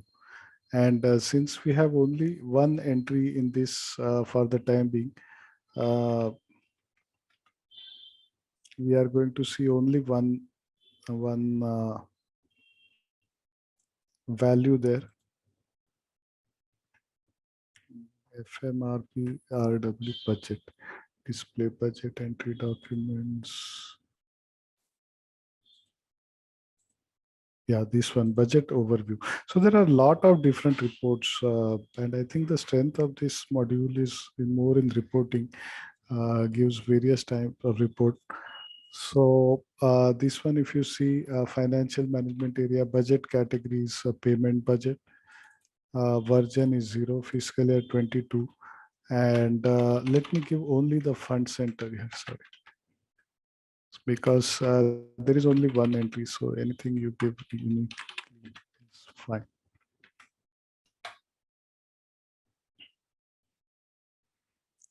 Okay, this is not a set. This is an individual value. Fund center. So here you can see that, based on this, you got a report that current budget and the original budget and return supplement, etc. are blank because we have only one entry. And probably you can call up the individual line item report from here.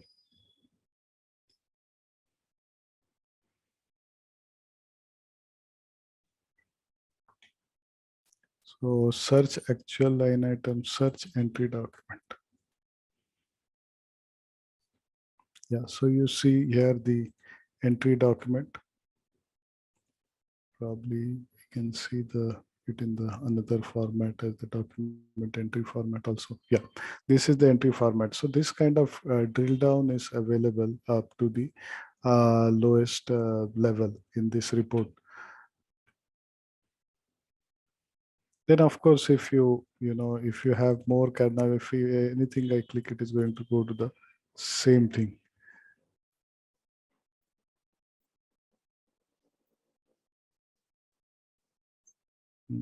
Any other report we can try?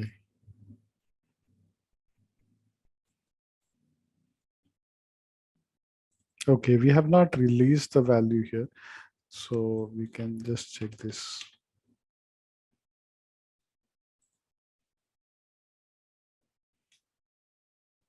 Oh, this layout is funny.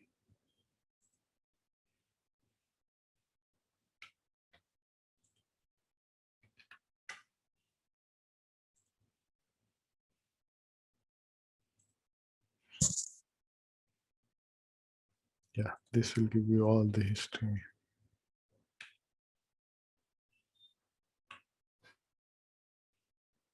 of the budget. Okay, now for me to book expenses, also I have done the budgeting now, so it's not necessary that uh, I release all the budget at one go, because I may want to release it, on a monthly basis and so on.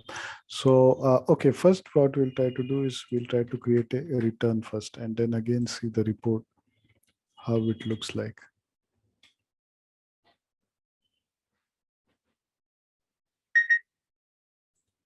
Now I'm going to do the return.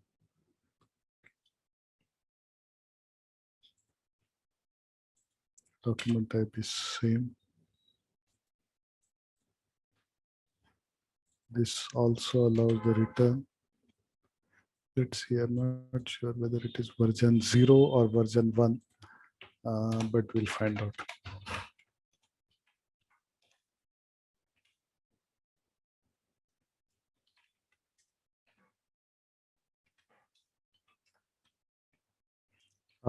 How much we have decided to return is 3,000.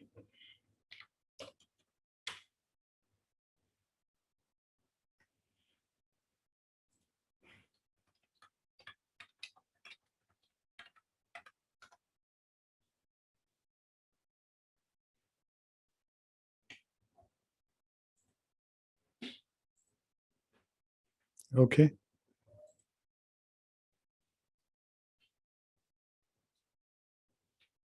No errors detected, and save.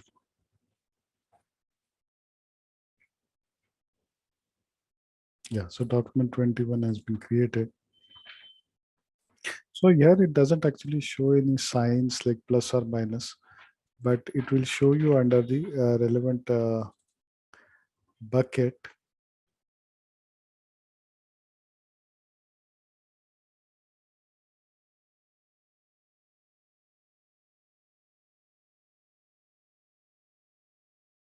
Yeah, so here you can see that, now it has returned 3,000, and what is actually available for utilization is 22,000.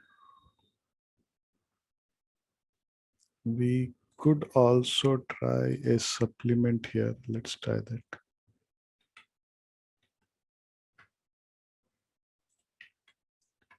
So again, going through the same transaction. Now I will do supplement. Supplement requires a different document type. Sorry, normal supplement, unusual supplement, whatever that means. And I think it requires budget version 1, but let's see.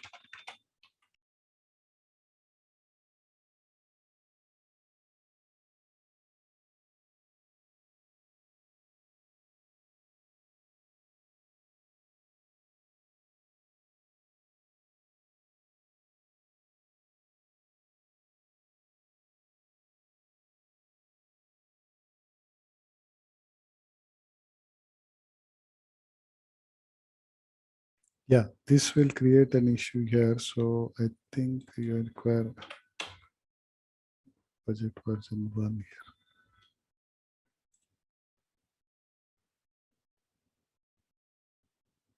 here. Right.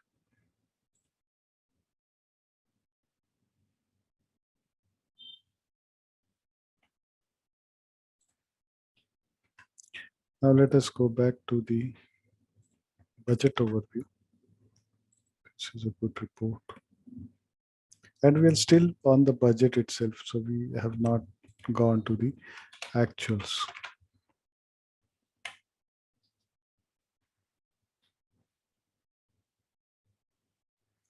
Okay, so does it allow for multiple versions? Because I would definitely require a report which shows both, Now here it is showing in a different version as a return or a supplement. And maybe what I need to do in that case is then transfer the budget from the original to the next version, so that so as to make it 0 and then carry forward to the next version. So these are some practical issues we need to figure out. but the system will not allow you to do the supplement to the same version because the status type has to be different. Unless you want everything in the same also, that's fine. But we have currently assigned a status type to different thing. If you want everything in the same also, SAP allows that. So that's not an issue. Okay, so return, I think document 21 was posted. And net available in that without the supplement is 22. Let's see it again.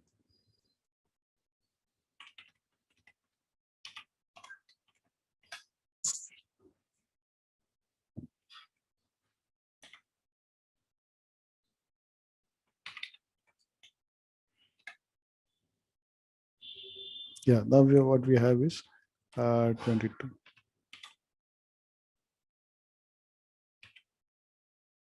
Right. Any questions so far?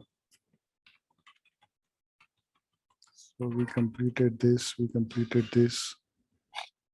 Yeah, I'm fine so far. Yeah. Okay. I have to do this on my own too. Sorry.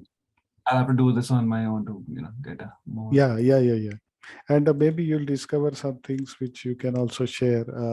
Because these reports are very vast, and it's difficult to get everything in one session. Yeah. So now, if you see here, this report budget view by process, it is giving you everything like enter, return, and supplement. If you look at it, but here the problem, it is not giving you line item wise by the commitment item. So okay, now we'll go to the next step, is this release the budget data. So that release is required for making it available to the commitment item. Otherwise what happens is, okay, let's try to book one expense. So currently, I will tell you one limitation here, that the transfer is not happening automatically. I'm running one T code called FNO0. This is 0 to transfer documents from financial accounting to financial management. But these checks and all should happen online. So let's see if standard allows that. Because in my project, what I saw, the checks used to happen online. But I'm not 100% sure if they are using some user exit to dynamically get those values at document entry. Let's see. So right now, if I enter this thing for, let's say, now I have not transferred anything. So I have not released the budget, and I will try to enter the values against the particular, fund center and commitment item 03. So four things we are entering: functional area, commitment, fund also.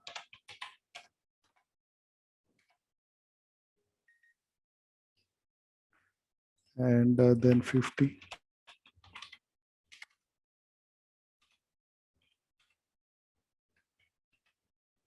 So I post this document, it posts. So because it's not online, but the moment I try to transfer this document, this is worth 10,000 with a, let's see the assignments again.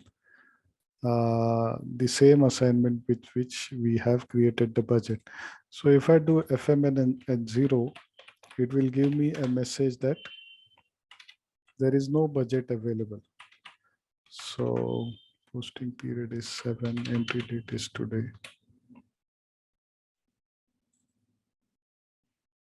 And test run, and you remove this display errors only, because we want to see all the messages, not just the error messages.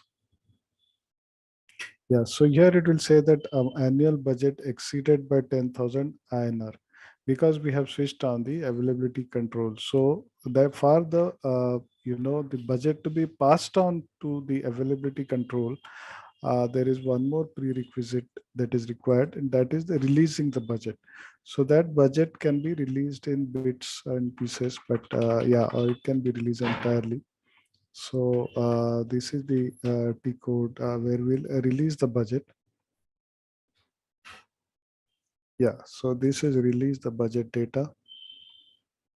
So okay, so when we when the availability control gets activated, it creates two special GLs.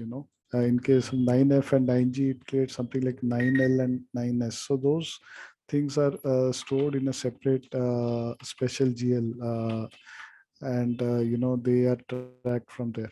So I did some configuration for this, some document types, etc. But these seems to be kind of standard. So here also we have, let's select this releasable budget, and then our target period is again 1 to 12, because I have selected here fiscal year, entire fiscal year. And okay, let's restrict these things to the fund center where we want to release the budget, and not necessarily the commitment item, etc. But later on, we can try that if I try to book one more document in a different commit using a different commitment item in the same fund center, then also it should not allow, because that budget, that posting address is not there. And that is where this hierarchical comes into picture, that I may not want to track this at a granular level. So either I can use a hierarchical structure, or I can use a commitment item which is broad, but a GL account which is at a detailed level. So here I'm releasing it.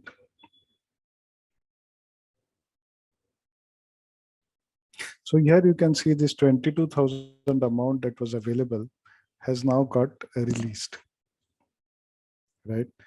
I don't know, I was in the test run. Yeah, the processing option has a test run, and we would remove the test run. And then, okay, even the update mode is that you can add data or reset and overwrite. And right now, anything is fine, because, generally you would add data, because if a part of the budget has already been released, then you don't want to reset it. You just want to add whatever budget was added later on, or whatever changes were made. Yeah, so this is reset and overwrite and update successful. So this budget has been released. Document number 23.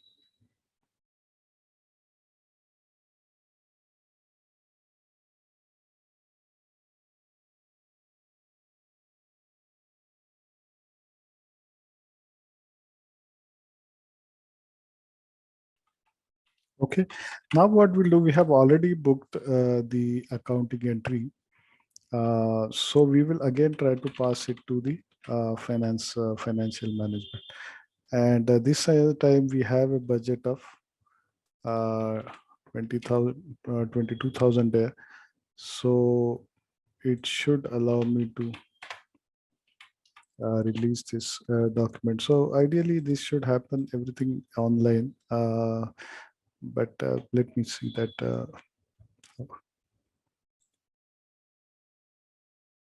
See, now it says document updated. That means the document is passed on to the funds management.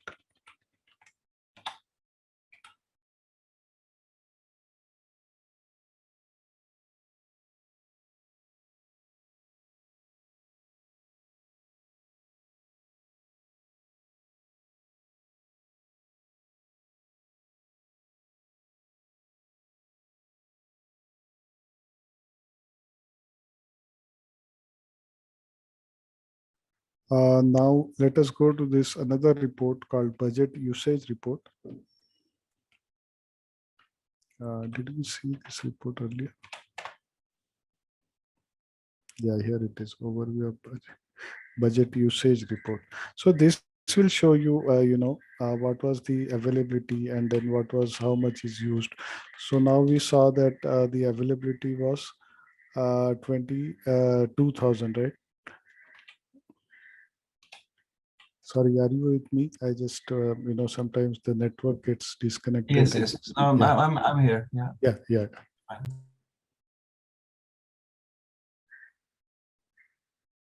Oops, why is it not showing anything?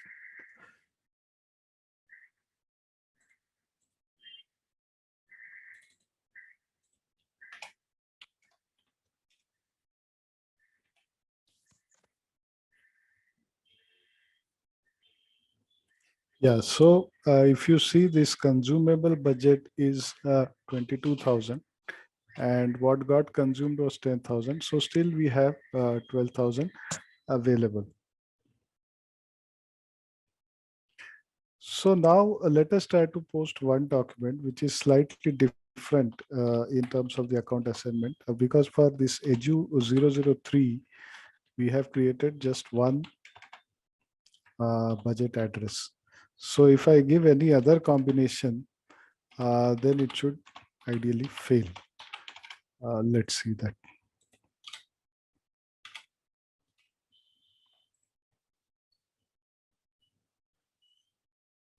So fund center is not this one, but edu 001 -03. And the commitment item here, it's derived automatically. If you see, we had some rules, but we can always override. So instead of general, I will select this as the commitment item. And instead of YB75, I will select YB25 as the functional area. And the fund, let us keep the same. So this document I can book. Definitely, let's book it for a smaller amount so that we have some amount left for another example if required.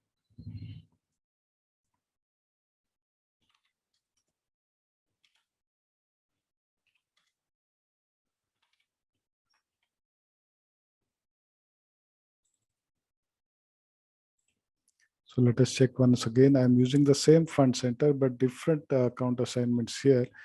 And after posting the document, I'm going to do FMN0 to transfer this document. So this document number is 16. All right, let's test your knowledge. Here's a question for you.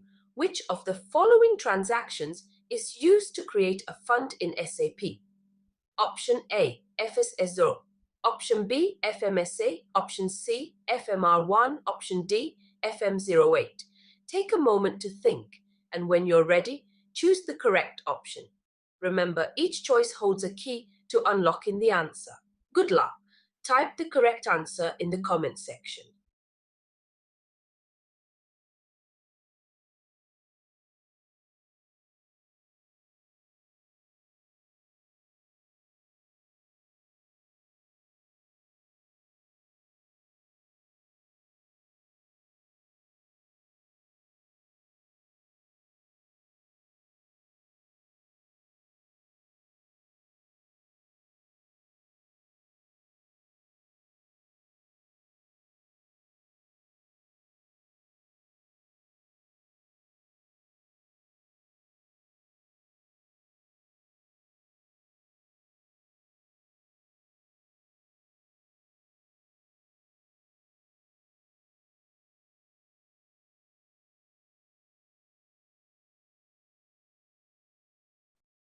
So you should remove these display errors only because otherwise it will show only the errors. But we are generally interested in looking at all the messages. So, okay.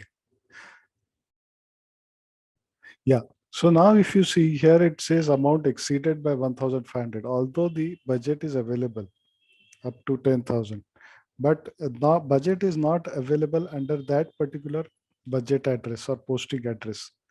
And that is why you cannot post with that account assignment. So that is why, the whole structure, as we can see now, or we can appreciate that how it becomes important, linkage between GL accounts and the commitment items, or between fund centers, cost centers, or between functional areas. So here in this case, is the functional area is different. It will not allow you to functional area and your I think what is different, commitment item is different. So it doesn't allow you to post.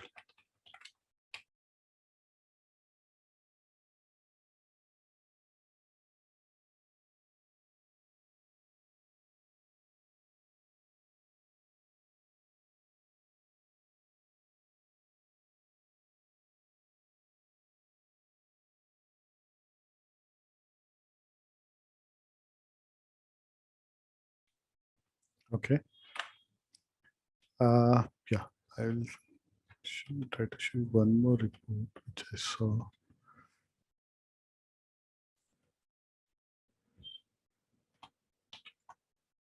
Yeah, so here you will see that, corresponding to your two ledgers, there are two special ledgers here. So this is the posting payment and this is the commitment thing. And you select that and let's select the fund center 03.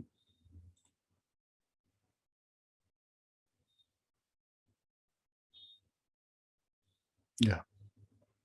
So it shows you in another way, this consumable amount, consumed amount, available amount. Then you can drill down to the details. So this segment, if you know, this is the style of writing the particular posting address, and grant and funded programs are blank.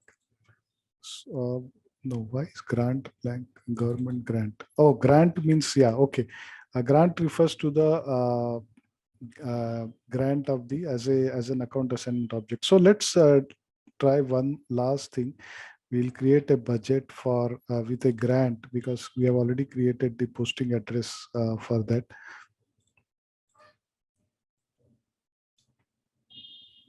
And let's see if we can book something against it.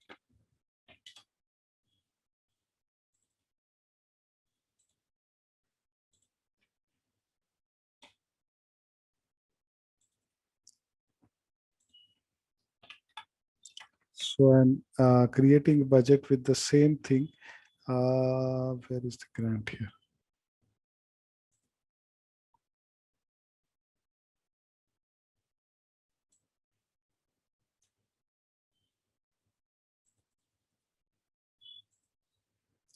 This layout doesn't have grant.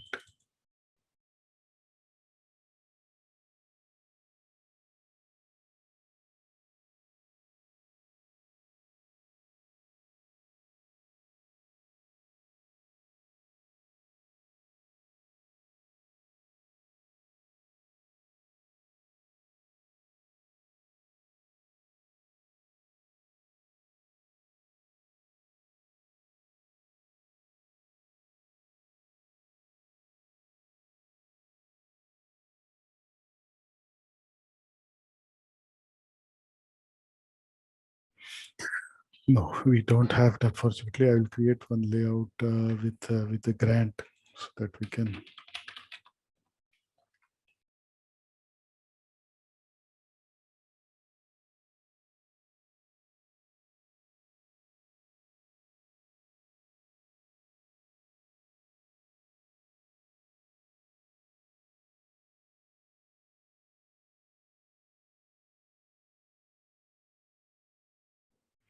Okay, and there is one more here.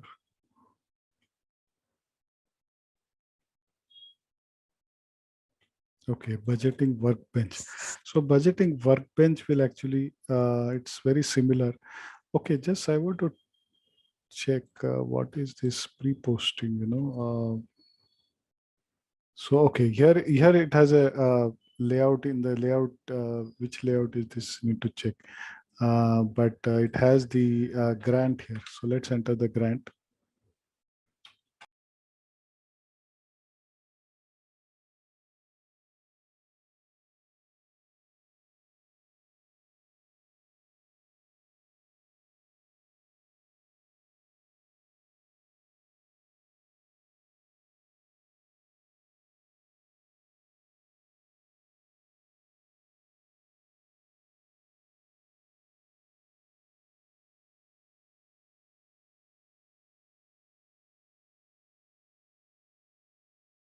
Hmm.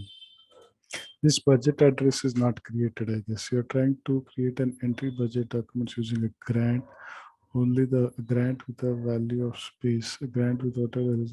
Okay, it's not relevant. Change the line. Okay, I need to check this. I think there's somewhere we are not allowing grants as account assignment objects, or budgeting under grants is not allowed.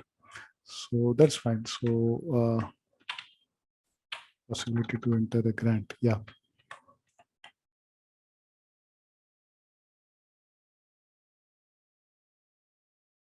Okay, let's try to pre-post.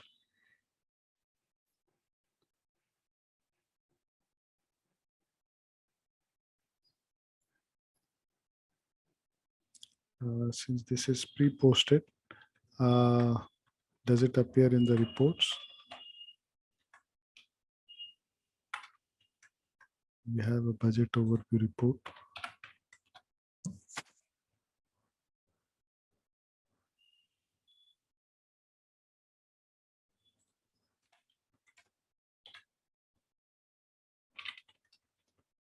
Okay, this is for the sector.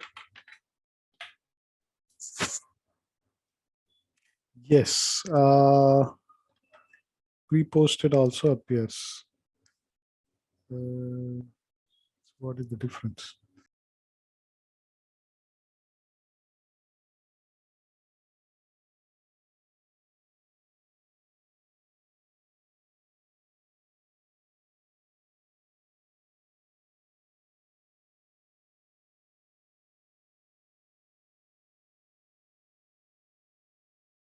Pre-posted, posted. Yeah, I think, let me check this. What is the facility offered by pre-post? So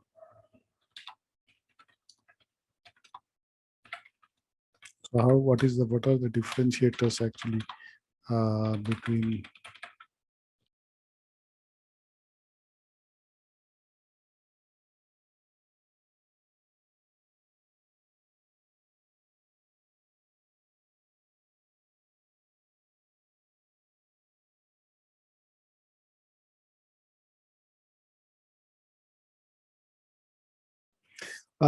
So hope, Kenny, the whole cycle is now clear. So we'll keep on adding to this. Now there are some topics that we'll take up, like, earmarked funds. So this is a special facility where you can pre-earmark funds, and, you can put them in separate buckets. So there are different types of earmarked funds. So those we'll see. Hi there. Are you ready to take your organization's financial management to new heights with SAP Funds Management? Our self-paced online course is here to empower you with the skills you need. In this comprehensive training, you'll dive deep into the intricacies of SAP Funds Management.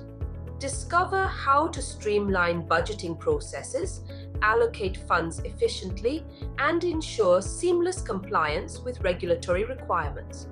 Our course curriculum is meticulously designed by industry experts, covering everything from creating commitment items and assigning budget periods to generating insightful reports for data-driven decision-making. Meet your instructors, seasoned professionals with years of hands-on experience in SAP Funds Management. They'll guide you every step of the way, sharing real-world insights and best practices to help you master this powerful tool. Don't just take our word for it. Hear from our satisfied students who have transformed their financial operations using the knowledge gained from our course. Best of all, this invaluable training is accessible at an affordable price, making it a smart investment for your career, growth, and organizational success. Visit ZaranTech's website below for full details on the training and enroll now to unlock the true potential of SAP Funds Management.